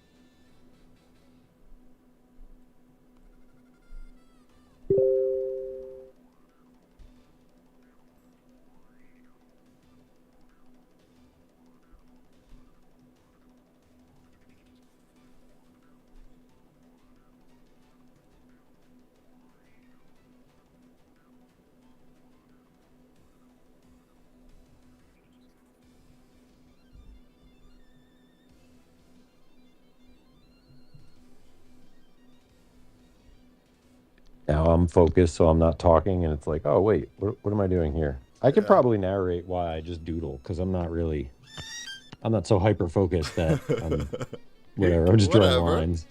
Yeah. Hey, if anyone wants to throw topics down or questions, ask us something that prompts a story. We'll do it. We don't have to always doom talk about AI or whatever. Oh, I wanted to mention something for a while and I kept forgetting. This is a good one to bring up. Jumbie, do you remember episode 1? And I had you jumbify the space background that we're in this metaverse. Oh yeah, I do. I remember that. Might you know where that actual space background is from? What is it? Like, where did it come from originally? Does anybody know? I don't know. This space background right here. I don't know. I think I just went looking for space. No, I gave you the from NASA. I gave you the picture. Did you give me this? Yeah. This is. Oh, it's your, then in your universe. You got the map and shit, right? Right. You fly into Right. Yeah. So I gave you that, which was what we used. I don't know what it was from originally. Right, It looked that's like what a I'm nebula asking. Specific. So it came from our NFtopia 4 galaxy, and it's in this place. But where did I originally get it from? What made it? Oh, I don't know. I thought it was a NASA pic. So, well, yeah, you're right. It is a NASA pic. There you go. Or not a NASA, but that's a photograph of a Hubble. actual nebula. A Hubble. I don't know which one. So what? Fun fact horse? though, when I made that, I went to Midjourney. I was using Midjourney AI But instead of prompting it, I just went into Midjourney's public things that other people made, and I searched there for the space background, and I found this. And so because of that, I thought it was an AI picture because it was on Midjourney's thing that where people submitted Midjourney prompts. But it turns out, I don't know what they did. They must have uploaded a Hubble pic or something, because long behold, I didn't even know it at the time. I thought the entire time, I thought this was an AI picture. But it's actually the actual Hubble telescope picture of the galaxy. I can usually recognize when those are there. I love that you used it to bow the image all the way around, like a dome sky in there. It's really right. cool. So in Frame, it lets you upload any picture, even if it's not a 3D pic. So, did the space create that bowing? Yeah. That's slick. So this Frame VR has this photosphere where you can upload a picture and it'll create the background. And it looks a lot better when you use a 360 photo. This was not a 360 photo, but it's just our abstract space, so it bent it okay. But yeah, I always thought it was an AI picture. And then when I learned that, I was like, now it's way cooler because now it's like real. But then I was like, real space. Yeah. But then I was like, oh, but does that affect copyright? No, it doesn't. No, that's the beauty of it. It's NASA, you get to use all the space. If it was anyone else's picture, it might have had copyright, but because it's the Hubble telescope, it's public domain. So we are okay to use it in NFTs and everything. So anyway, I thought that was awesome. So I actually put the Enoftopia galaxy with the planets in a real galaxy. It's not the Milky Way. I think it's pointing at, or maybe it is the Milky Way. Maybe it is our galaxy. But it's real life nebula. It looks like the Horse Nebula, but I'm not 100% sure. Horsehead Nebula? I'm not zoomed out enough to be able to fully recognize. I don't know the star clusters in it. Yeah. Personally. I mean, I try to recognize patterns, but we're a little zoomed in on it. To be honest. Look at my screen real quick. This part here, this little thumb thing here. Yeah, that's what's got me thinking. That's the part that got me to recognize it on the Hubble, and I was like, put it together, and match it up. That's way too accurate. Yeah, I was like, that. Actually, how did that go? I saw it on. I remember now. I saw it on Las Vegas's apes on his background, on his desktop background, is where I saw it on his stream, right? And I was like, wait a minute, how did you get the Enoftopia galaxy on your desktop background? I was like, that's our thing. Look, that's cool. But and then Vegas was like, oh, this is like randomly cycling pictures from you don't know. And then that's what got me to reverse image it. And I was like, wait a minute. and his desktop was just showing the Hubble picture. And then that's how I learned. I was like, oh, so we are using the Hubble picture as our galaxy. Okay. All right. Yep. That's fun. For sure. That's just weird how it winded up that way, but it actually came from the Midjourney prompt section. It was actually a low chance that it was not AI, because that's where it came from. But fate. All right. Back to it. Look, I wonder if we can reverse image search that little thumb and let the AI find what nebula we're actually hanging out in. Because that would be pretty cool. I mean, it's essentially that is what I did, but just the whole. Did you find the actual one? What was it? Yeah. That's what I mean. This exact. Well, I don't know. Let's look at it. You don't know, right? That's what I thought you had said. We could find out, though. We could find out. Right. There are ways to find it out. All right, I like that guy. I bet if I even just screenshot this bent version with the gallery in it, I bet you it'll still show up.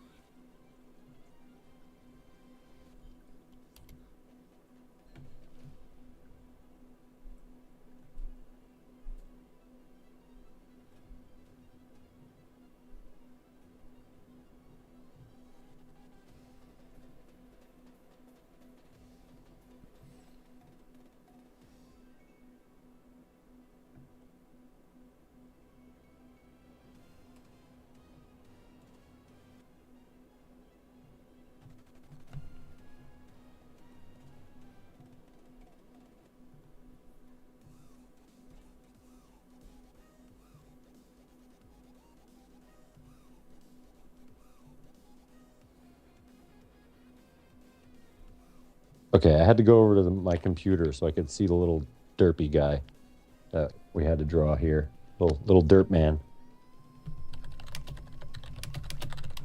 Dirt man. Dirt man. I mean, Dirt man. derp man. Dirt man. That if that isn't derp man, I'm not sure what is. Dirt man. All right, so it's the Carina Nebula, inspired by Cosmic Cliffs region in NGC 3324. Gotcha. Carina.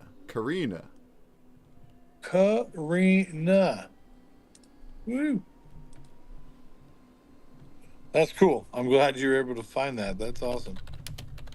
What's it next to? Does it tell you anything about what it's near?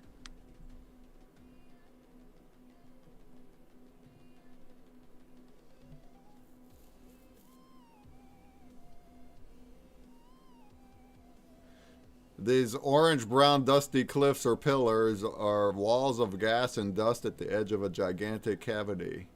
That's like the horizon line you're seeing. It's the edge of this ginormous pillars. Cloud pillars.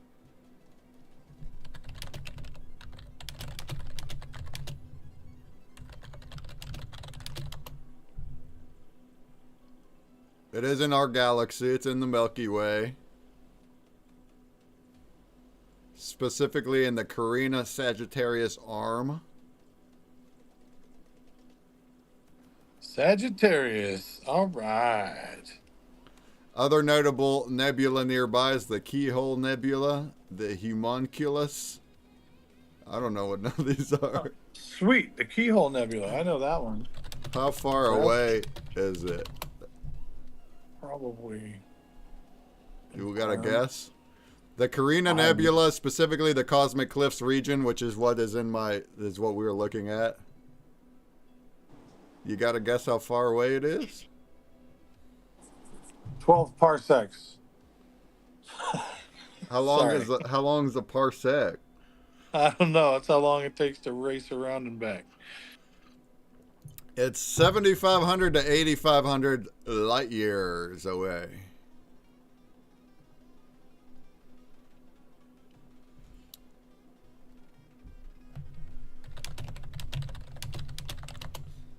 About 8,000 light years. How many miles is that, you might wonder? It's 44.7 quadrillion miles. Isn't it funny how we can know anything we want? Just ask the bot. All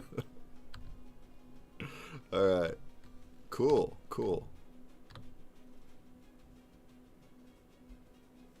Oh, Tricky Creations gifted a sub to 420. Thank you, Trick. Thank you. You made his name green. He made 420 Spitfire's name green. I bet he's happy about that. I'm all out of blazes, so I can't do it. I'll do it again on Wednesday. Blaze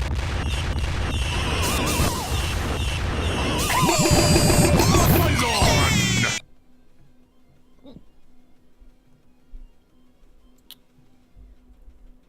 All right. Let's get back to it here.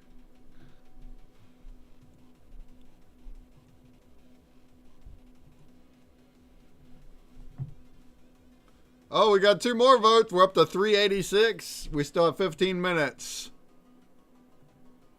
14 votes away from giving away an extra backstage pass. Come on now. Come on, folks. Hey. Oh, look at your dragon.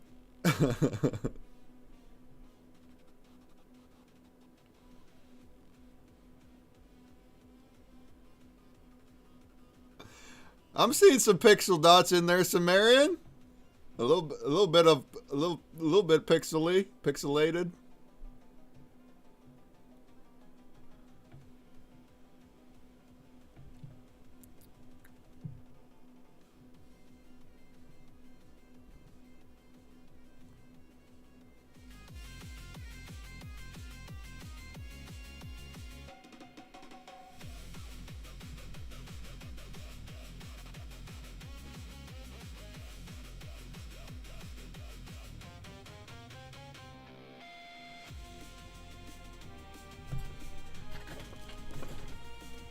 All right, looking like Party Hat Dirt Man. Oh, dude. Yeah, that's perfect. Look at you go. And you got a little UI around him too, huh? It almost looks like a card. Yeah, he's getting there.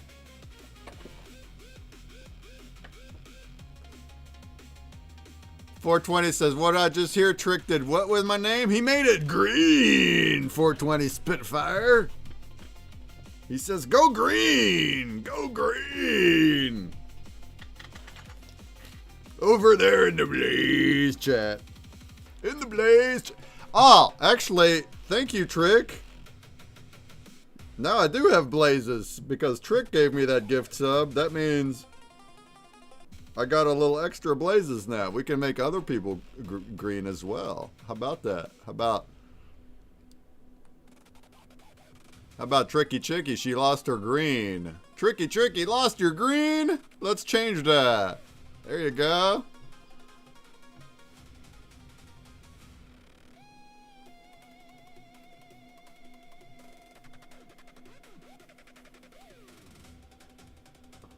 JT Squared lost his green. Ooh, we brought it back. We just brought it back. Brought it back. There you go. We had a little bit of money into the voter pool. Pay it forward. See that? We paid it forward.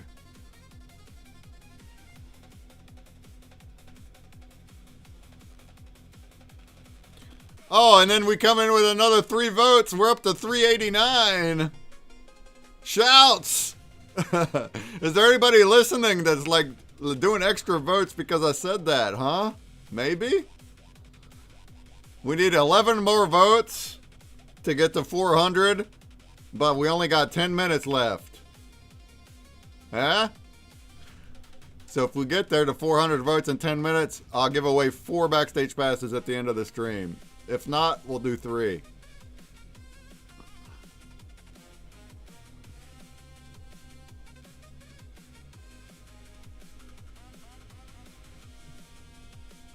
All right, concentration time here. Concentrate.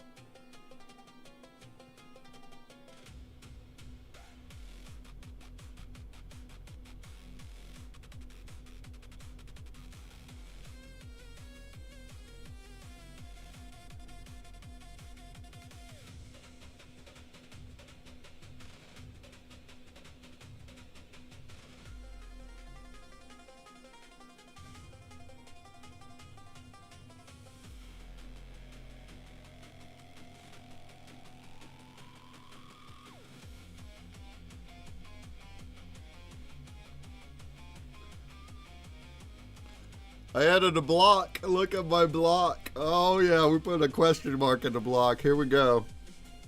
Here we go, baby.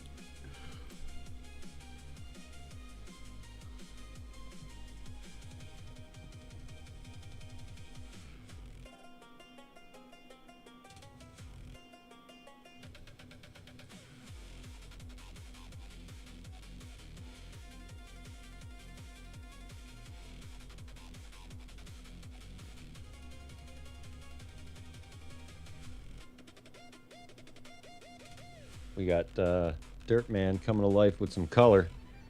He's Spectral Dirt Man now. Spectral dirt. We got spectral dirt in here.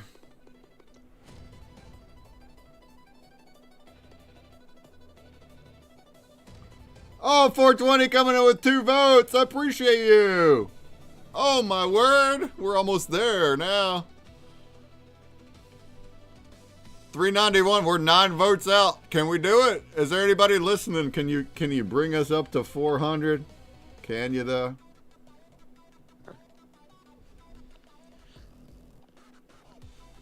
Oh, look at you, Trick. Trick says, heck yeah, we can. Oh, man. Oh, man, we did it. We did it, you guys. We're up to 400. Trick, did you just buy past us to do that? Is that what you just did? Flippin' goat. Flippin' goat. I was just about to repeat the same thing, but I won't do it 3. My man Trick. You flippin' goat. Look at this guy. Look at this guy. Oh, he says, yep. Thank you, Trick. Shout out to Trick, you guys. What a flippin' goat, man. Thank you. So, everybody can thank Tricky. We're giving away an extra backstage pass tonight. We got up to 400 votes. There's still 7 minutes remaining in the epoch. And I'll give away 4 backstage passes tonight when we're done here in a few hours. Let's flip and go, man!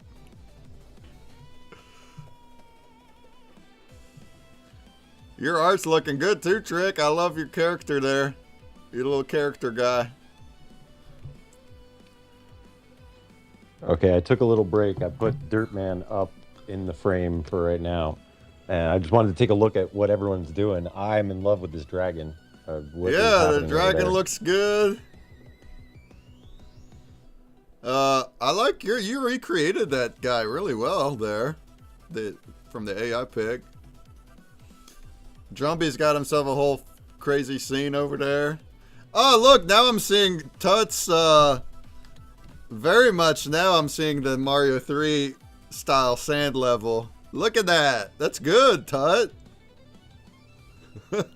That's good. I like with the blocks and everything. Like Mario 3, like all the land is made out of like blocks. That's cool. And then I got my little guy. You like mine? You like my little guy, Mike? Look, I'm using only dots for this. Only dots. Yeah, dude, he looks awesome.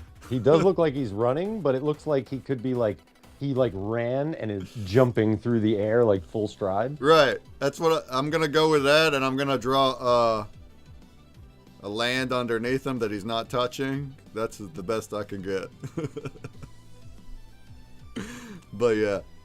I thought it came out better than I thought, actually, so far. Just by winging it. I'm not looking at nothing. I'm winging it.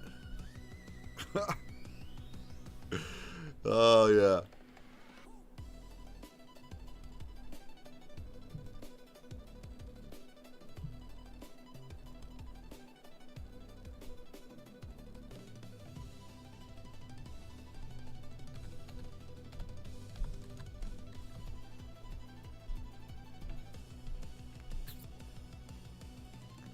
All right, our goal, we still got a couple hours, but that's our goal. It's 2 hours from now. That's part of the challenge. Last week I could have kept going with my egg. I mean, I cut that guy short because I was out of time, but I think that works out. I think I like that. You got to make it work.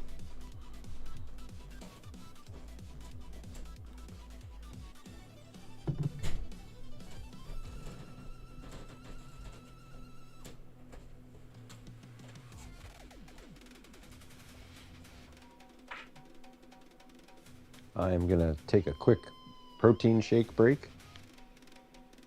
Need a little quick sustenance. Protein shake, huh? I'm doing good with my coffee here.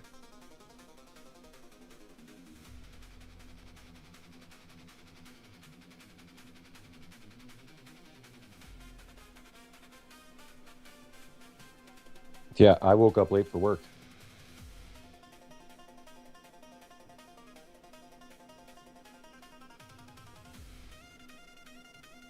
What's work? Late for what work? Okay, late for my committed responsibility. Word.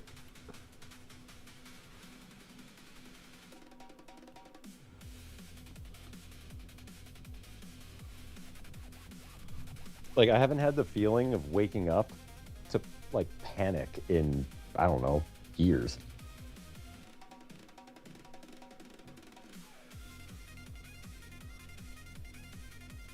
Normally, I'm up pretty early. I see Corn down there tomorrow. I think it's tomorrow, right? Ani's going to be on his show in the morning.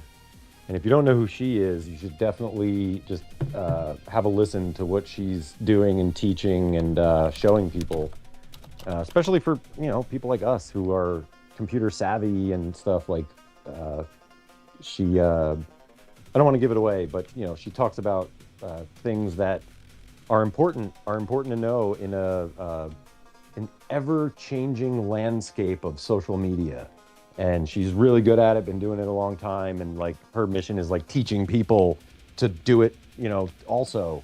And she's big on newsletters, and is between her and Corn, Corn's got a newsletter that is very well put together, lots of information in one spot that is easily accessible. Like I think I talked about it last week. Like I never really understood newsletters. I never had a reason to need to have a newsletter. But now with the show every Sunday, newsletters act as like a great way to sort of recap everything that happened. If you missed it, here's all the things. Here's the prompt. Here's the link. Here's what Breakman's doing. Here's the app. Here's all of the stuff. It makes sense to have a newsletter. So, listening to Corn talk about his newsletter and seeing I saw the value in it for all of us. And so she's going to be on his show tomorrow and is really good with this, has a lot of experience and knowledge. And so, just listening to her for a few minutes will probably save you some errors and some time and some things. So if you have a chance tomorrow morning, I believe, what is it? It's 5 a.m. my time. So that would be 8 a.m. Eastern time, if I'm not mistaken. Yeah, 8 a.m. Eastern? Yeah, that sounds right. Corn, correct me if I'm wrong. I don't know if I'll throw you a microphone if you want to say anything about it. But yeah, his show's tomorrow morning. So normally I'm up very, very early, trying to be on East Coast time things. And I haven't woken up where I'm like late for something in a very long time. I'm usually not late for things. So it was weird to like wake up to like, oh my God, I'm late for a very important date. I always knew you were the White Rabbit.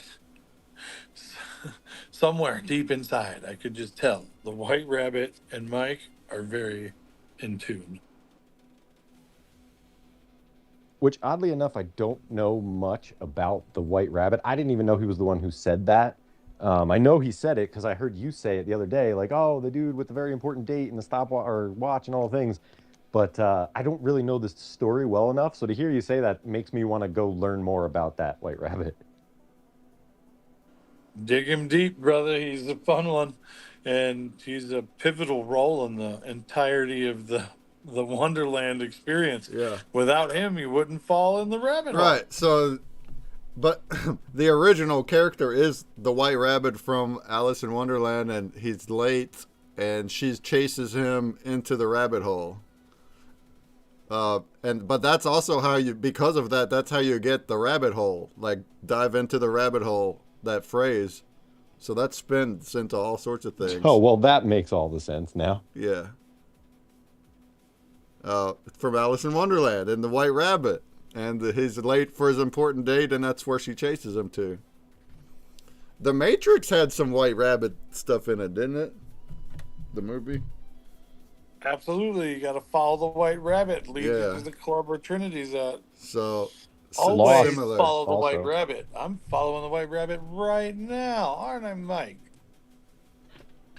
We are chasing down all the projects. I mean, you do have a rabbit.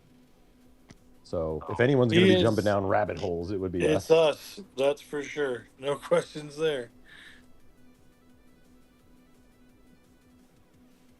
Crypto But see, Infinity. here's the trick about rabbit holes is you just need to attach a bungee cord to yourself so that when you get to a certain point in the rabbit hole, it'll just pull you right back out and it won't like mess you up. Unless something. It's a vital skill to learn Unless something when bites. to stop. What if something bites the bungee? And then they pull out just a cord and blood. Well, now you just live in the rabbit hole. Yeah. It's like the Upside Down. Dude, they just launched some new cartoon variant of Stranger Things that I had not any idea was coming out. It was pretty interesting to see that that's Yeah. kicking around on the old Netflixo. So it's out already? Oh, maybe I didn't read the whole ad. I'm not good at that, but I saw the picture for it Yeah. and was like, "Damn, they got it looks like a really nice drawing Yeah, style." it's So a I was- animated side quest, side plot thing. yeah, Oh man, I'm just not watching things anymore. enough things. Yeah, Anything. I don't watch I have to nothing. use it to turn my brain off at night, so it helps Uh, in that regard. Or else it'll just keep going. oh, I just keep yeah, it's not healthy. I keep going. I keep As going long as it until my eyes are burning and I can't keep them open. And sometimes I just go into my recliner chair next to me and I don't go to bed. I just sleep there and then there's no bedtime. It's always different every day. Which there's a way, like a pattern of sleeping that's very similar to that, where you're awake for 4 to 5 hours and you sleep for 2, and you're awake for 5 and sleep for 2, and Yeah. you like never sleep. You're just constantly always going.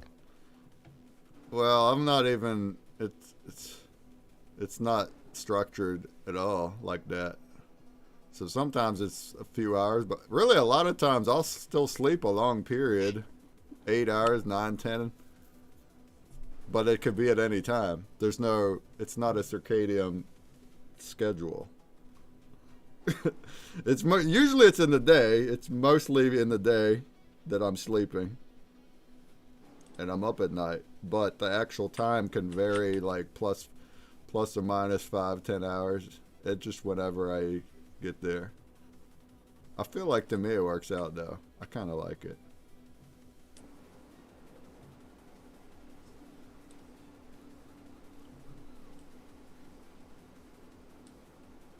Lately, I don't know. I don't have the energy I used to.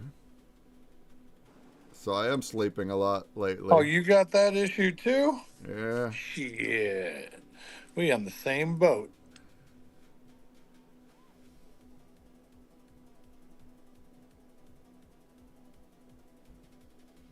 Always chasing energy.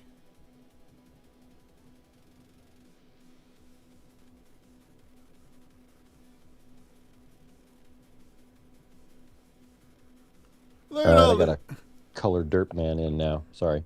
color men. Look at all these dots I'm making over here. Look, dipping dots. Y'all ever had dipping dots? Look at these. Oh yeah, Look dude. at that. Banana, chocolate, whatever it is. Such a good combo. Ice They're cream so dots. fun. Yeah, Little- they're the best. Little ice cream dots. Yeah. Oh, look, Jess is so far. So Jess is making a. What is this trick? Look, let's look at the screen real quick. Look what Jess made. What is that? That's Whoa. rad. What is that? How? Wow. It's something physical, right? Looks like a whale. It's a whale splashing out of the water. Big blue whale. It's a pixel coloring book. I've never heard of that. So she's like all the It's pixel. like Mike. It's like a graph paper. Yeah, they're shaped like a honeycomb Hexagons. layout, not a Yeah. grid. Ah, super cool. Color by numbers. Well, oh, so it's telling you what to color. That's okay. Thanks for sharing.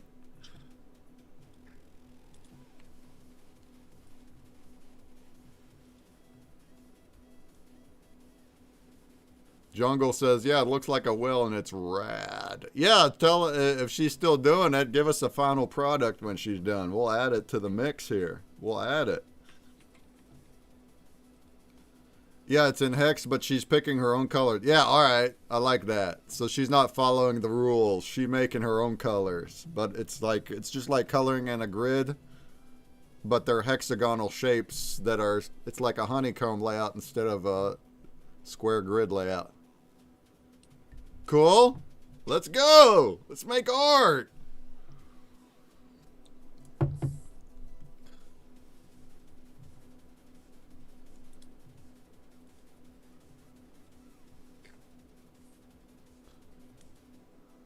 Look at that. We wound up getting even more votes. Trick, you didn't even have to do that. We're up to 418 now. Let's flip and go, Maine. I think that's it. I think voting is now locked up. So thank you. Thank you, everybody that voted for me for this week. Appreciate you.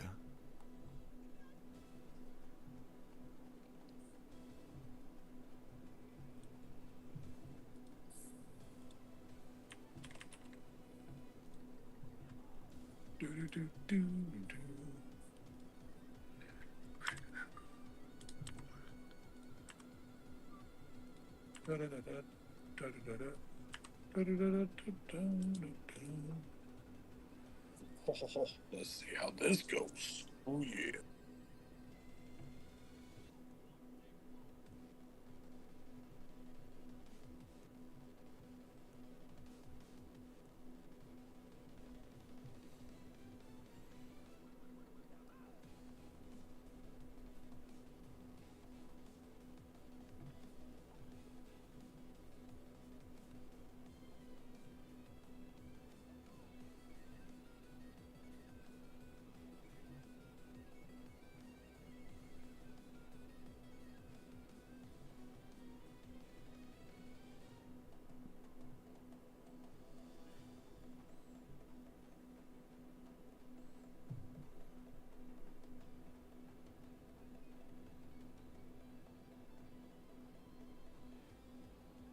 I gotta make sure Dirt Man's nose doesn't disappear here.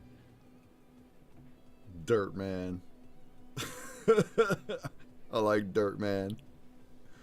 I just keep playing the fucking that song. Dirt Man. Dirt Man. Break Man.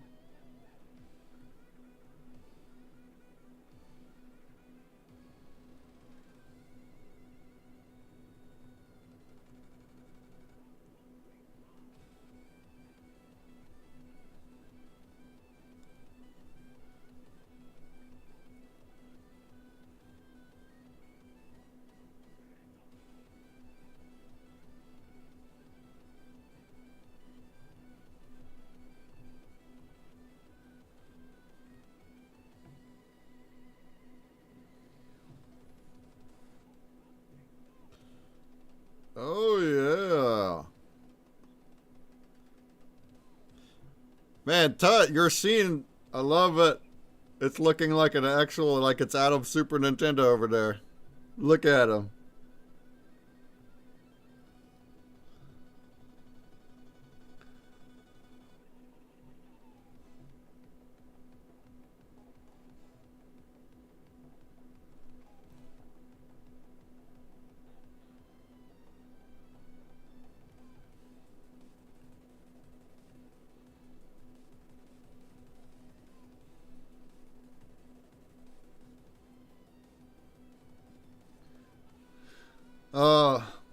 So next week we'll be doing a special show live from the mothership. I guess we can roll with the food theme on that one, because I'll also be there the following week. We have 2 shows there, so we can decide.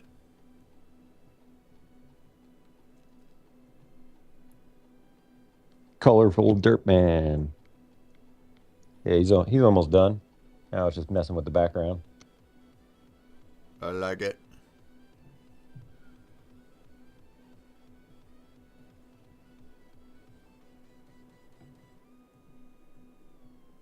Man, it's been windy in Vegas like the past X amount of days. Like windy and cold it's a very strange combination for Las Vegas.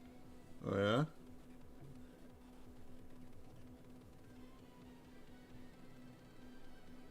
Well, for you, this will be windy, but probably not cold. For me, it's like freezing. I'm like, where's the 110-degree days? Like, what's going on? Don't jinx it. Leave it be asleep. Let the dragon sleep.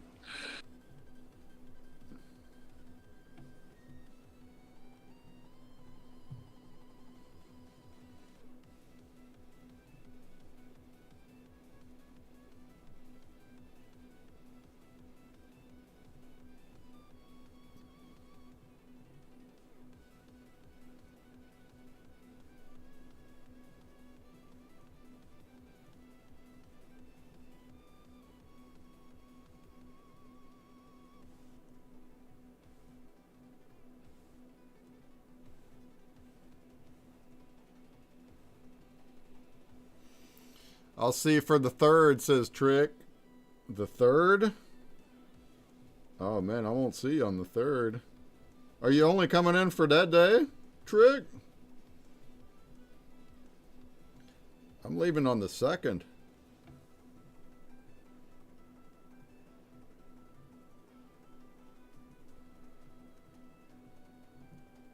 I was gonna stay till the 3rd, but then I saved a decent amount of money on the plane by returning on the 2nd.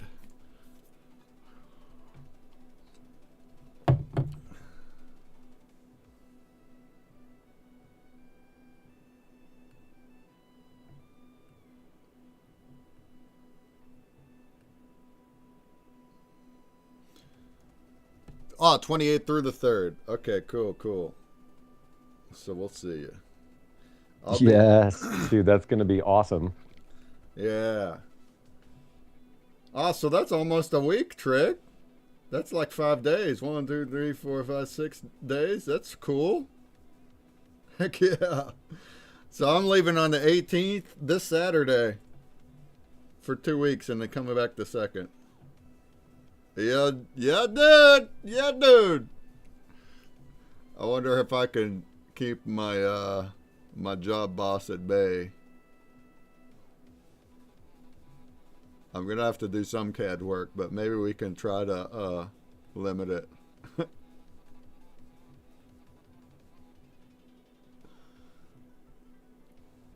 Ah, 2 days of driving, 21 hours one way. Oh man, you're taking that direction, huh? Sheesh. I was considering driving myself, but not for a 2-week thing. Maybe one day when I stay, maybe one day I'll go on a long sabbatical. It's more than 24 hours of drive for me though.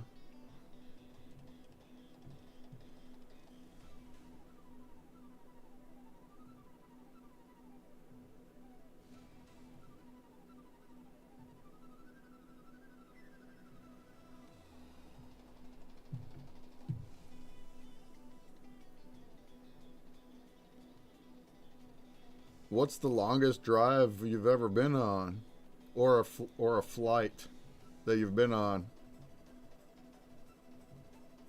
My longest flight was just recently going to Maui. Was like 5 hours and a couple minutes, and it was like the first flight I'd ever been on that was long enough to where they have to serve you food, and I like got to watch a movie and like eat food. Like clearly, I don't travel long distances enough to like I don't like flight travel, but that long one was pretty cool. I had like headphones and Starlink, and it was like the same price as any other flight. Like it wasn't more expensive or anything. It was just a ticket. But yeah, that was a fun experience. Nice. My longest flight was from Germany to Atlanta, Georgia. That's when I moved across the pond. That was about 10 hours, 10-hour flight. I was a little wee child though. And then I've driven 9 hours. I've driven 10, I want to say 10 or 11 hours straight. The only stops is like bathroom or eat. I'm not a fan of it. You put me in a car for 4 hours, I'm antsy. I'm ready to stop. I used to drive a decent amount of time. I used to have a long distance relationship here in West Virginia and Maryland, 6 hours apart. So I used to drive 6 hours every so often. but not no mo. I just stay in my little bunker now. I don't drive at all hardly. I like that. Especially with the gas prices these days. I like not burning it.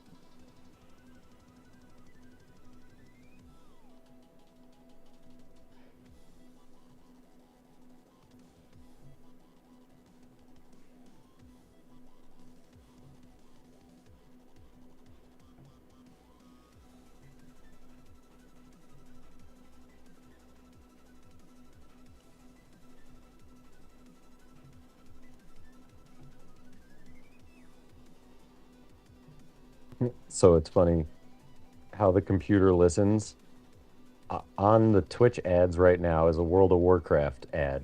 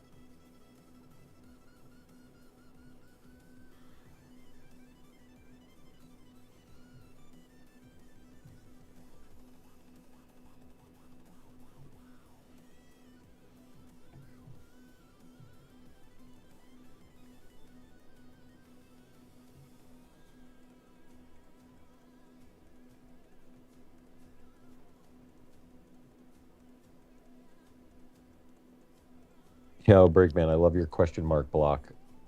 Mm-hmm. You like what I got here? Look at this little guy. Look at this little guy. I'm Yeah, adding. dude, he's great, man. He's great. I'm adding a border, and then once the border's done, I'm gonna make a background, but I'll be using big pixels because of the attribute. I think that'll make it look different. So it's cool. I like this one. Look at the awesome landscape Tut made with the level 3 Mario. Mario 3 level 2, right? We know which one I'm talking about. That's awesome, Tut. Samaran's got an awesome looking dragon. What is this? Is this character like buried halfway, or it looks like they're coming out the ground? Is that correct?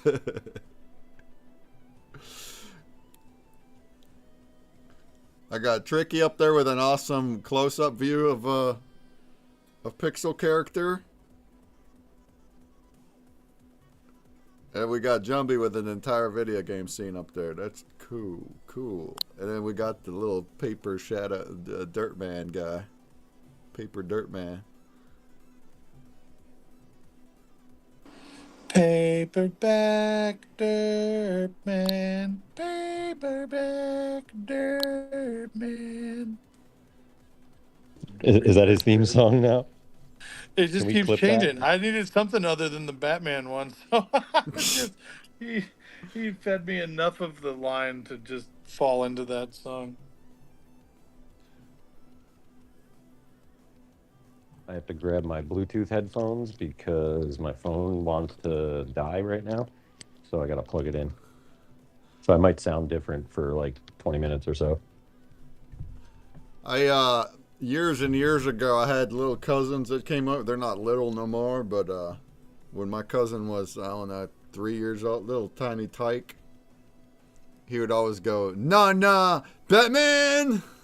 But just like that, though. No, not like that. He'd be like, "Nah, nah, Batman!" All the time. You gotta love that. That's awesome. And then you gotta say it back to him. You're like, "No, no, Batman!"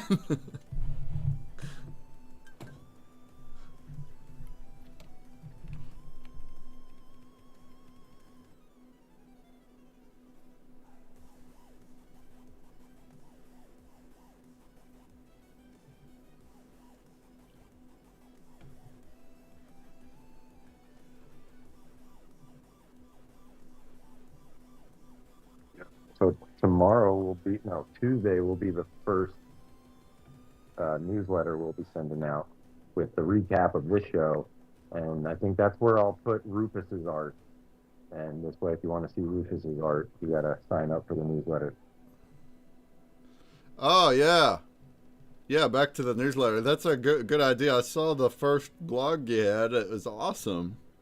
I don't know what site that is. It's just a newsletter site that you picked or something, or? It's called Beehive, and Horn's been using it, and Ani, who's going to be on his show tomorrow, she uses it, and she just like shows people how to cultivate your audience and like, you know, keep the content on key and stuff. But like we're just doing it for Spectral Art, so like the content builds itself. We're just sort of putting it in one place for people who maybe can't. Yeah. Is it like whatever recap? Is this just like anything to post a blog, or is it Web3 also? You could post on Hive, things like that. I stopped posting on Hive just because of the time, and it doesn't. I didn't see a reason to spend the time on it, but it's good to have a newsletter or blog site page for people to follow. Yeah, I mean, this one is pretty well established and pretty well used. You know, if you grow it to certain levels, you can monetize it and all the things. But like we just need a newsletter to put all of the information from a 7-hour show boiled down into like, here's one now, and follow along, you know, as we go. Yeah, or even just to show the art. Like the text doesn't have to be that much, just a recap. But then the newsletter blog shows the art that we made. That'd be cool.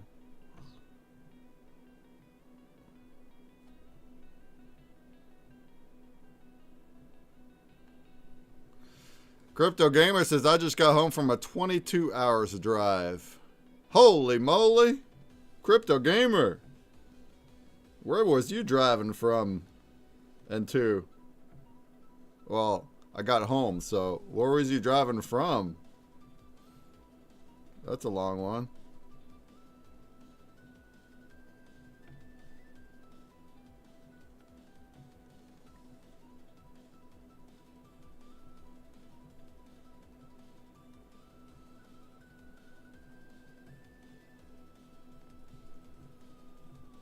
Home from Florida back to New York. Ah, you just drove from Florida to New York? Crypto Gamer. Yeah, that's a long one. You went right through my state, no? You went 79 through West Virginia? And you didn't holler?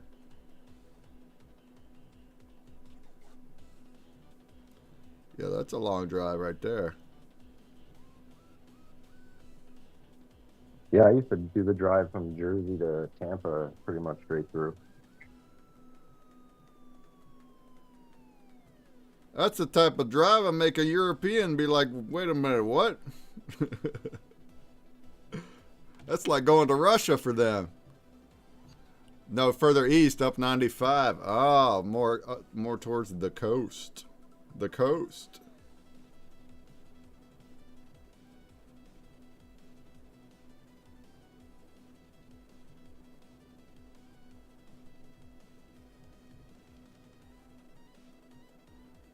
Yo, Tricky looks like ready for a video game. Oh yeah, it looks awesome, Trick.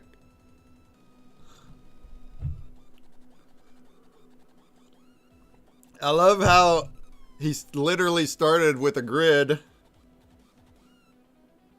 to create the shape, so like you can see the boxy pixels because he followed a specific grid for it. There's no eyeballing about it. It's an actual laid out to the grid. That's cool.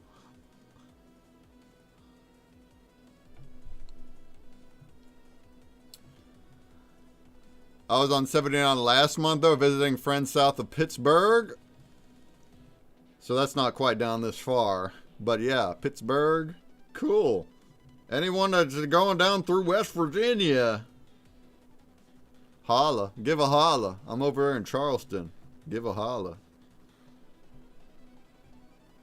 But hey, if there's anybody around Vegas, give a holler next week. Next week, give a holla.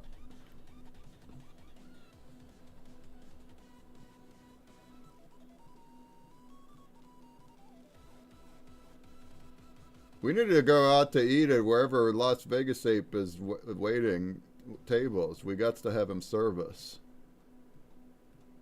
Do we even know where that is?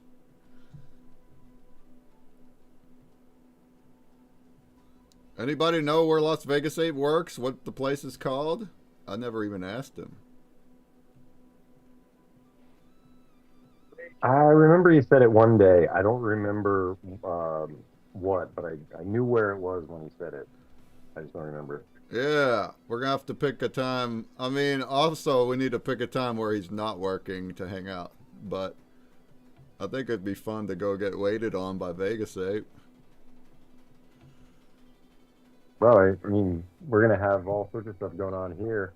We'll find out what he's doing if he wants to come to the mothership and check out the art and stuff. Oh yeah, yeah. He said to let him know. Yeah, we'll get him to come visit the mothership for sure at some point.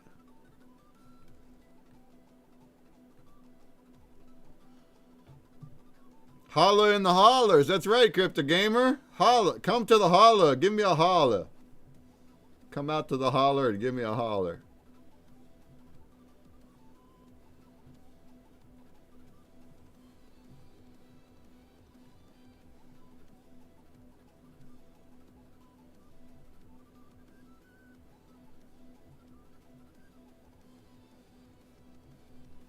Outback or Longhorn, Crypto Infinity? Oh, it's like a steakhouse then, huh?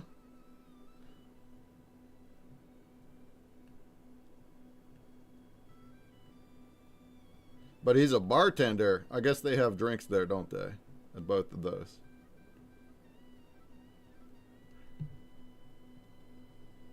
Is that the ones where you throw your peanut shells on the floor? Longhorn does that, right?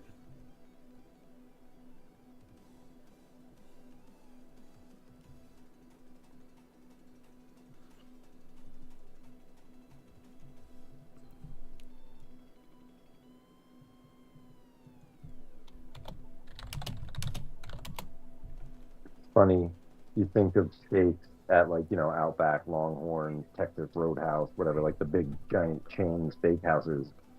And you wonder why those taste good. They're always so good. Look at the chemicals that they use to slather onto the things to do that. It's like MSG and all sorts of stuff that, like, yeah, they're a steakhouse and they're giving you steak, but then they're chemically enhancing it to make you like love it. Yeah. Well, that's all. That's like all food, right? Anywhere. But yeah.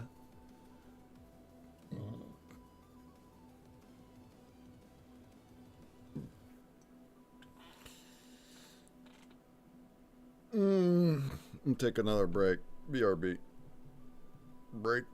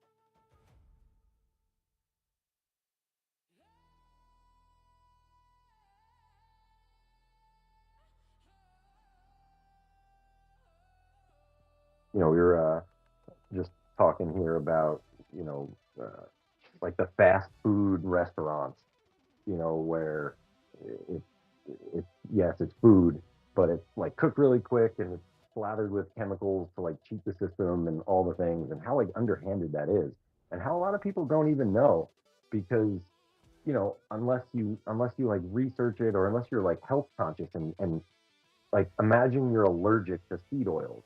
Like if you were allergic to seed oils, you'd have to be really careful what you eat out at a restaurant because pretty much everything touches seed oils at any fast food restaurant or chains, you know, across the country. And so if you look at seed oil as like an allergen that you're not really allergic to, but you shouldn't have it because it's really terrible for your body, you'll notice that a lot of these places just slather their stuff in tasty oil that's so terrible for your body. Like there's really almost nothing worse, like and other than like obviously poison, you know, but that is poison. Like seed oils are poison. They just take longer to show their poisoning so people don't notice. They don't ever think of like, oh, well, I don't really eat much of this or that. It's like, yeah, but like, did you know that most of the honey butters and like sweet buttery things that exist out at all these fast food places, like the Outbacks and the whatever Applebee's, like it's all hydrogenated oil. There's no butter in those things. There's no dairy products because there's lots of people that have all sorts of different food allergies and this and that and who's vegan and whatnot. And so they make this butter that they call it butter, but it's not butter. There's no actual butter in it. It's all seed oils. And so people love it and they're like, this is the greatest butter I've ever had. And it's like, yeah, but no part of that is actually butter. And so people think, oh, it's butter, it's good, you know, because you need the healthy fats from actual real butter, like your brain and everything like needs that. But when we're tricked into thinking butter is butter, but it's really a hydrogenated seed oil used to poison you and kill you over a long period of time, you'd realize that the entire system of food is designed to kill you slowly. And once you realize that, you'll look at food differently and like want to eat healthier, and then you'll start feeling better, and you'll realize everything that I'm saying right now is 100% factually true. But only we can make the decision because they are feeding us lies. And if you believe the lies without doing any kind of testing, then you're just a sheep. And none of us here are sheep. We're all artists doing things. Like, so don't let them fool us.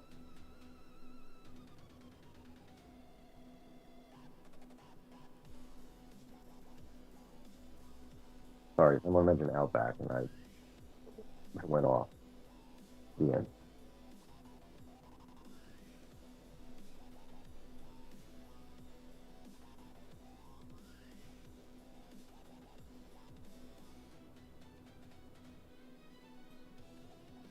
So you're saying I'm gonna eat good when I'm there?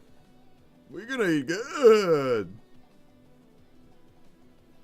I mean, we try to keep the poisoning to a minimum here at the mothership. Yeah.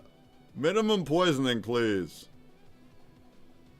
I can handle some poisoning, just no maximum.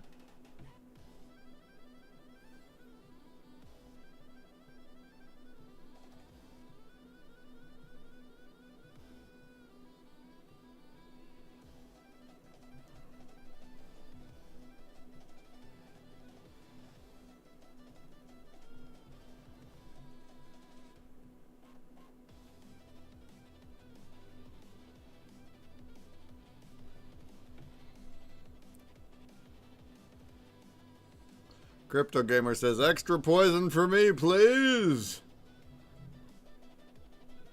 Go to McDonald's for that. Extra poison for me, please.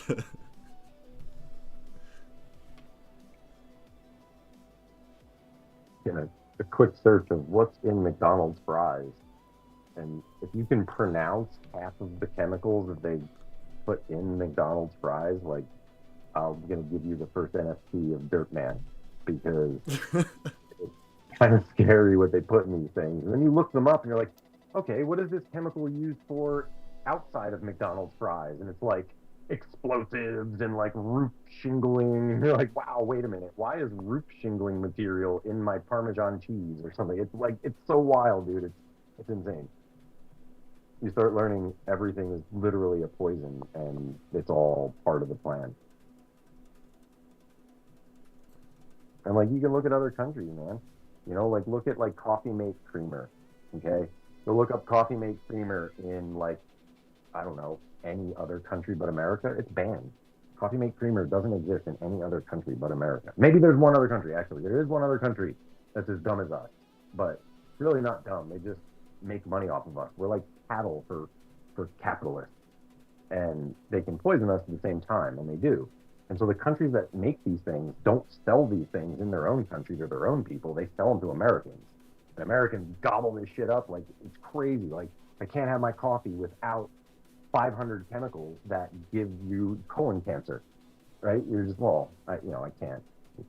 It's not that correlated, but it's shown to do that, right? It's shown to these chemicals that all exist in the Coffee Mate Creamer are shown to have colon cancer. And when my mom started drinking the sweet cream Coffee Mate, back like 6 or 7 years ago, like that's all she did. Like my uncles would go to her house and like bring her gifts of this sweet cream creamer because they knew how much she loved this creamer. And so for years this went on, and then my mom got colon cancer that she caught early, thank God, and they cut it out and everything was good. But the point is, when you look at some of the things that Coffee Mate is not allowed to be consumed in any other country but the United States of America. Okay. Every other country saw what was in that and was like, no, hard no. We don't give our citizens that. Look at what Japan eats. Just follow what they do, man. They don't poison their citizens. Most of the European Union countries don't poison their citizens either, but there's lots of differences there. That's many different things, and that's all a little different. But still, the point is, these companies who own things that sell things in America don't sell them to the people in their own country. And so that anything that has that stigma, I don't want to eat that. Why doesn't France let them eat Coffee Mate? Well, because it's poison considered to the French government. They consider Coffee Mate poison and will not let their people imbibe it. Yet they sell it to us. So, yeah. Good point. It was DuPont, I believe, that said better life through chemistry in the 1930s. I mean, we have enough AIs that can correct me if I'm wrong, but it was one of the chemical emperors of the early 1900s, and I believe it was DuPont that said better life through chemistry. And this is where we've gotten with better life through chemistry. We have rampant obesity. We've not cured a disease in a really long time. These Pfizers and things of that nature that give you pills, they don't cure anything. They just stave off symptoms, and like they hack at the leaves to cut down a tree, and they keep you as a customer in perpetuity in doing so. And again, we're just we're sheep again.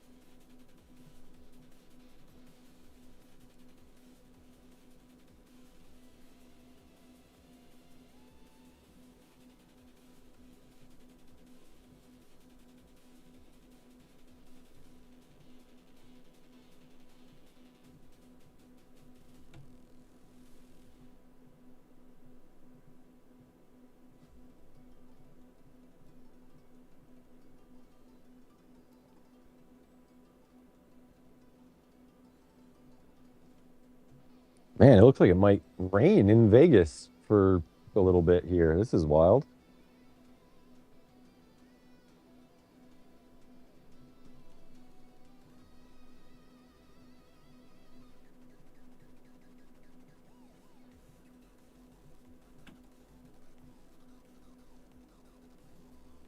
Yeah, it definitely is raindropping right now as we speak. Interesting. That doesn't happen very often. It's happening right now.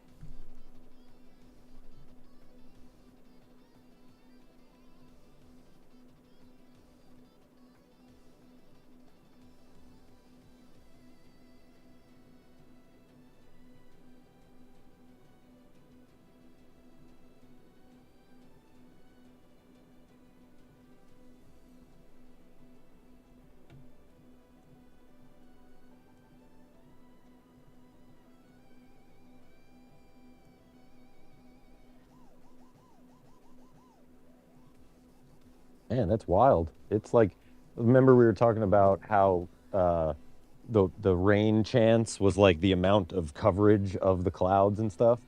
It's weird because I can see blue sky in every direction. There's just one big giant cloud. And it's like wanting to just dump. Hmm.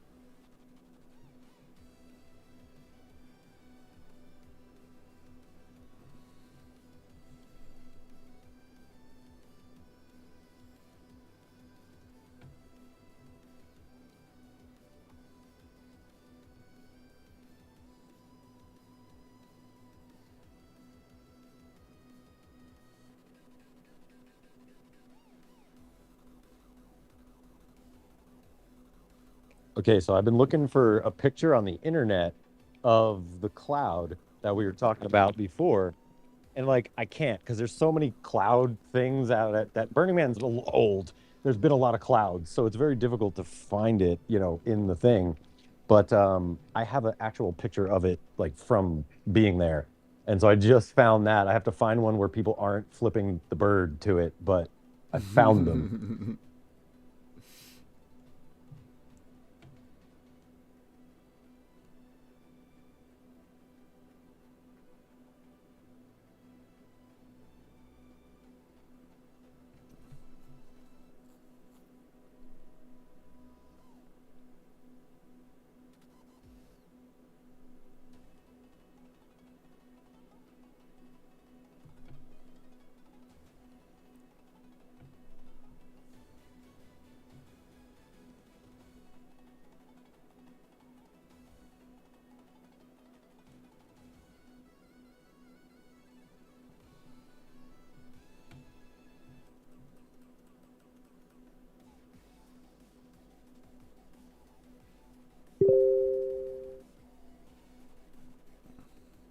All right, Breakman, I sent you a picture in Telegram, or I put it in our group chat. Uh-huh. The the cloud is that right there. So it's lit up too, huh? Look at that thing. Right, but I it was mean, behind us and we didn't know it. but you're on the. That's a picture of of torch, though, right? Yeah, I went down to the once we realized what it was, I went down to the ground and we were like taking funny pictures with it. That's neat. Yeah, like from that close it's hard to see, but from when you're really far away, it looks like a big giant cloud. It's got depth to it and the way like the lights are always changing, it looks like it's moving and stuff. It's wild. and it has water, and it dumps rain on people. And so after it dumped rain on us, it backed up like 10 feet. And as people were like riding their bikes underneath it, they would like shoot the rain at them, and like you'd see people like what was that? It was really funny to watch. Like a lot of Burning Man is trolling people is a lot of fun. So you have to have thick skin to be out there because people are going to troll you. Fun.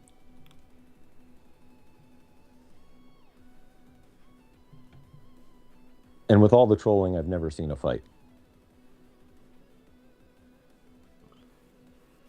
Not to say that there's never been one, but you know, a lot of people are just trying to have a good time there.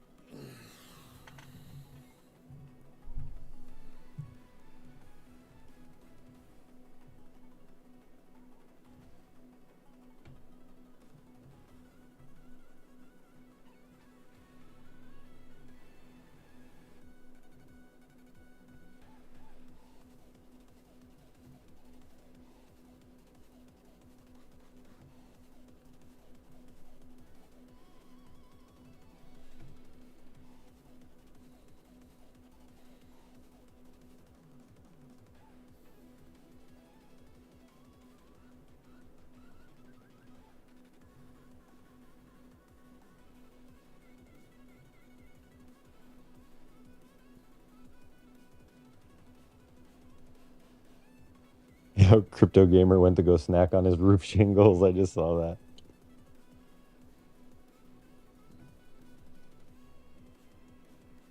I mean, look, I use Parmesan cheese too. I'm Italian. You know, sometimes if that's all that's available, the powdered stuff, you got to use it. But we try to have real Parmesan cheese when available.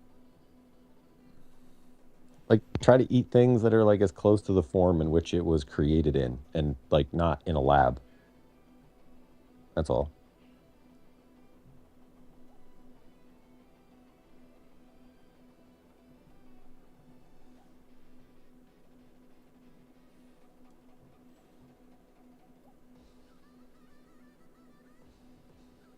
I mean, you know, it's a thing for like life too, you know? It helps you have a better time doing things.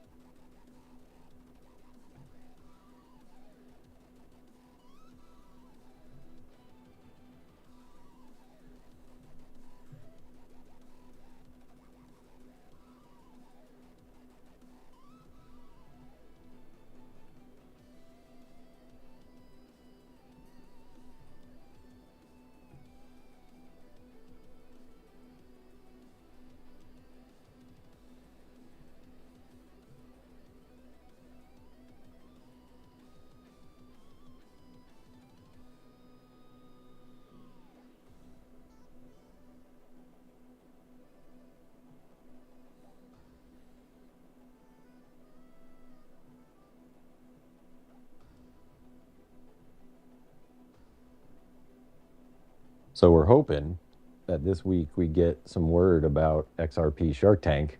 Right. But they did shout us out on one of their spaces last week. So, you know, I'm ever hopeful that that they're gonna, you know, pick us to pitch on stage. Right. I feel like we ought to know soon, huh? Time's running out. They gotta give us some time to prep.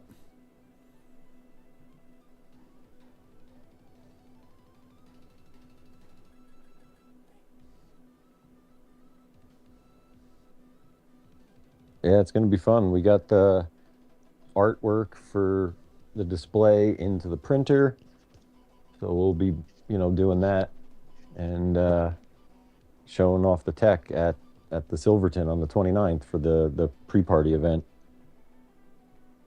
Shout out to 68J.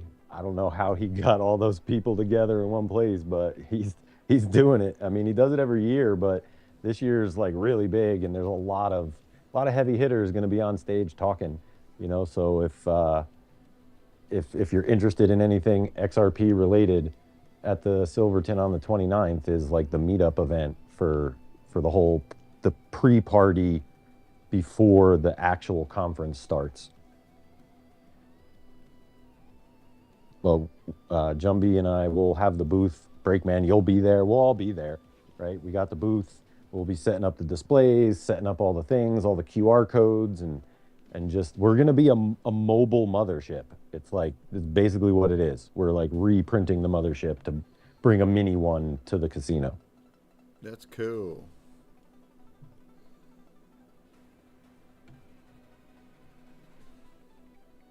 And we've got like space constraints, which makes it fun because now you've got to figure out how to get all of these like components into this kind of thing that's front facing and ready for the public and work. It's not many moving parts.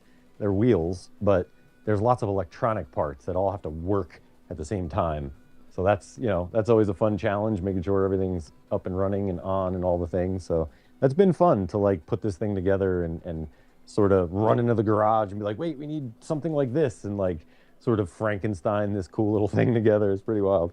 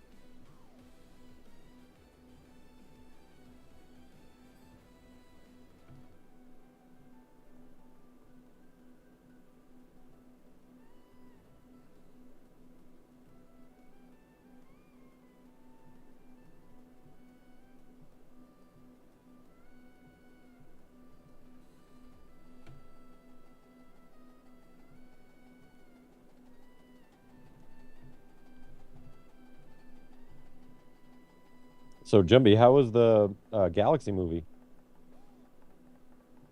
I haven't got to talk to you about it at all. Actually, I guess we can talk about it later, but I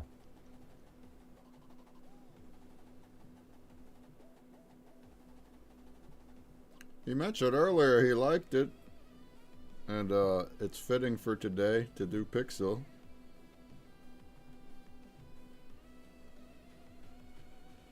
About all he said. Yeah, we went and saw the first one, like, I don't know, a couple years ago when it came out. We actually went with Mike D. Mike D was in town for that, and he came with us.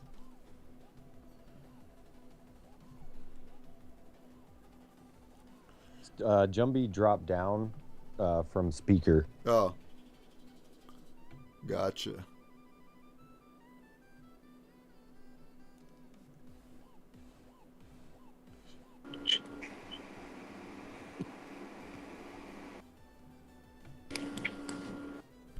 There he is. All right, I think I'm here. Am I here? Yeah. Awesome, sweet. Yeah. The Mario Galaxy movie was awesome. When Mike D was here, we did it in the 4XD where it like simulation style shakes the chairs while you're watching the Oh. movie. It was really cool. I thought like going up and down the tubes and like jumping onto Rainbow Road. I was like, I want to know what it feels like.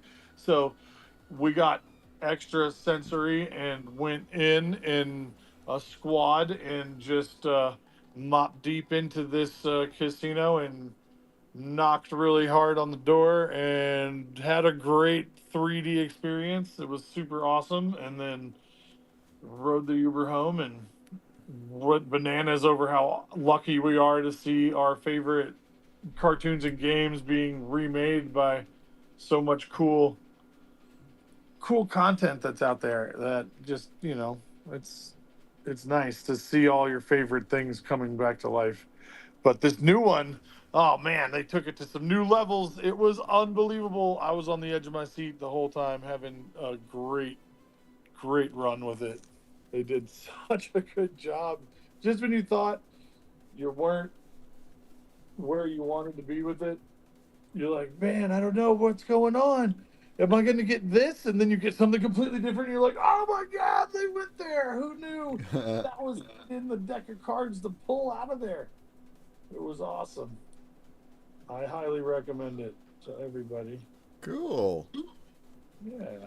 I always appreciate animation too. That's good like That's my number one. That's what I'm in it for. They did animation style shifts for different types of characters.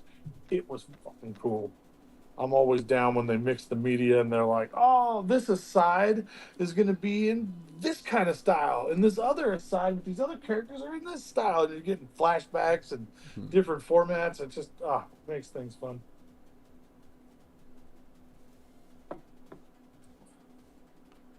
Crypto Gamer, 3 minutes till voting? No, the voting ended an hour ago. As for Blaze voting, if that's what you mean, ended an hour ago. And it's going to open back up in a half hour. We can vote again in a half hour. So, anybody that's going to vote for me here while I'm still live over the next hour, so it opens in a half hour. So, really, the last half hour, I'll give you 100 break bucks per vote. 100 break bucks per vote. All right, I'm shaping up to finish soon. I like what I did here. This was a cool one. I liked it. Only dots. It made it different.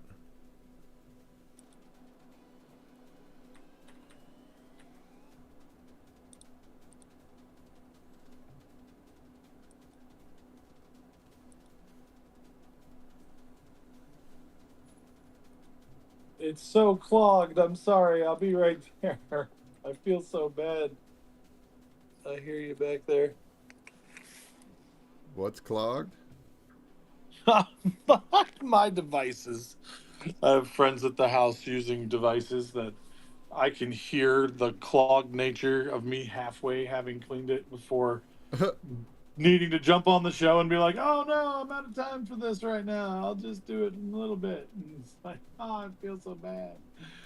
Leaving everybody just kind of waiting for the final moment. And I'm almost at my final moment too. So, I'm being extra because it's me. And that's sort of what I do. I have a little trouble letting go of these things. Oh, that's nice. I like that.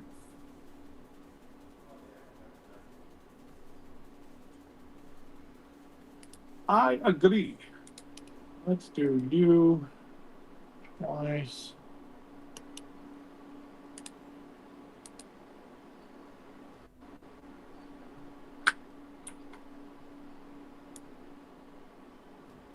Wow, the amount of angry wind that is outside right now is wild.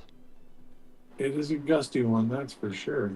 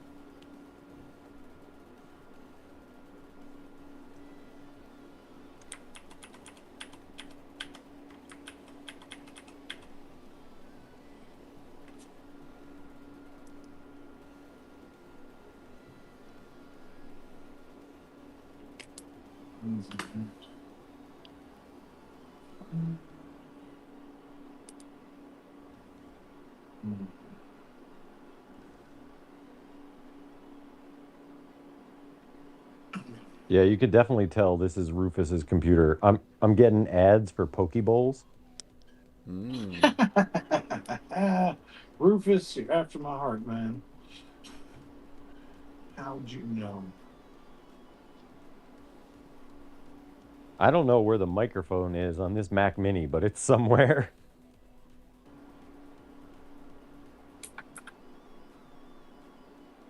Because we've never put anything personal into Rufus. So I guess the ads that we're getting fed, I'm not sure where they're like pulling from, but whatever, but I'm seeing the same exact ads on the Terramike account, just in a different order, but they're the same ones.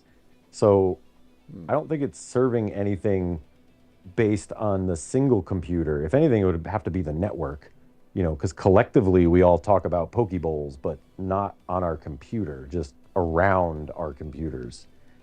And so I don't know what other commercials people are getting, but I've already got Pokeballs and World of Warcraft and Transformers. And I'm like, wow, this computer that we've never used for anything personally knows us personally pretty damn well. Spooky wookie. That's a shocking moment to come across. But what you gonna do? I don't pay attention to the ads. I don't know what they're serving. They're wasting their money I on mean, me. I usually don't, but they're on Rufus's screen, and I'm standing here, and I saw Bumblebee, and was like, "Oh wow, something with Bumblebee." I'm like, "Oh, it's like an insurance commercial or something," but it's just funny. Like some of the ads that I've seen are very like hyper personalized to things that I've said today on Twitch.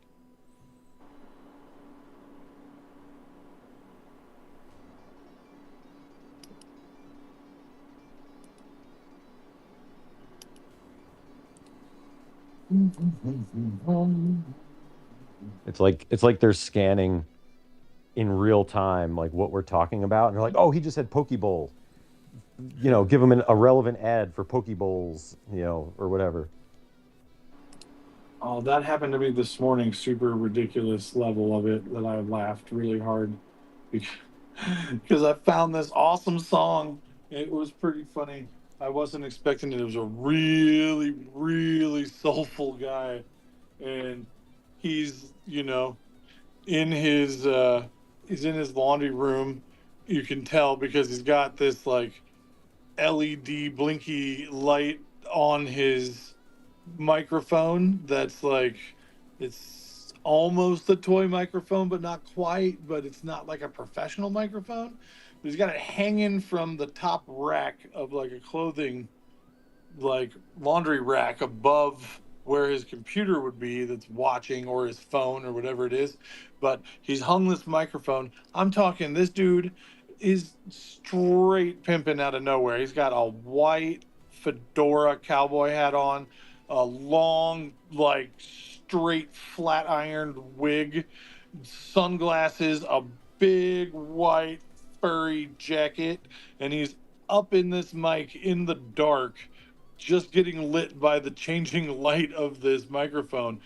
And he's just dropping it real hard, going, "Bitch, I dropped my blunt today. Everything's seeming suspect." Just like there's background singers going, "Ooh, ooh, ooh." Like it's really out of control. And so I'm laughing about that. I found this video and I'm explaining it to Ty before I send it to him, just enough so he knows not to like skip it when it shows up in his phone.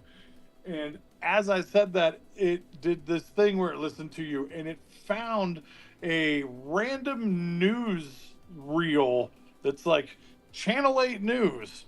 In other news today, somebody is still searching for their dropped blunt. And it's this dude out in the snow, like looking endlessly. It is legit looked like it seemed so just taken from the news, right? Like, here's what we're talking about in news today, guys. All the things in the world we could be talking about, and here, this guy clearly wants to see more things about dropping blunts, so we are gonna send him a video about this. So I sent the the news article version of video first, and then I sent the music video. So it was like, in other news, somebody lost their blunt. Still looking for it out in the snow right now. And they're showing this dude searching. And they're like in the comments, it's like, news flash, he smoked it, plot twist, and all sorts of hilarious things that were going on in the comments. But I was like, oh man, here's the news article, and then follow it up with legitimately the like soundtrack to that news article going, bitch, I lost my blunt. It was great. It was awesome. Can't be dropping your blunts, folks. That's the memo of the day. Don't drop them.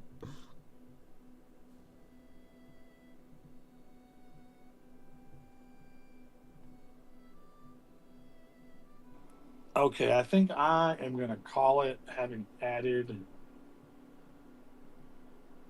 some little coins on the side. I think I'm about as full as I want to be. All right. Trick So and on this Jess composition. put theirs into Telegram, so they're done. I'll be done in a minute. And Sumerian and Tut, whenever you're feeling it. Tut, I know you look. He's got himself an Egyptian character down there. He's coloring them in. Take your time, though. You can take another hour still.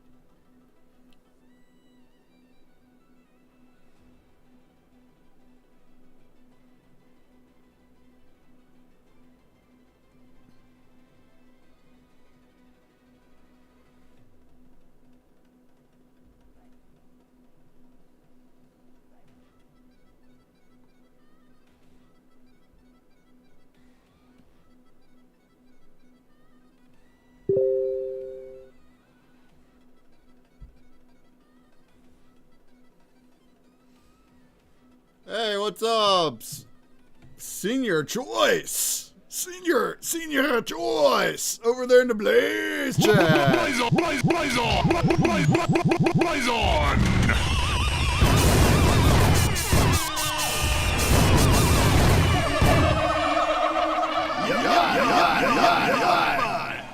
From over there in the Uncle Funk community. What up, Senior Choice? Yo, it's been a while. How's it all going, consumer? Passing by to say hi. How goes it? We're doing our weekly art stream. We're making art together. This is episode 18. 18 weeks now, folks. Yeah, how you been, Senior Choice? How's Uncle Funk and Operation Safe Place been? You know, same here. It's been a while. I've just been in my own world. I loved our interview with Uncle Funk. I loved his attitude and everything that he's doing. And when I go and watch him live, I love him. But I've been too deep in my own work to be involved. But how y'all been? Y'all been good? Been good? That, and I'm usually asleep while he's streaming. I sleep during my morning. But I see him there. I see him there racking up the Blaze votes. Doing something right. Blaze on! Racking up the Blaze votes. Racking them up. Racking them up.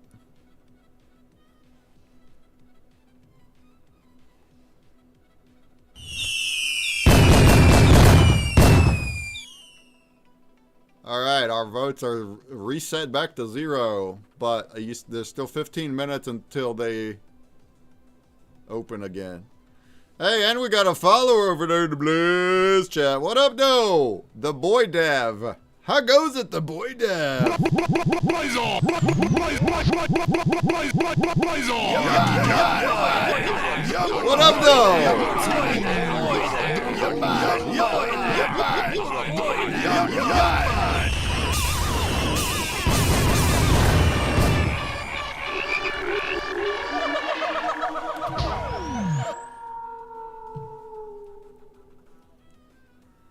How goes it? Alright, I can't make your name green. I'm out of blazes again. Maybe next time, the Boy Dev. Welcome. We're making an art stream. We do this every Sunday. We gather together. We got multiple artists. And we're drawing something that is based on attribute themes that we decide on during the beginning of the stream. So today's theme is Pixel theme. And we got ourselves attributes of an 8-bit hero, simple background, detailed subject, retro game UI frame, jump or mid-air pose, whimsical and fun, palette with one accent color. Which most of us, I think, maybe ignored. I don't know how to do that one either. But that's what we got, huh? Look, I see the whale now from Tricky Chickies. That's a cool whale art up there.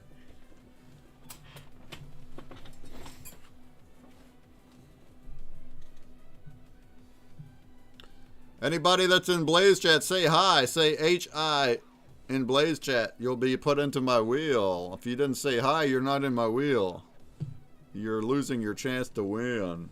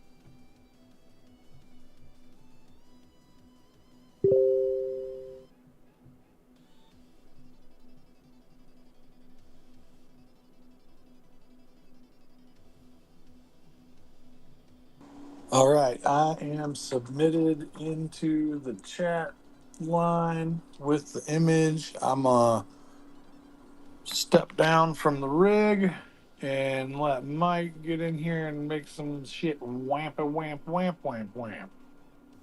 Let's go. Step down from the rig. The rig. Yup, just closing up some shit. Okay. I'm also done.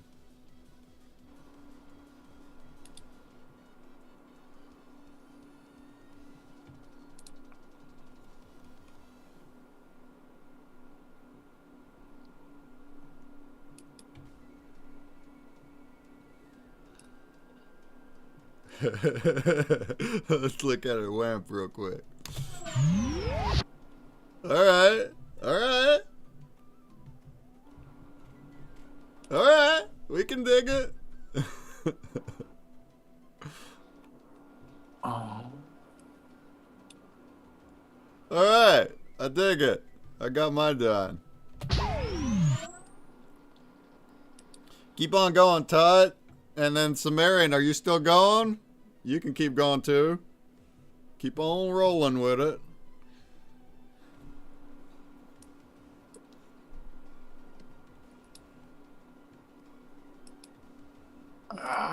come on. What the fuck? Why can't I share back? Come to me. There it is. There we go. I'm still puttering, Sumerian. Alright, keep puttering. That's all good.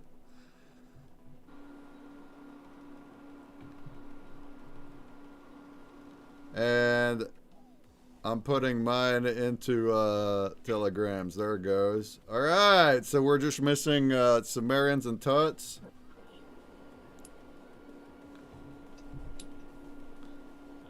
And we'll watch Mike do some wamping when he's ready.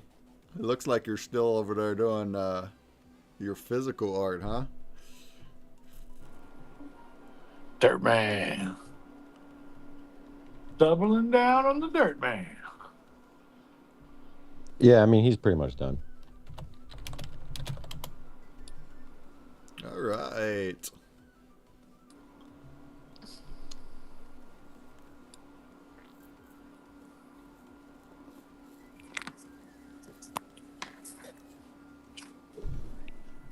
Okay. I got to take a picture of Mr. Derpy here. Sir Derps a lot? Is that his name?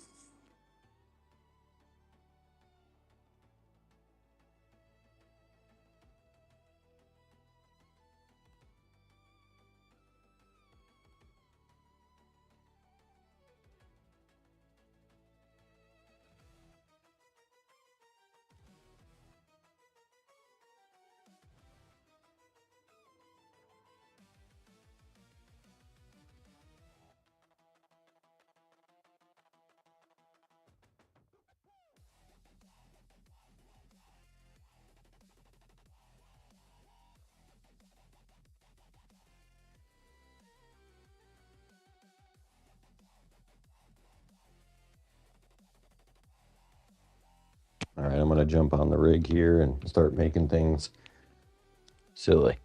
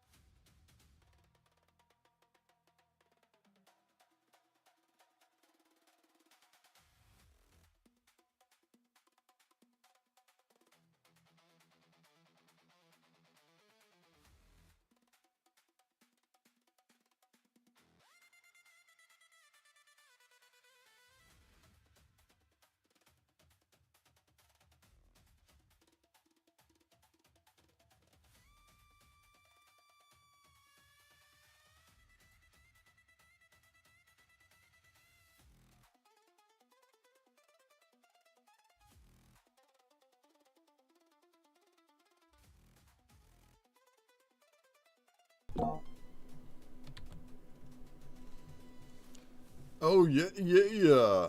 So I see Jumbie's screen. Are you still making the art, or is that Mike now womping it?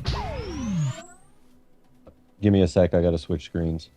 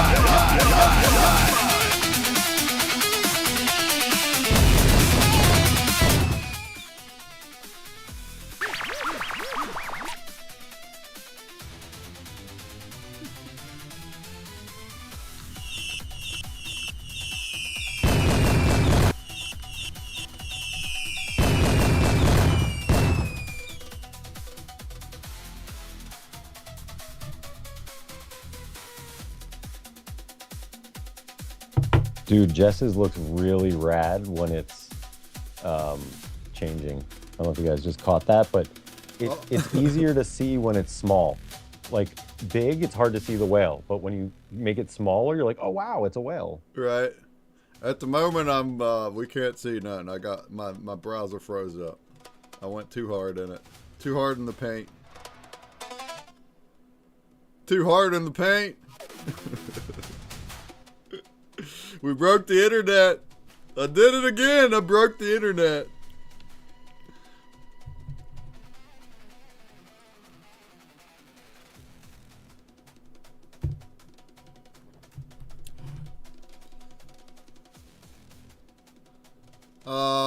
Thank you for the follow, JR Sense. Thank you for the votes, whoever just did that. I'm frozen up, so I can't see anything now. I got to wait a half a minute, and my browser will refresh. Sometimes it happens when I'm going crazy on my keyboard. Can't handle it. There it goes. All right. There it goes. Come back now, you hear? Come back. Oh, it's Badger!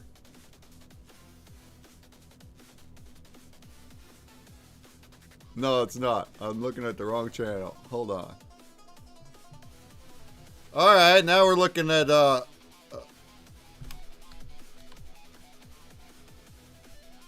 Hey, your screen, but my art is gone. Why did it disappear, though? So did Tuts. Tuts, make sure you're saving and you get me your art when you're done. Please. I'm going to refresh and come back here.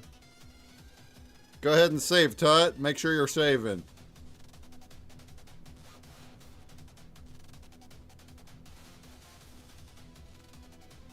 Oh, it's Crypto Gamer. Gave me 10 votes. Thank you, Crypto Gamer. I'm starting to get back here. My stuff got all womp, all dilly-dallied.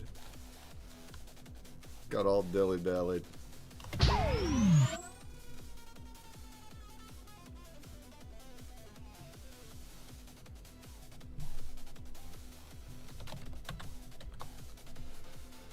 Crypto Gamer, you're not on Twitch. Come over to Twitch. I'll give you some break bucks for all those votes.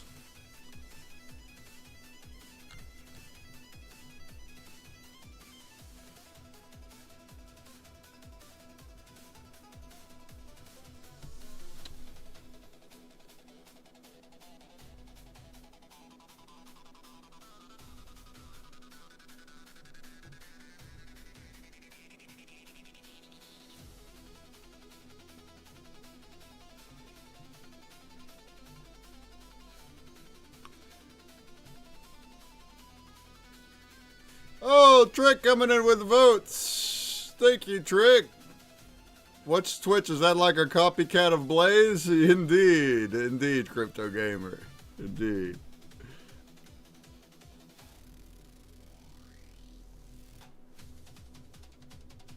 See if we can make it back in here. Oh, there they are. Well, Tuts is still gone. Tuts!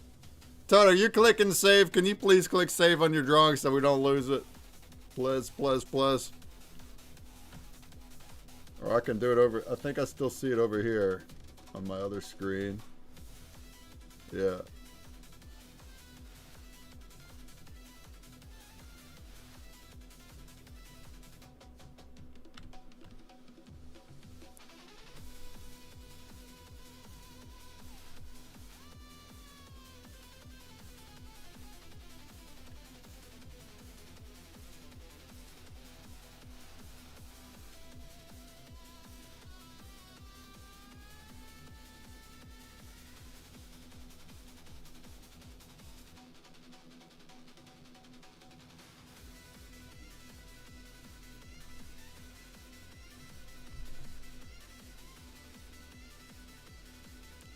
My stuff's all freezing up right now, y'all.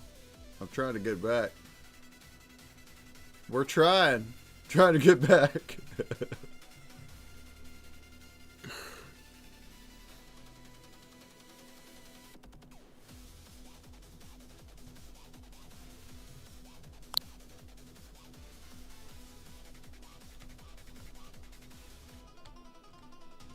All right, and we're back.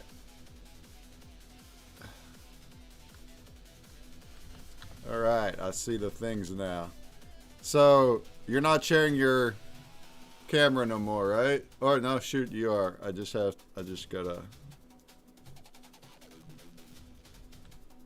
put it back.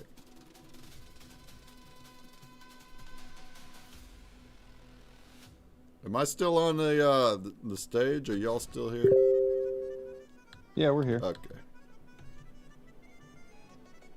All right. I got my stuff back. We're back. We're back, folks. Sumerian and Tut, you're still drawing away, right? You're still drawing? Just make sure to save and download when you're finished. And send it to me in DM just to make sure we got the correct latest. Thank you, Jungle, for the 2 votes. Jungle! Let's go. 200 break bucks for you, my friend.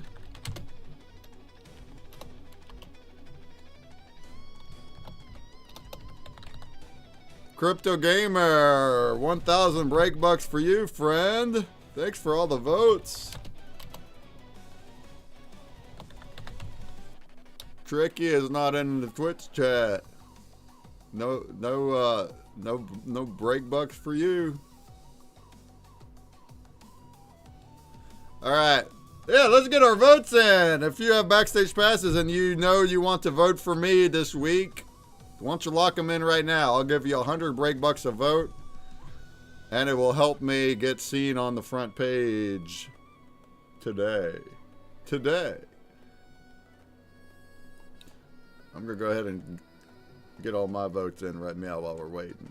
But we're looking at this screen right here. This is Terramike's, and he's actually doing the womping right now as we speak.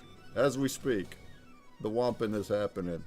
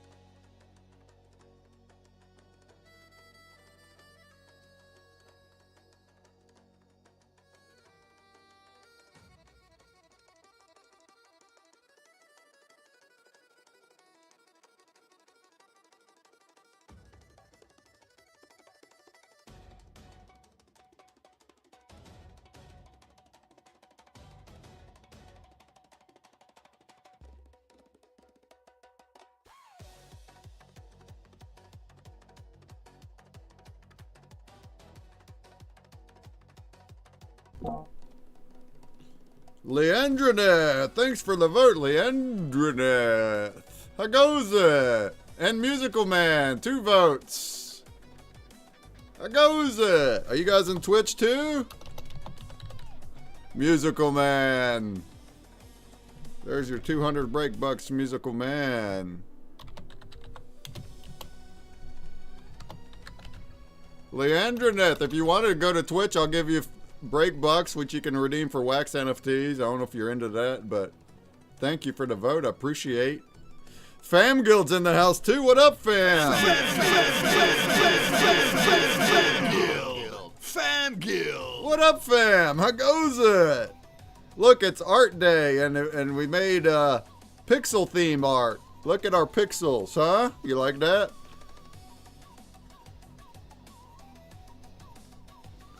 You like my little pixel art? Look at that guy. Look at that guy. But we're on the tail end now. We're in the last half hour, and he's making it womp. We're going to check out the final arts. Samarin says, you're calling yours done. You'll send a DM. Perfect. Perfection. Perfection.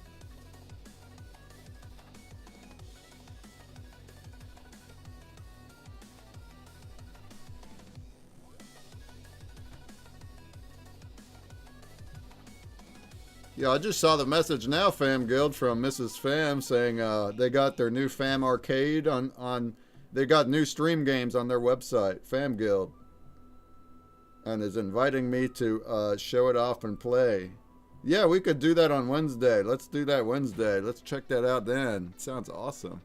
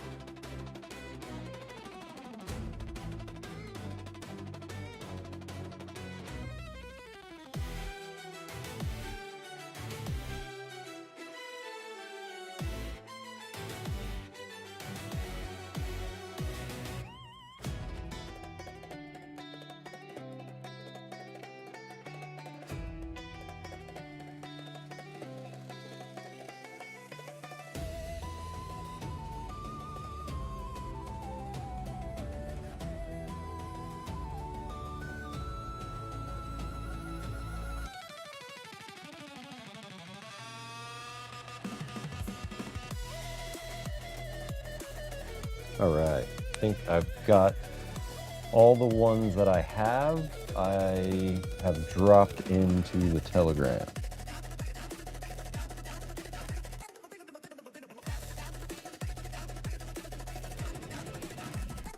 All right. Excellent. Sumerian, you said you're done? Did you send it to my DMs? You sure did. She says, I think mine should have bigger dots, but I did count out the grid squares and I thought it was going to be accurate. Hey, no, it looks awesome. I like it. I also like your little clarification on what's happening. It says, thank you. The dragon is helping the person out the quicksand. Or whatever it is. Yeah. Alright, there's that, Mike. And we are still waiting on Mr. Tut to finish. Mr. Tut. Oh, another raid from Brachia 513. What up? What up, Brachia? How goes it?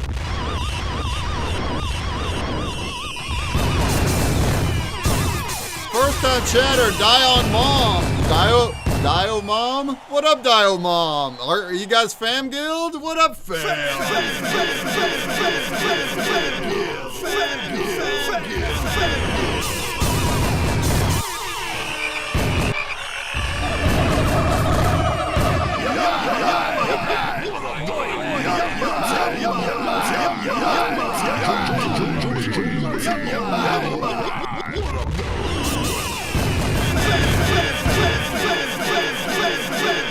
How goes it? Blaze on! Hey, Hollow Games, another first time chat. What up, folks? Ooh, another one. Mrs. Super Cool. What up? What up, folks? What are you guys into? Oh, I got I Love Soul. We know I Love Soul. I love soul! There he is. I love soul!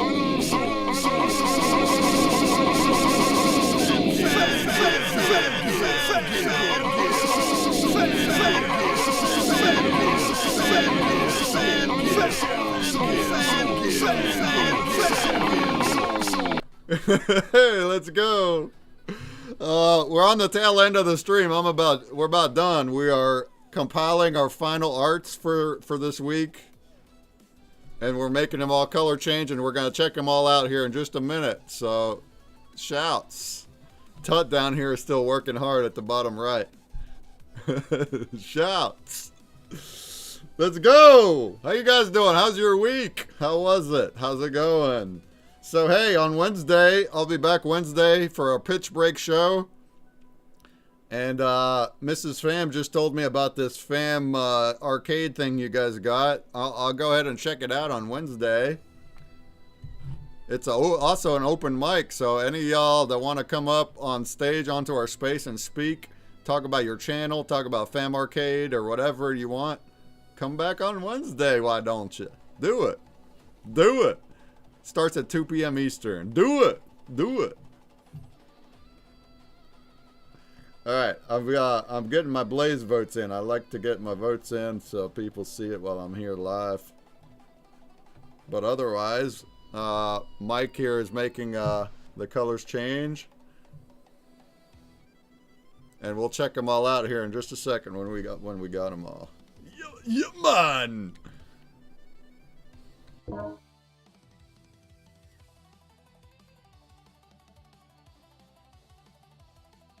I just sent Sumerians back.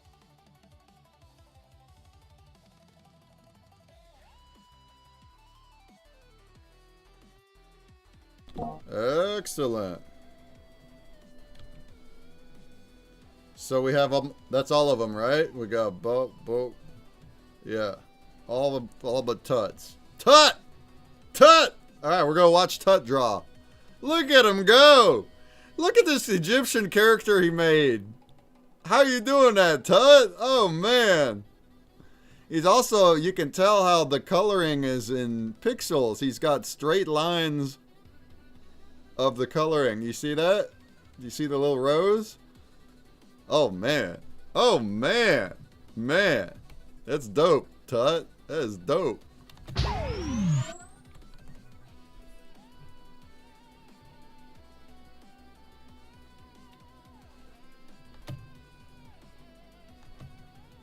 You know, I do have clay. Just saying. Multicolored clay.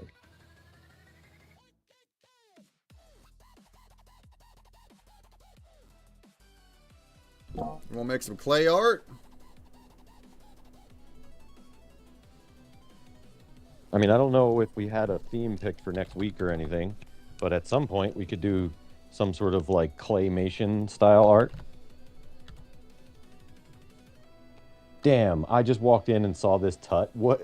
Dude, that is so rad. Right? Right? It's King Tut over there in Mario 3 Level 2 land. Look at him go. That is impressive. Well, next week I'm going to be there too. We just mentioned that I'll be there. We got 2 shows that I'll be at the mothership. And actually doing a clay theme sounds interesting too. IRL, we can make clay sculptures. So that would wouldn't be a bad that'd be fun one. since you'll be here, you know. Yeah. That'd be cool. Instead of doing 2 foods, we could do a food and a clay and have real life sculpting.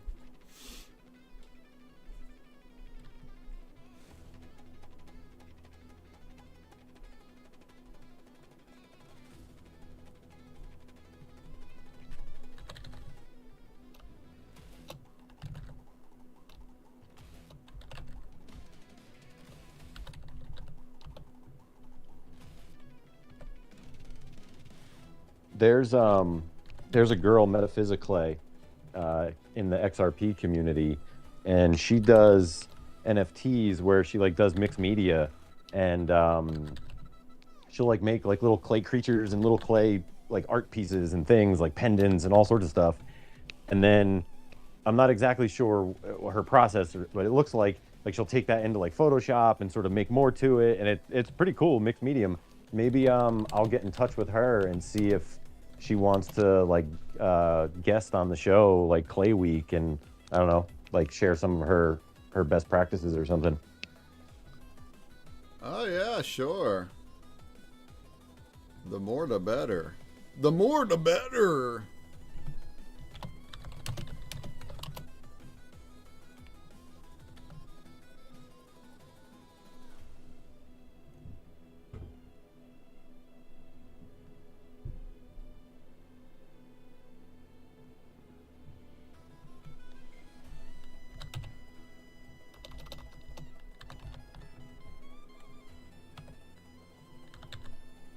So my one homegirl just texted me. Like we're actually, I think we're having some sort of an effect in the world, because she is soldering things right now. Like her new fun, she started like making stuff out of concrete in her backyard, like sculpting concrete, and now she wants to like do cool stuff. I don't want to give away too much of her project, but now she's moved into soldering.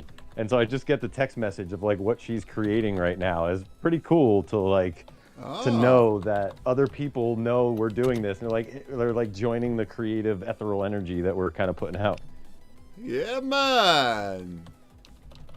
The energy. I'm gonna invite her over for one of the days, the food day or the clay day. I think the clay day. She'll love the clay day. She's very tactile. She likes to make things with her hands. She like does like macrame art and stuff. It's like super intricate. Like it's crazy. She does some wild stuff.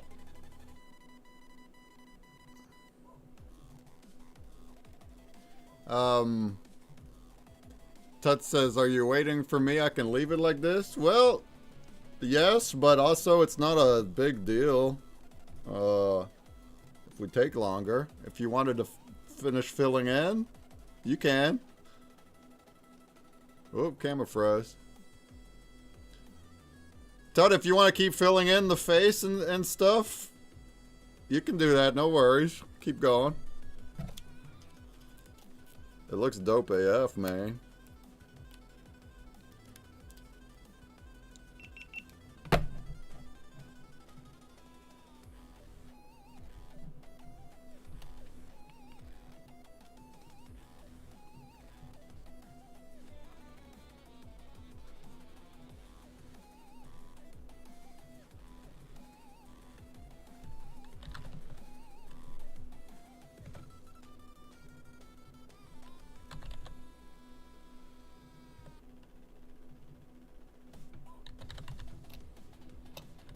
So get this, break man.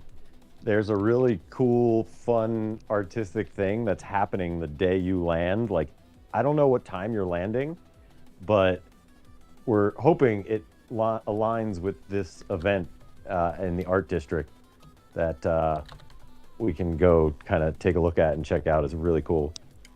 That's cool. I'm not sure the time either unless I look it up.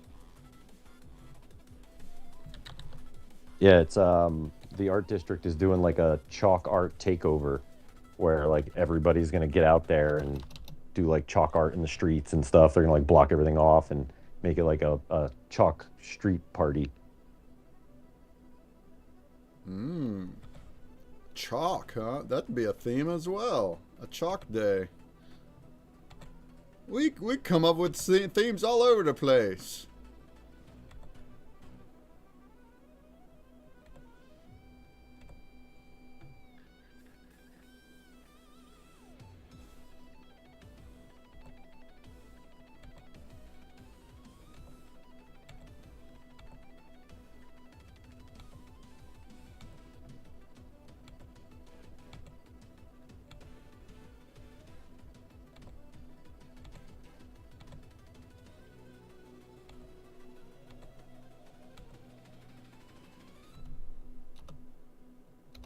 Tricky's got a bunch of chalk. It's happening on the 18th of April. So like, the day Breakman gets here. It's like a 1-day event that they're doing.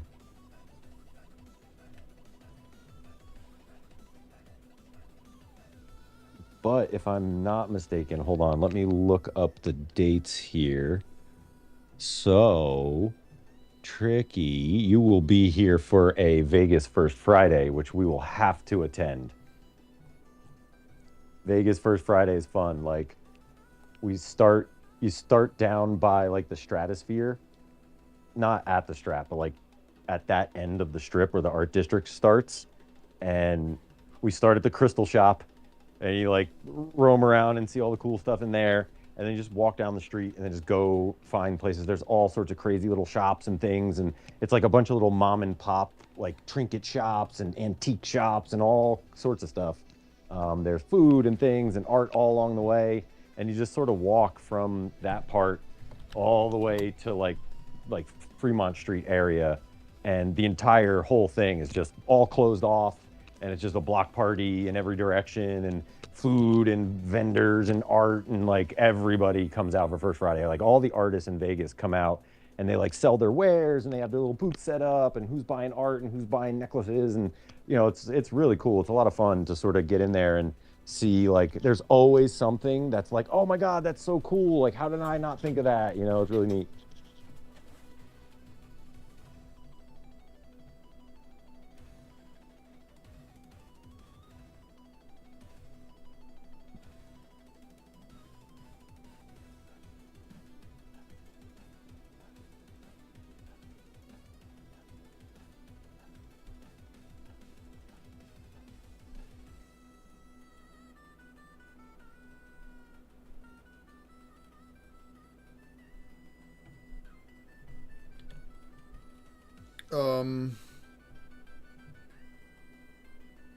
Let's see.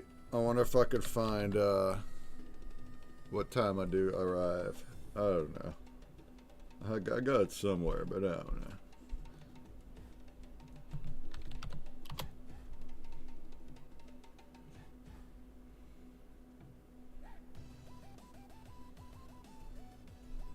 Yeah, I mean, depending on the time, like if you're getting in early, we could just go back down to the art district like later when it's whatever. But if you're getting in late, like I don't know, it's Vegas, it might just be all day. I'm not sure. I'll look it up and find the times for it too. But it was just something like, oh wow, how random! Like Breakman will be coming in that day, and like this really cool art thing is happening. I get there at 6:30 p.m. on the 18th.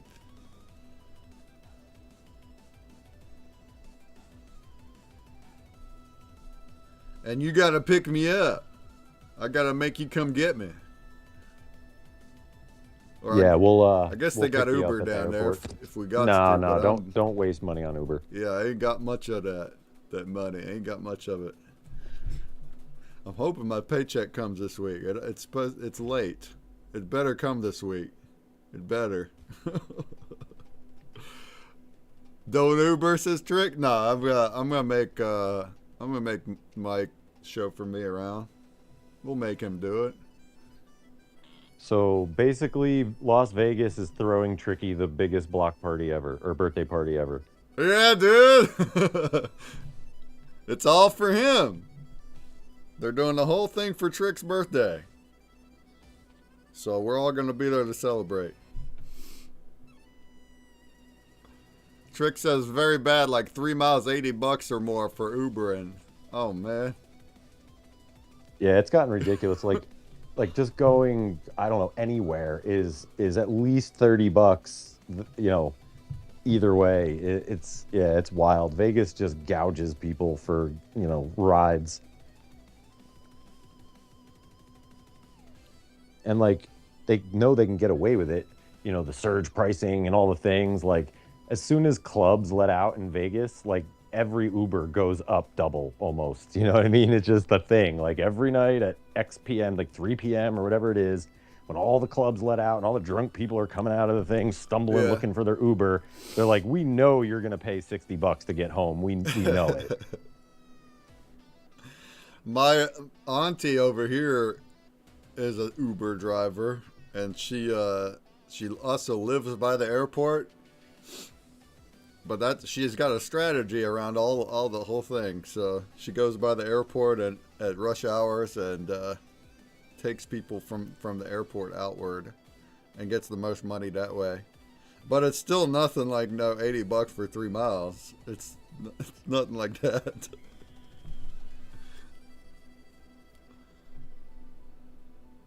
In 2019, I paid $94 from airport to the Continental, says Trick.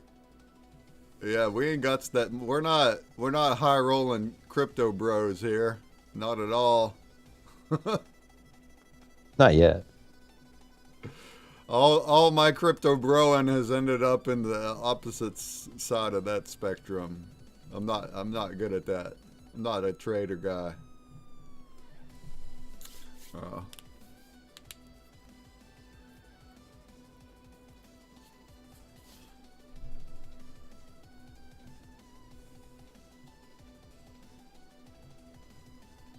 There you go, Tut. This is way better. Yeah, I want you to finish because the face looks awesome now. Look at that. And you said you didn't know what you was going to draw. You say that every time. I don't know what I'm going to draw, and then you just blow us all out the water.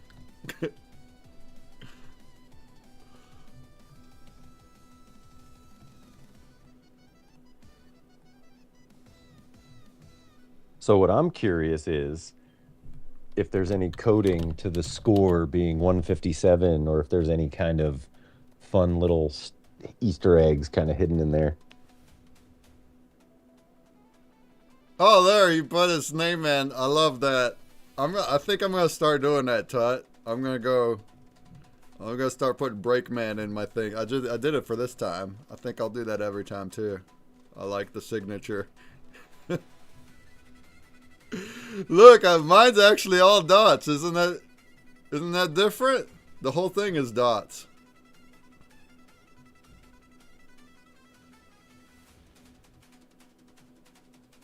Oh, you know what? The eyes are supposed to be white, not black. It's because I think it's because I used the eraser instead of the white color.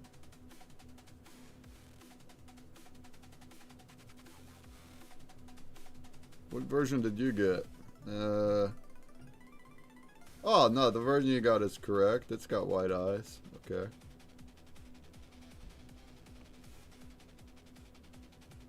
Works. You can download, says Tut. Yeah? Am I done? Are you done? Is this it? Is this guy it? He looks dope, man.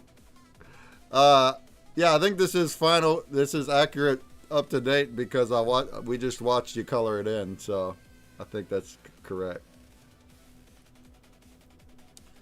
Samarin says yours is great. You've used the dots very well. She's talking to me. Yeah, thank you. I thought that was an interesting way to do it.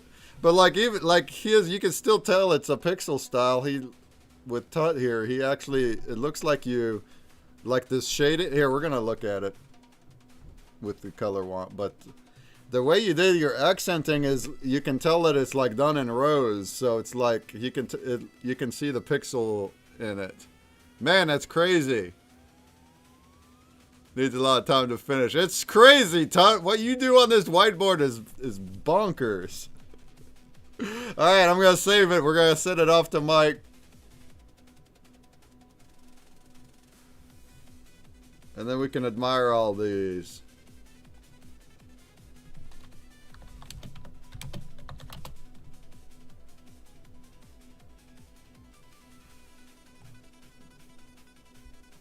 All right, there it goes. Go for it, Mike. Womp it up. Womp it up. All right, here we go. Well, thank you all for joining us. Oh, look, a cat got Camilla put in the hearts emote that looks just like our little hearts in our pictures. You like that? Tell us, Todd, does that mean it is 157? Are there an Easter egg? Did you just make up a number there for 157? I got little hearts in mine. Yeah, we're about to look at the finales, all right? We're about to check out the finales. Thank you, Tut. Thank you, Sumerian. Mr. and Mrs. Trick, Jumba, and Mike, Terror Mike, for making new art this week. Reminder that next week we'll be back, but I'll be over there with those guys in the flesh. I'm gonna be over there in the mothership. I'll be using my Mac, so my stream setup will not be as bonkers. I might not do all the multi-stream either. I might just roll with Twitch Blaze, TwitX, if it's too slow. But I'll also be partaking in the real life sculpting next week. The next 2 episodes, next 2 weeks. Me and Mike and whoever else wants to will be over there sculpting. I like the idea of clay, so 1 week do clay, 1 week do food. I think that's fun.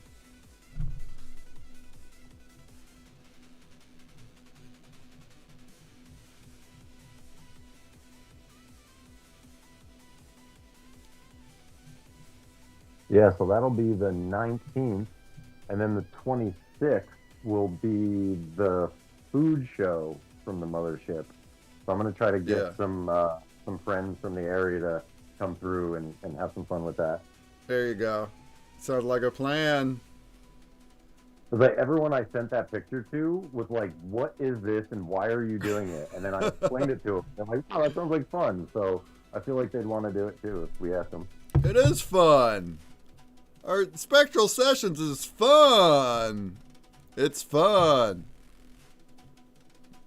Hey, what up, Bullish Chris? How goes it, Bullish Chris? Welcome. Welcome to the stream. We're about wrapping up now. We have video as well. It's there's a link in the replies of the space. We got live video. I'm also on a bunch of platforms. And we just made a bunch of art today in the past several hours. Look at the pixel art we made. It's over there. It's over there on the wall. Mike is now making it change color as we do. We're making it womp, womp, womp, womp. And I sent them back. Oh, you already sent that one back? Yeah, so with that, why don't we check out the stream right quick? Turn on the video. I'm on Twitch, Blaze, or whatever, TwitX.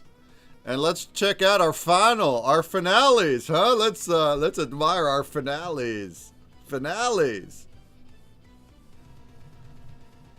All right, let's start with whiteboards. Let's go ahead and start with Tut over here, huh?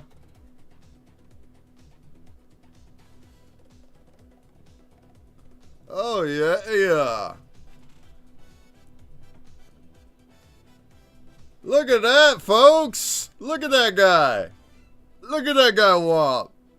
Just look at him. Look at him, Womp. Reminder that our themes and attributes this week. The theme is pixels. The attributes were pixelated 8-bit hero, aka a classic sprite adventurer or warrior. The form language is simple sprite background, detailed sprite subject. The environment is a retro game UI frame. The energy source is jump or mid-air pose. Emotional tone, whimsical and fun. And the color logic, palette with one accent color. Okay? So, through these arts, we're seeing all those things. Huh? I'm seeing those things for sure. Alright, let's dissect this without color changing for a sec. Man, Todd, I love it. I love really all of it, but the fact that the way that it's in the game frame, I love the extra frame and the hearts and the score. Makes you feel like you're inside of a Nintendo game. The background, I said, looks like Mario 3 level 2 with the sand level. I like that a lot. Very nostalgic. I like the gradients of your skies. 4 different gradients. It makes it feel 8-bit, but still has a little bit of life to it. And then of course your character, I don't know how you do that. I don't know how you get so good at drawing. Did you look at a character? Tell us a little bit about your process. Did you go and find a character, AI a character maybe, like Mike did, and then look at it? Or how did you get it? How do you get such a good art, man? And then you got his shading on there too. He's got like, you can see like the shading that's giving it some depth. But it's still, I can still tell how it's pixelated. Like you actually drew, that's crazy actually if you think about this for a sec. You see this diagonal line here. He didn't just draw a diagonal line like we would on a whiteboard. He went and drew vertical lines to make the pixels apparent, right? That took, you did extra work to do that just to make it look pixelated. I love that. I love that. That's cool, right?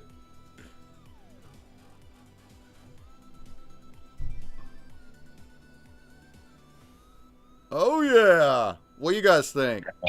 So good. I like the way it looks pixelated because of those vertical lines. Right. He put extra time to do that. Like that's, he actually drew his lines as horizontal or vertical lines to make the pixelated.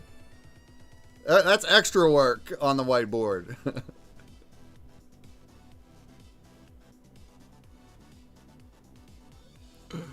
Tut says I could draw better, but you don't try harder. You think I don't try hard? I'm usually talking the whole time, so I feel like my arts are a little rushy because I gotta keep talking while also making time. This is awesome, Tut. If you can tell us anything, any kind of behind the scenes about it, let us know because we found it fascinating. Next up, let's look at Sumerians. Ooh, it's a dragon. Look at the dragon. Oh, that's actually whomping this nice. One's my personal favorite. I have an affinity and a bias for dragons. I absolutely love this. Yeah? Shots, we just got a follow over the Blade Chat. What up, Chard XYZ? How goes it? How goes it? Thanks for the follow. Thanks for the vote, Tim Draws. Blaze on!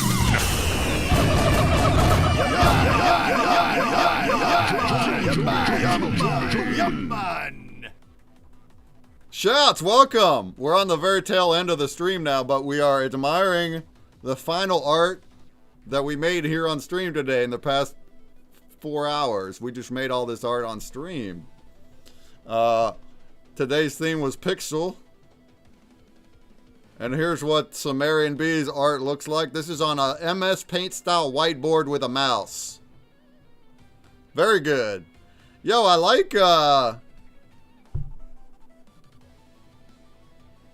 very subtle, but I like how it's got a different shade of blue back here, right? A little darker blue. Yeah, those clouds are like 3D. And then the clouds also, they have multiple accents in them. And yeah, you throw the womp on and it really gives it a kick, doesn't it? Just that little change of a darker color right there gives it a kick. It gives it a little kick, Sumerian. And then we see like pixelated bushes and stuff in the back. The subject is awesome though. How'd you think of that? You're like, I'm gonna have a dragon that's saving a damsel in distress, I guess in quicksand or something, with a rope. Tell us more about this, Sumerian. What inspired it? How did you? What made you think I want to do a dragon? Anything special or nah? You just like, I'm gonna do this. That's just what I thought of. And the dragon, yeah, Tricky Chicky, the dragon looks pixelated too in dot form. Yeah, it's more, especially the dragon part of it is more like your regular style dot shading. But that does kind of fit pixels also, especially the shading part, right? Like in the wings, I like that. Yeah, this is amazing. I love this piece. Hero dragon saving a damsel. Oh, okay. So the dragon is your hero character. You're controlling the dragon. Okay. That's a twist.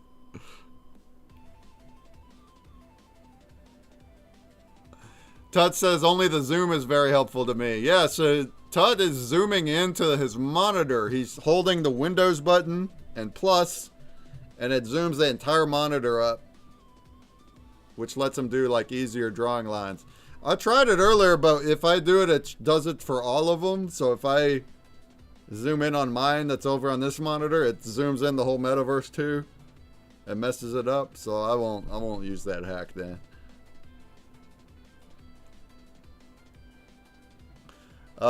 Tricky Creation says, I just love that you thank the dragon for your life. Well, it's the other way around. The damsel's thanking her. Sumerian is the dragon. The damsel's the NPC, and the dragon's the main character energy. Yeah. I like it. Awesome. Thank you for joining us every week, Sumerian. It's so cool. All of this stuff will get added to the perpetual content file that we're making. All right, I have here's mine. Look, I did it completely in dots. What do we think of that? It's still doing the crazy. I don't know why mine. Maybe it's just because I have more solid colors, but like mine does a very particular kind of wump compared to others. It's gotta be because I do less small dots. I do more like bigger accents, I think. Yeah, that's cool, right? Look at that guy. And now, so he's going into your game. That's what you're saying, or what was it?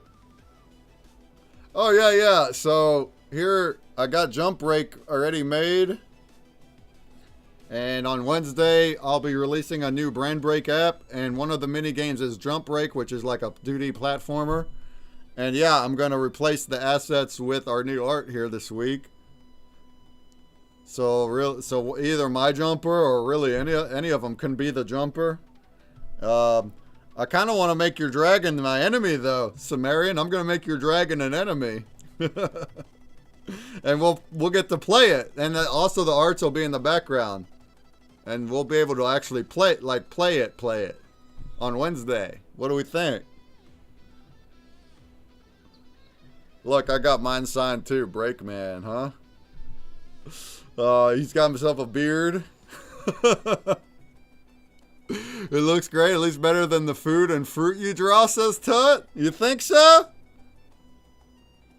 I did, the background's got bigger dots because that was the simple sprite. And then I got my subject with smaller dots because that's the detailed sprite. See? You like that? And then I dropped off the X space. Okay. And I still put a background border on it to make it like a video game frame.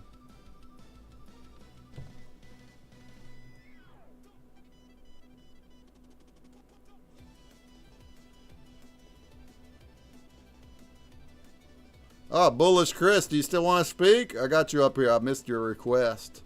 Feel free to speak. Tell us hello.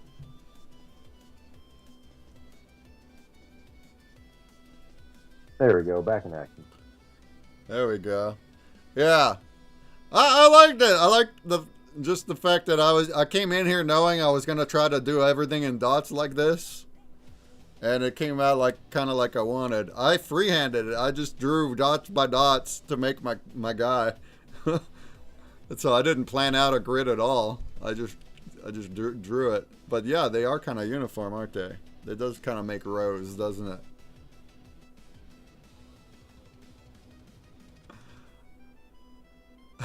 Sumerian, it's a good dragon. We got to have some enemies. It'll be fun. It'll be fun. Yeah. All right. I like this. Here, looking at it without Womp. I didn't really do any no kind of shading work. It's just the colors. Oh, hey, what up, Mew Pew Pew? Give us a vote. Hey, what up, Mew Pew Pew? May Pew Pew. What up, though? I got this green ground, and there's a little layer of blue background between his feet and the ground, so that's telling us he is in the air. Eh? He's jumping. He's in midair. And then we got the question box Mario style up here. All right. Giggity. Giggity.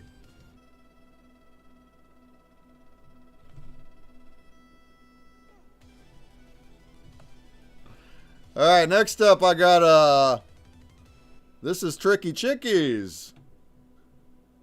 Oh, dude, that Womp's super awesome. I think it's because, you still see the letters inside the hexagons, but it's like it's adding shading to it, doesn't it? Oh, that is neat. Thanks for submitting this, Jess. Yeah, that actually adds a lot. Just the fact that all the hexagon things, the pixels, already had like a letter in them, which is meaningless. It's to color it. But the fact that they are in there, it's adding shading to the pixels, doesn't it?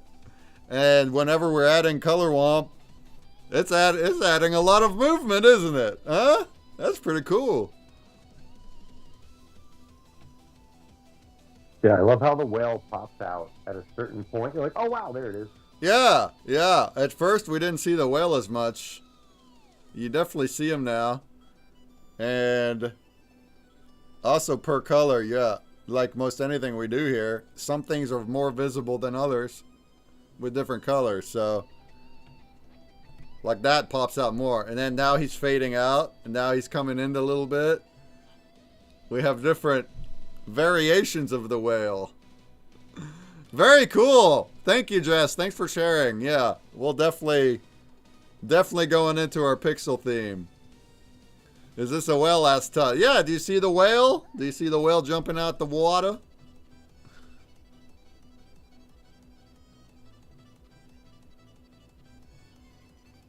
Hey, Char. Thanks for the vote.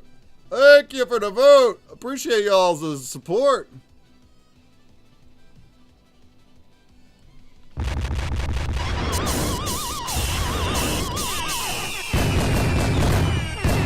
I appreciate y'all's support. Look at that. Look, we're at the top. We're at the top of Blaze, folks. Right now, we're at the top of the leaderboard. 103 votes. That's how you do it, folks. That's how you get up there quick. You gotta get your votes in right away. You gotta get them in right away. I appreciate y'all a lot. All the money that I get from Blaze goes right back into new passes or gift subs into voter pool. All right, so it helps all y'all. It helps everybody out when we vote for me, huh?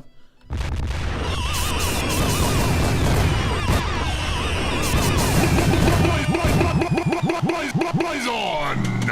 All right, let's check out Trick's now. Trick has a cool one. Well, all of everyone's is always cool. Always cool. But this is a bit different than the other ones. Look, he's got a full PFP character over here. Huh? Look at this guy. Look at this flipping guy. Huh? That's awesome, Trick. That's awesome. That's cool. Like, you could... He's definitely going to go in the game. He's going into the game. Every art we do is going to go into a game now, huh? That's cool. I love how happy he looks to like run headfirst into battle with the sword. Yeah, I see that. He's like, let's go to battle. Man, and the all right, let's unwampify him. We have like this red, the helmet jewel thing is red. It's the only spot in the whole picture it's red. And because of that, that part sticks out to me. See how it's womp womp? That's very neat.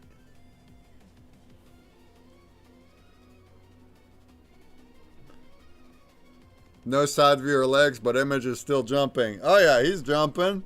He's jumping. And we saw sort of how you made it. And you started out with a grid, your grid lines. So you actually followed an actual grid to make the lines. So this is a legit pixel art. This is actually legit made using pixel lines.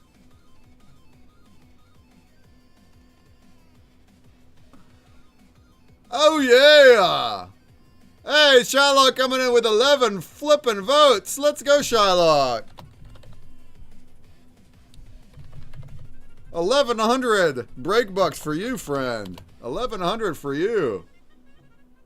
Who else was voting for me? And if you're in Twitch too, Chard, well, you're new, but thank you. Mayo Pee Poo. Anyone that voted for me, Tim Draws, you guys want to come into Twitch? I'll give you break bucks.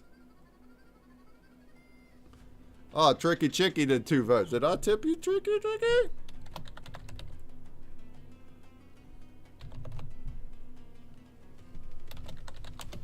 There we go. There you go. Get him. Get him. Yeah, this is awesome. I love the variety. This is such a cool thing we're doing. The whole variety of all the things is so cool. Jungle says the helmeted superhero is too good to be in a game. The game needs to keep up with it. I heard that.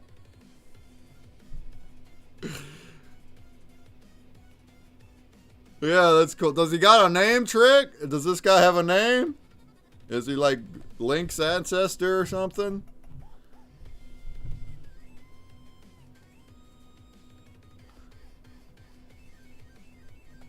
All right, awesome. Next up, look, we have we got a physical dirt man. Oh man, look at it, Womp though. Look at Terramike's thing, Womp. That's beautiful. Look at the Spectral. How about that Spectral?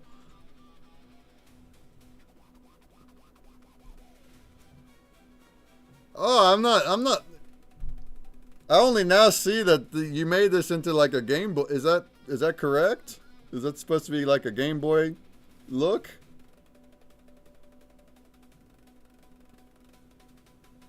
This bottom left almost looks like a D-pad.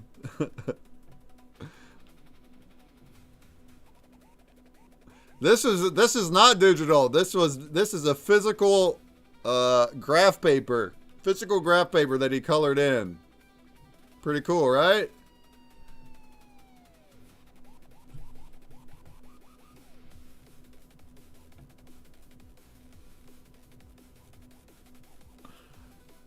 You want to say anything, Mike? Any inspiration? I mean, we saw the inspiration from the AI prompt, huh? Is that all the inspiration? I mean, pretty much. We just took the prompt, dropped it into Grok, and then I just copied to the best of my ability what it was. And he looked, yeah, I mean, he looks better than I thought he would. Oh, I like him. I like how well the spectral outline is working. Like your color choices made a proper rainbow to make it dance. Look at it dance. That's awesome. I was using a mixture because I have regular markers and then the whiteboard markers, but the whiteboard markers worked better. But I didn't figure that out until like midway through. So yeah, next time I know to use like just both of the marker sets. Oh yeah, I like it. I mean, that also would give you different texture colors, right? Different markers would give you different looks, maybe. Tricky creates says almost looks like stained glass, but Jess sees the Game Boy. I see a Game Boy. I like it. I like it. All right, and then lastly we have a magical creation over here from Jumbo.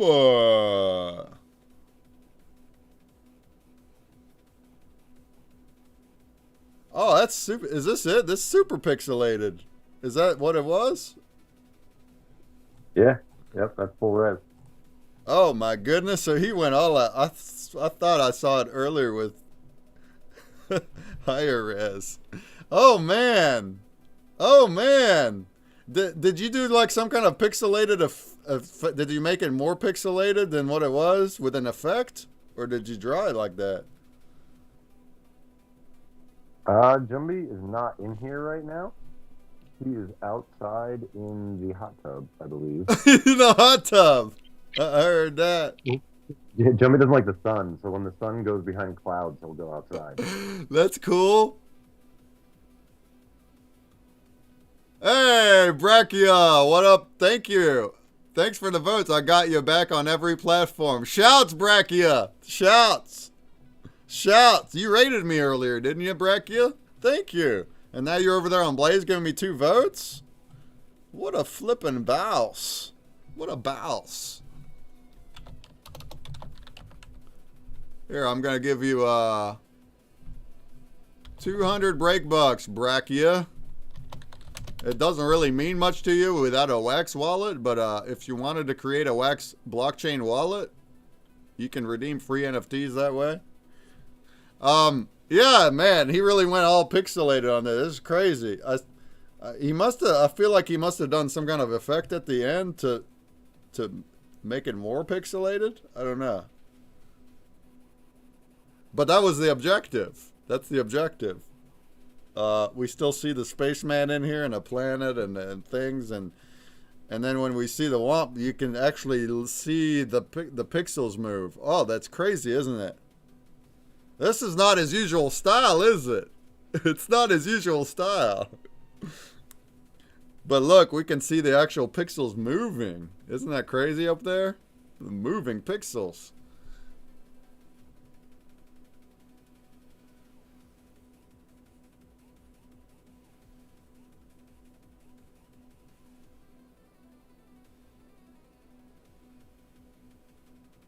Oh yeah, that is pretty on the eyes. Isn't that pretty on the eyes, you guys? Jungle says, good arts today. Some was even too good. Too good, huh? Oh, great arts today. That's great ones. Great ones today. Why don't we hit a poll real quick, folks? You guys that are over there in the Twitch, let's hit a poll right quick and decide which whiteboard we like the most today.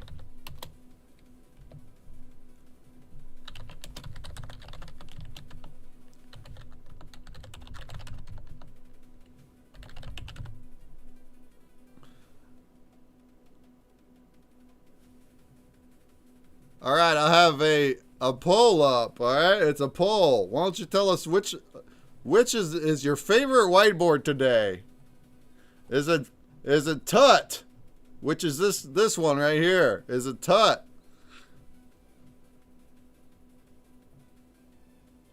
Wow.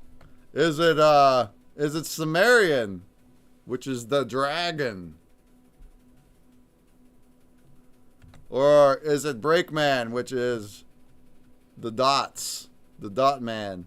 Dot man.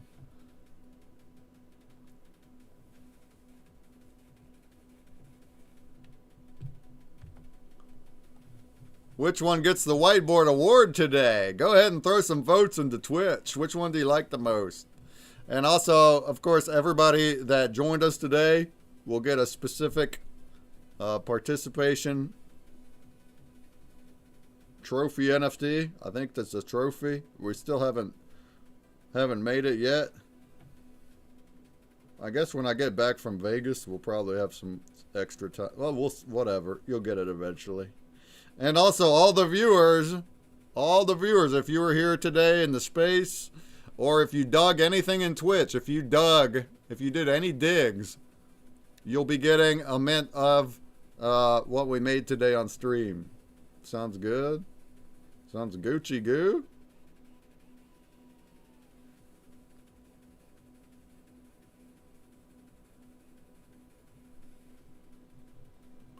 All right, there's 2 votes on Sumerian. Anybody else want to partake? Partake in the vote?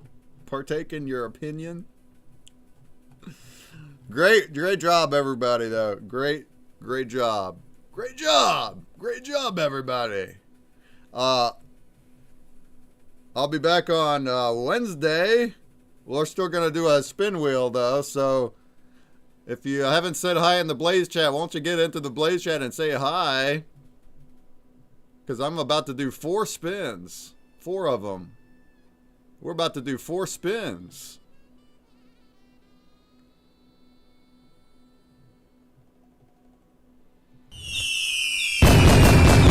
Hey, we just got a follow. Thanks, Knox. What up, Knox? Knox. How goes it, Knox? Hey, good timing to be in the Blaze chat. Say hi. Say hi in the Blaze chat. Can't believe I haven't subscribed before. Oh yeah? You're familiar, Knox?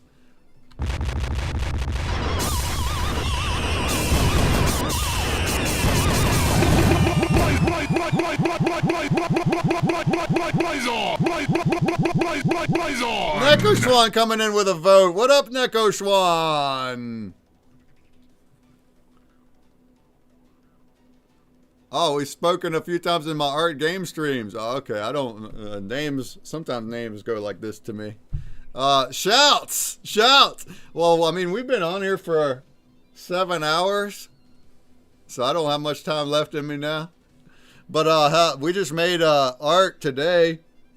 We just looked at it too. We made some pixel-themed arts today. Pixel themes.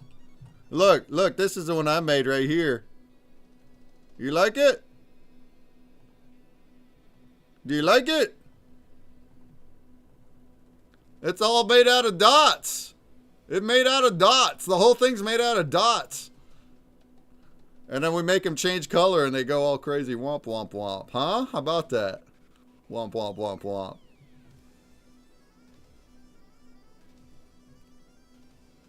womp. And then we had... Look at this one. Isn't that crazy? Tut did this with a whiteboard with a mouse. Whiteboard with a mouse, MS Paint style. He went so far as to make his lines horizontal or vertical to make it look pixelated. That was on purpose to do it that way. That's a flex. I know, right? Tut's over there flexing. He's flexing. Look, this one's cool too. We got a dragon over here. That's also with a whiteboard. We make that change color.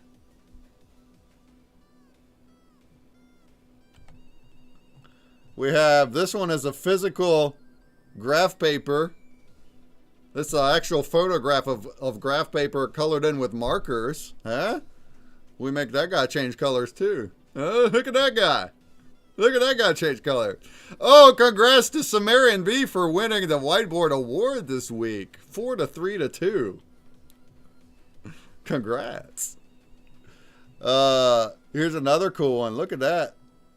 Look at that. We're making art today. This is all done today on live. If you go back and watch my VOD, you can skip around and you'll see them all come to life from scratch. Drink and drawn session next. Yeah. Next week, I'm going to actually be there with the guys in Las Vegas physically. Maybe we should get our drinks out when we're sculpting. We're going to make sculptures next week. We're going to use clay and make clay sculptures on cam in a week. So come back, you hear? Come on back. Now, you might even get a drunk break man, maybe. You might even get yourself a drunk break man. I don't know. Break man Vegas vision. Yeah, and then look, that one was done with just coloring in the grid. So the grid is like a coloring book, but Jess went and colored it in to make this whale, and then we made it change its colors. Looks awesome. And then Jumbie's over here with Photoshop, and he made this crazy pixelated contraption with Photoshop. Huh? Pretty dope. Pretty dope. This is our 18th week in a row doing this. It's our 18th episode. It's been such an awesome experience. And we also welcome anybody else as well. If you're an artist and if you want to join us, even if you're not an artist and you want to join us any Sunday and become part of the art, look, I got it all over here now as well. Check that out. On our metaverse wall. I mean, the other part too is like what Tricky Chicky just did with like a little coloring book kind of thing. You know, so like even if you're just tuning into the show and just sort of hanging out, doing your own art, you don't have to share it. Like we talked about it last week, of like kind of Bob Ross style, where we're just here hanging out, making art, doing this, doing that, and other people just hang out at the same time and sort of do their own thing, whatever it is. I think that's a really great idea to get those, like some kind of coloring book or something to just kind of play along with us, you know, play along at home. Absolutely. Yeah, you don't have to be on cam. I mean, it's super cool that when you are, and if you're willing to, it's really awesome to add to the stream. But like, you can totally just do it on your own at home, and if you do, we'd love for you to share it. If you can send us a pic of it, we'd love to include it and admire it, even if we don't watch you draw it. Yeah, that's what I was gonna say. Or like, yeah, if you're doing something like that, just drop a picture to us to like look at the end of the show. That would be fun too, to like get like submissions live. That would be kind of cool. Yeah. If you do it at home, but you're not drawing on cam, send it to us at the end. Yeah, we'll add it like the way Jess did. Yeah, you guys like this. Tricky and Onyx saying they like how I put the arts on the wall. Pretty cool, right? Look at that. We see them all. That, and I have a Whomper, so I can turn my Whomper on and look at that. How about that, huh?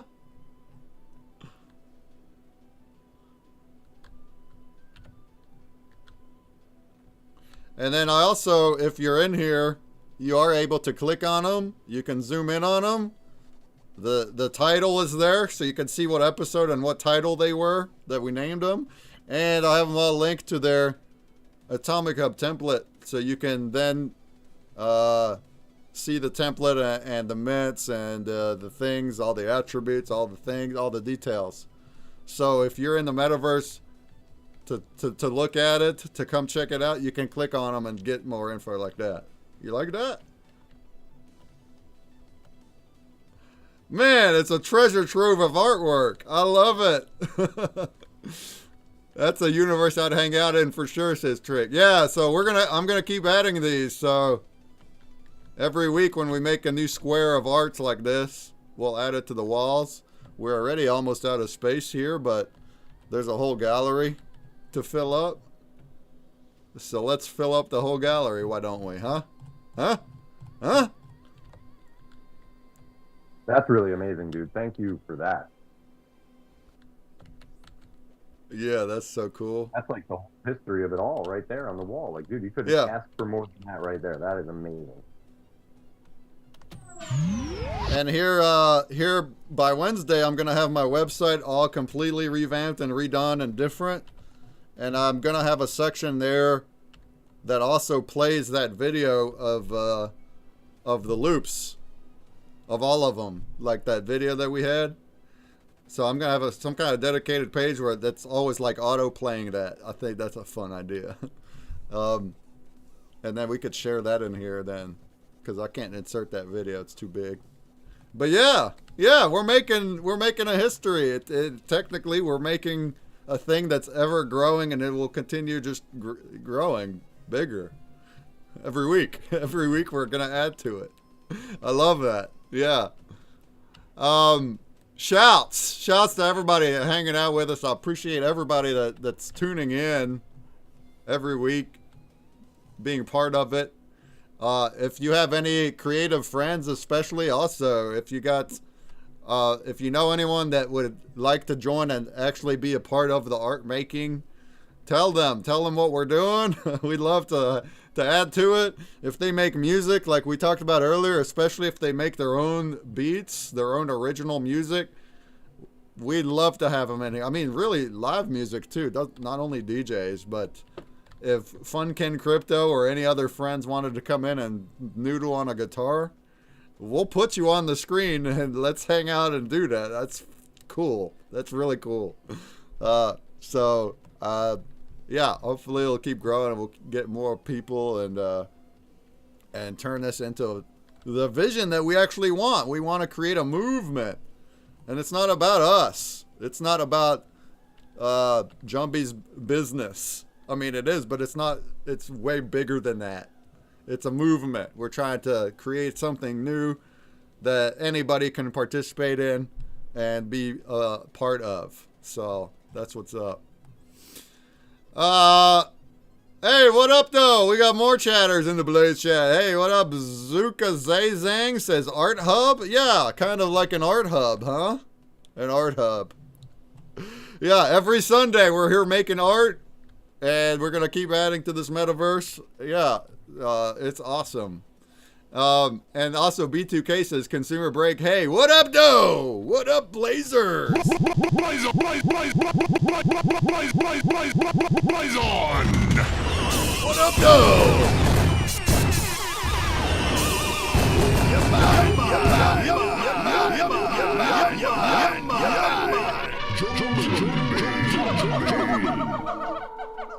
Blaze on!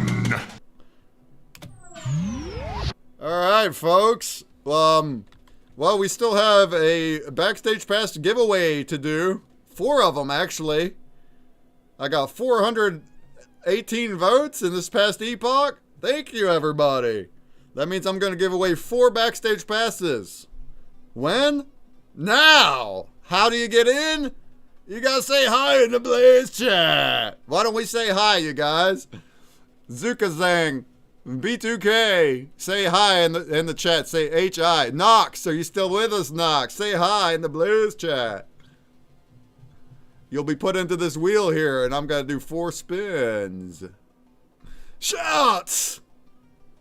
I will be back on Wednesday. We're going to do a pitch break space. It's going to be a long one on Wednesday. A long and content-packed episode on Wednesday. So I hope to have everybody there. Yeah. I'm going to present my new app launch that I've been vibe coding. I'm going to present a brand new app. And also my website will be completely redone and revamped, and I'm going to show it all off on Wednesday. Also on Wednesday, I'll show off the Fam Guild arcade games that are over on Fam Guild's website. Also brand new. And then also, additionally, we have another special guest on Wednesday, but can't make it until 5 Eastern, so it'll be like after all the things I just said. And that's called Stream Stake, and it's another Twitch-based gamification system. It's kind of like ScurvyBot, where you can have your own channel points that do things, but it's a different one that's not ScurvyBot.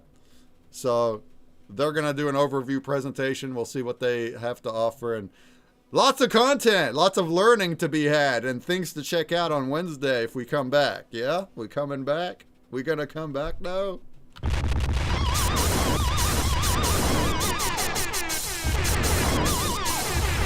Since I'm hosting this space, I'm just going to keep running the space till I'm out. So yeah. But, well, you can watch me here. All right. Knox, did you say hi? Did you say hi, Knox? I have. All right. Oh, Tut, you only did it now, huh, Tut? I'm going to read the names off in the wheel. If you don't hear your name, you still got to go into the Blaze chat and say hi. Say hi.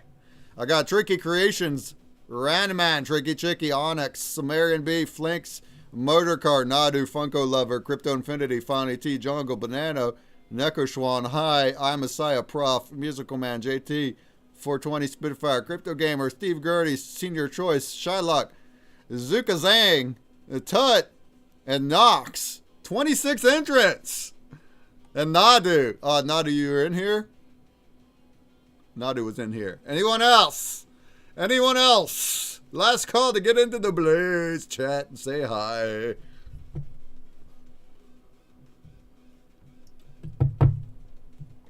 And once again, since I got over 418 votes. It's a giveaway pass per 100 votes. Giveaway pass per 100 votes. So we got 400. That's 4 giveaway passes. I'm going to spin them back to back here right now.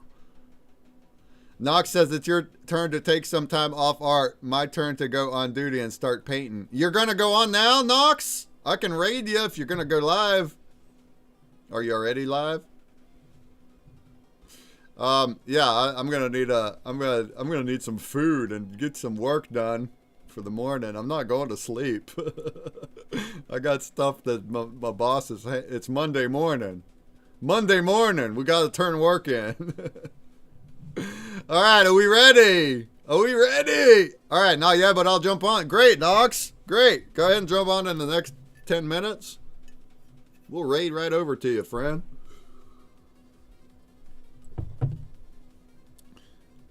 All right, without further ado, Onyx says, "Wheel pick me." He made it happen last time. He says, "Wheel pick me," and the same thing with Tut. Tut says, "I'm here, pick me," and the wheel picked him. A good luck, a good luck, good luck. And the winner is... Oh, it's Jungle!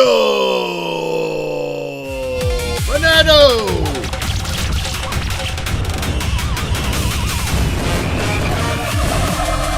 Jungle!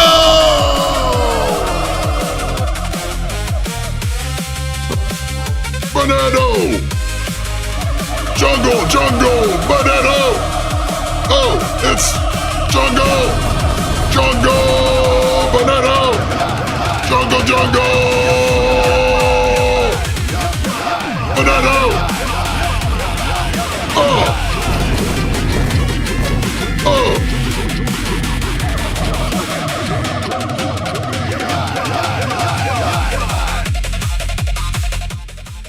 All right, Next up. Actually, really quick, I need to...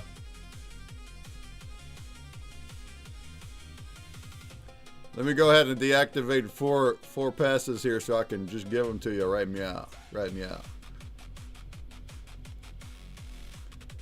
All right, I got 3 more spins. If there's anybody that hasn't entered, you can still do it right now, but you got to do it. You got to do it right now. Right now. Right now.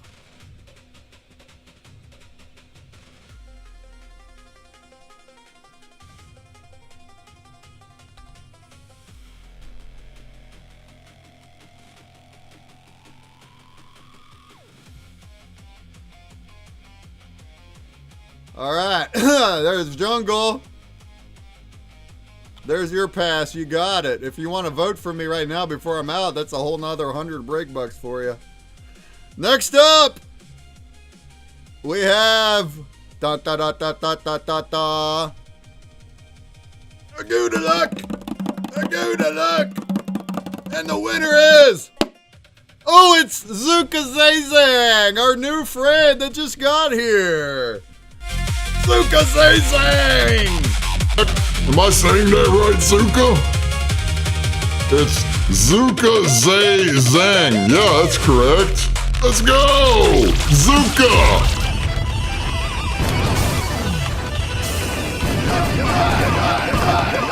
Are you still here, Zuka? Say what up, though. Say, I'm still here.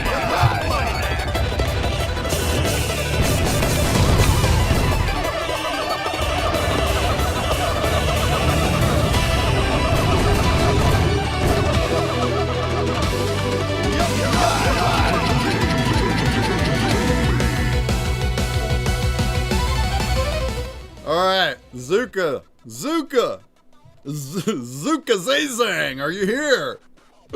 Alright, you don't gots to be. I'm gonna scroll up and find you and give you your pass. Zuka! You got it! You got it, Zuka! You got it! Free pass! It's a free pass. You don't gotta vote for me either. You vote for who you want every week now. Alright, we ready for the third spin? Are we ready for the third spin? It's the third one.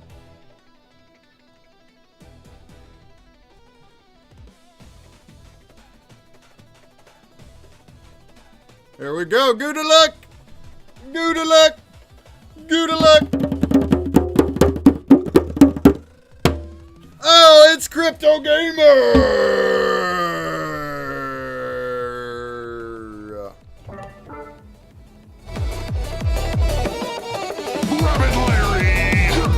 It's Crypto Gamer!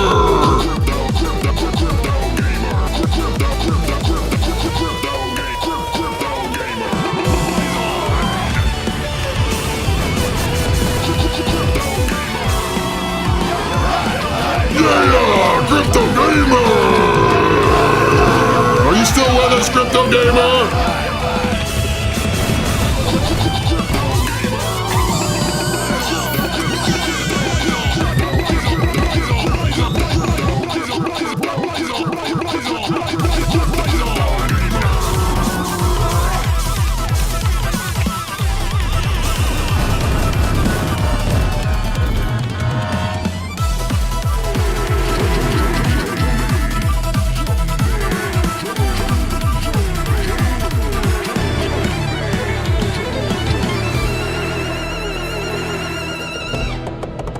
Alright, we got one spin to go.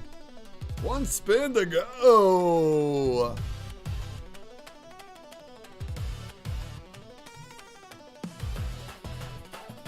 You still with us, Crypto Gamer? Are you still with us?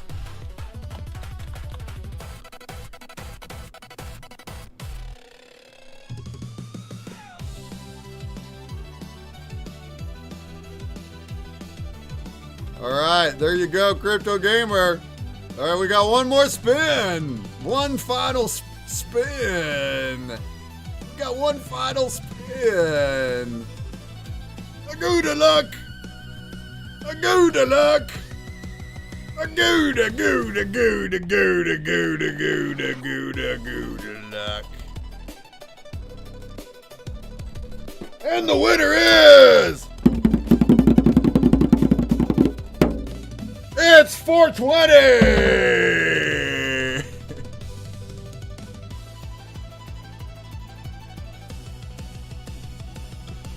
Spitfire! 420 Spitfire!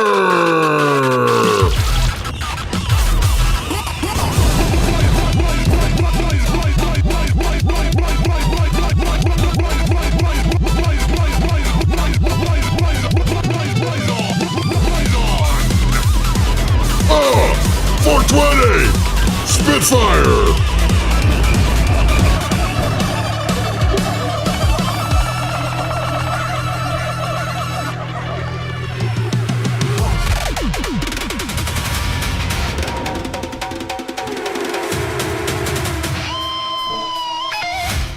All right, folks.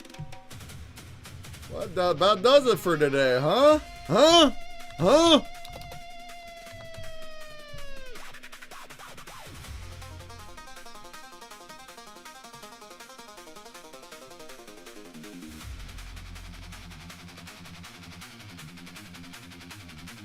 Knox, you said you was going on? Are you on?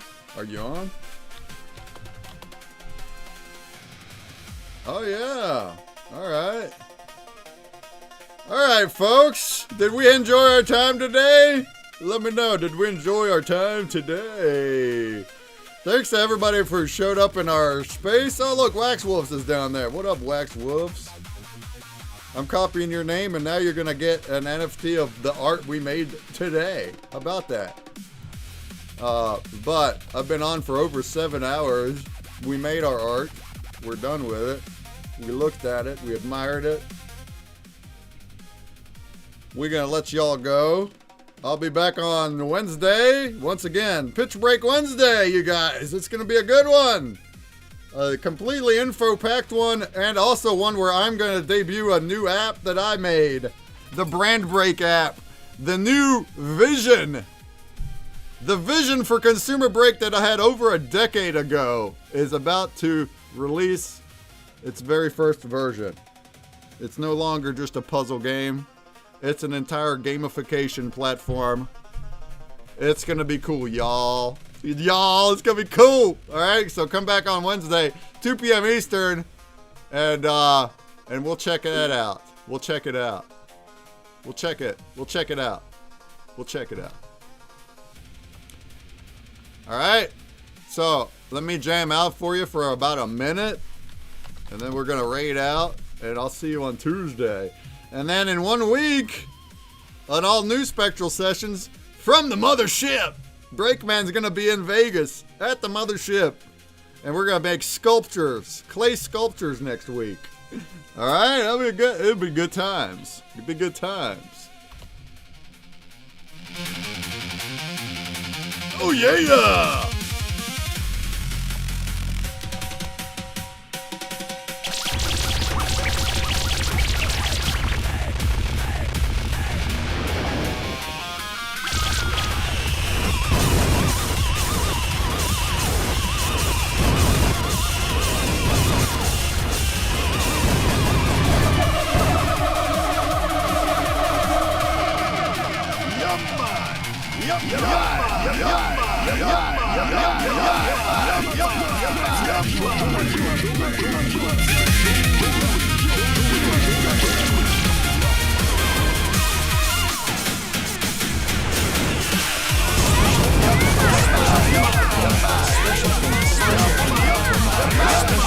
Yeah, Onyx, I got you recorded, Onyx.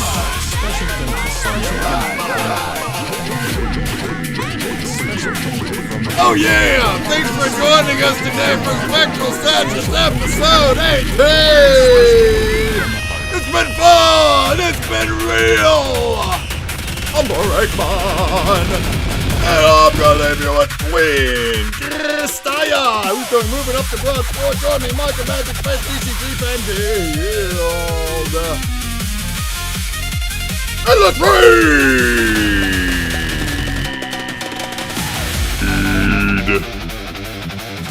Oh, yeah.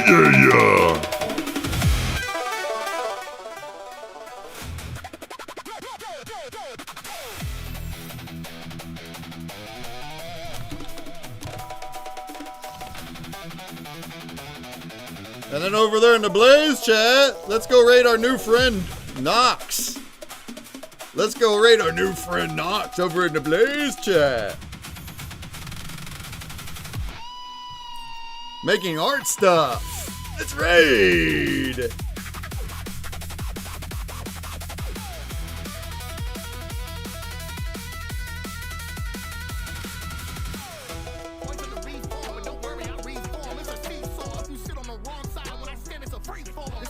Oh, I don't even follow him.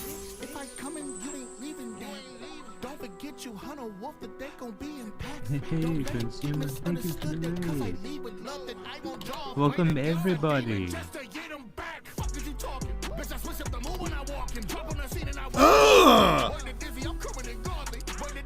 What up? How you doing? How you doing? That's vulgar.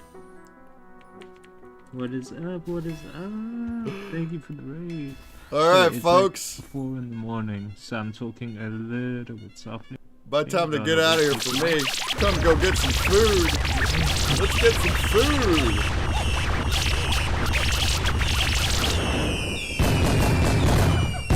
This is a bit of a de-rust piece for me. Yeah. Gotta shake that rust off.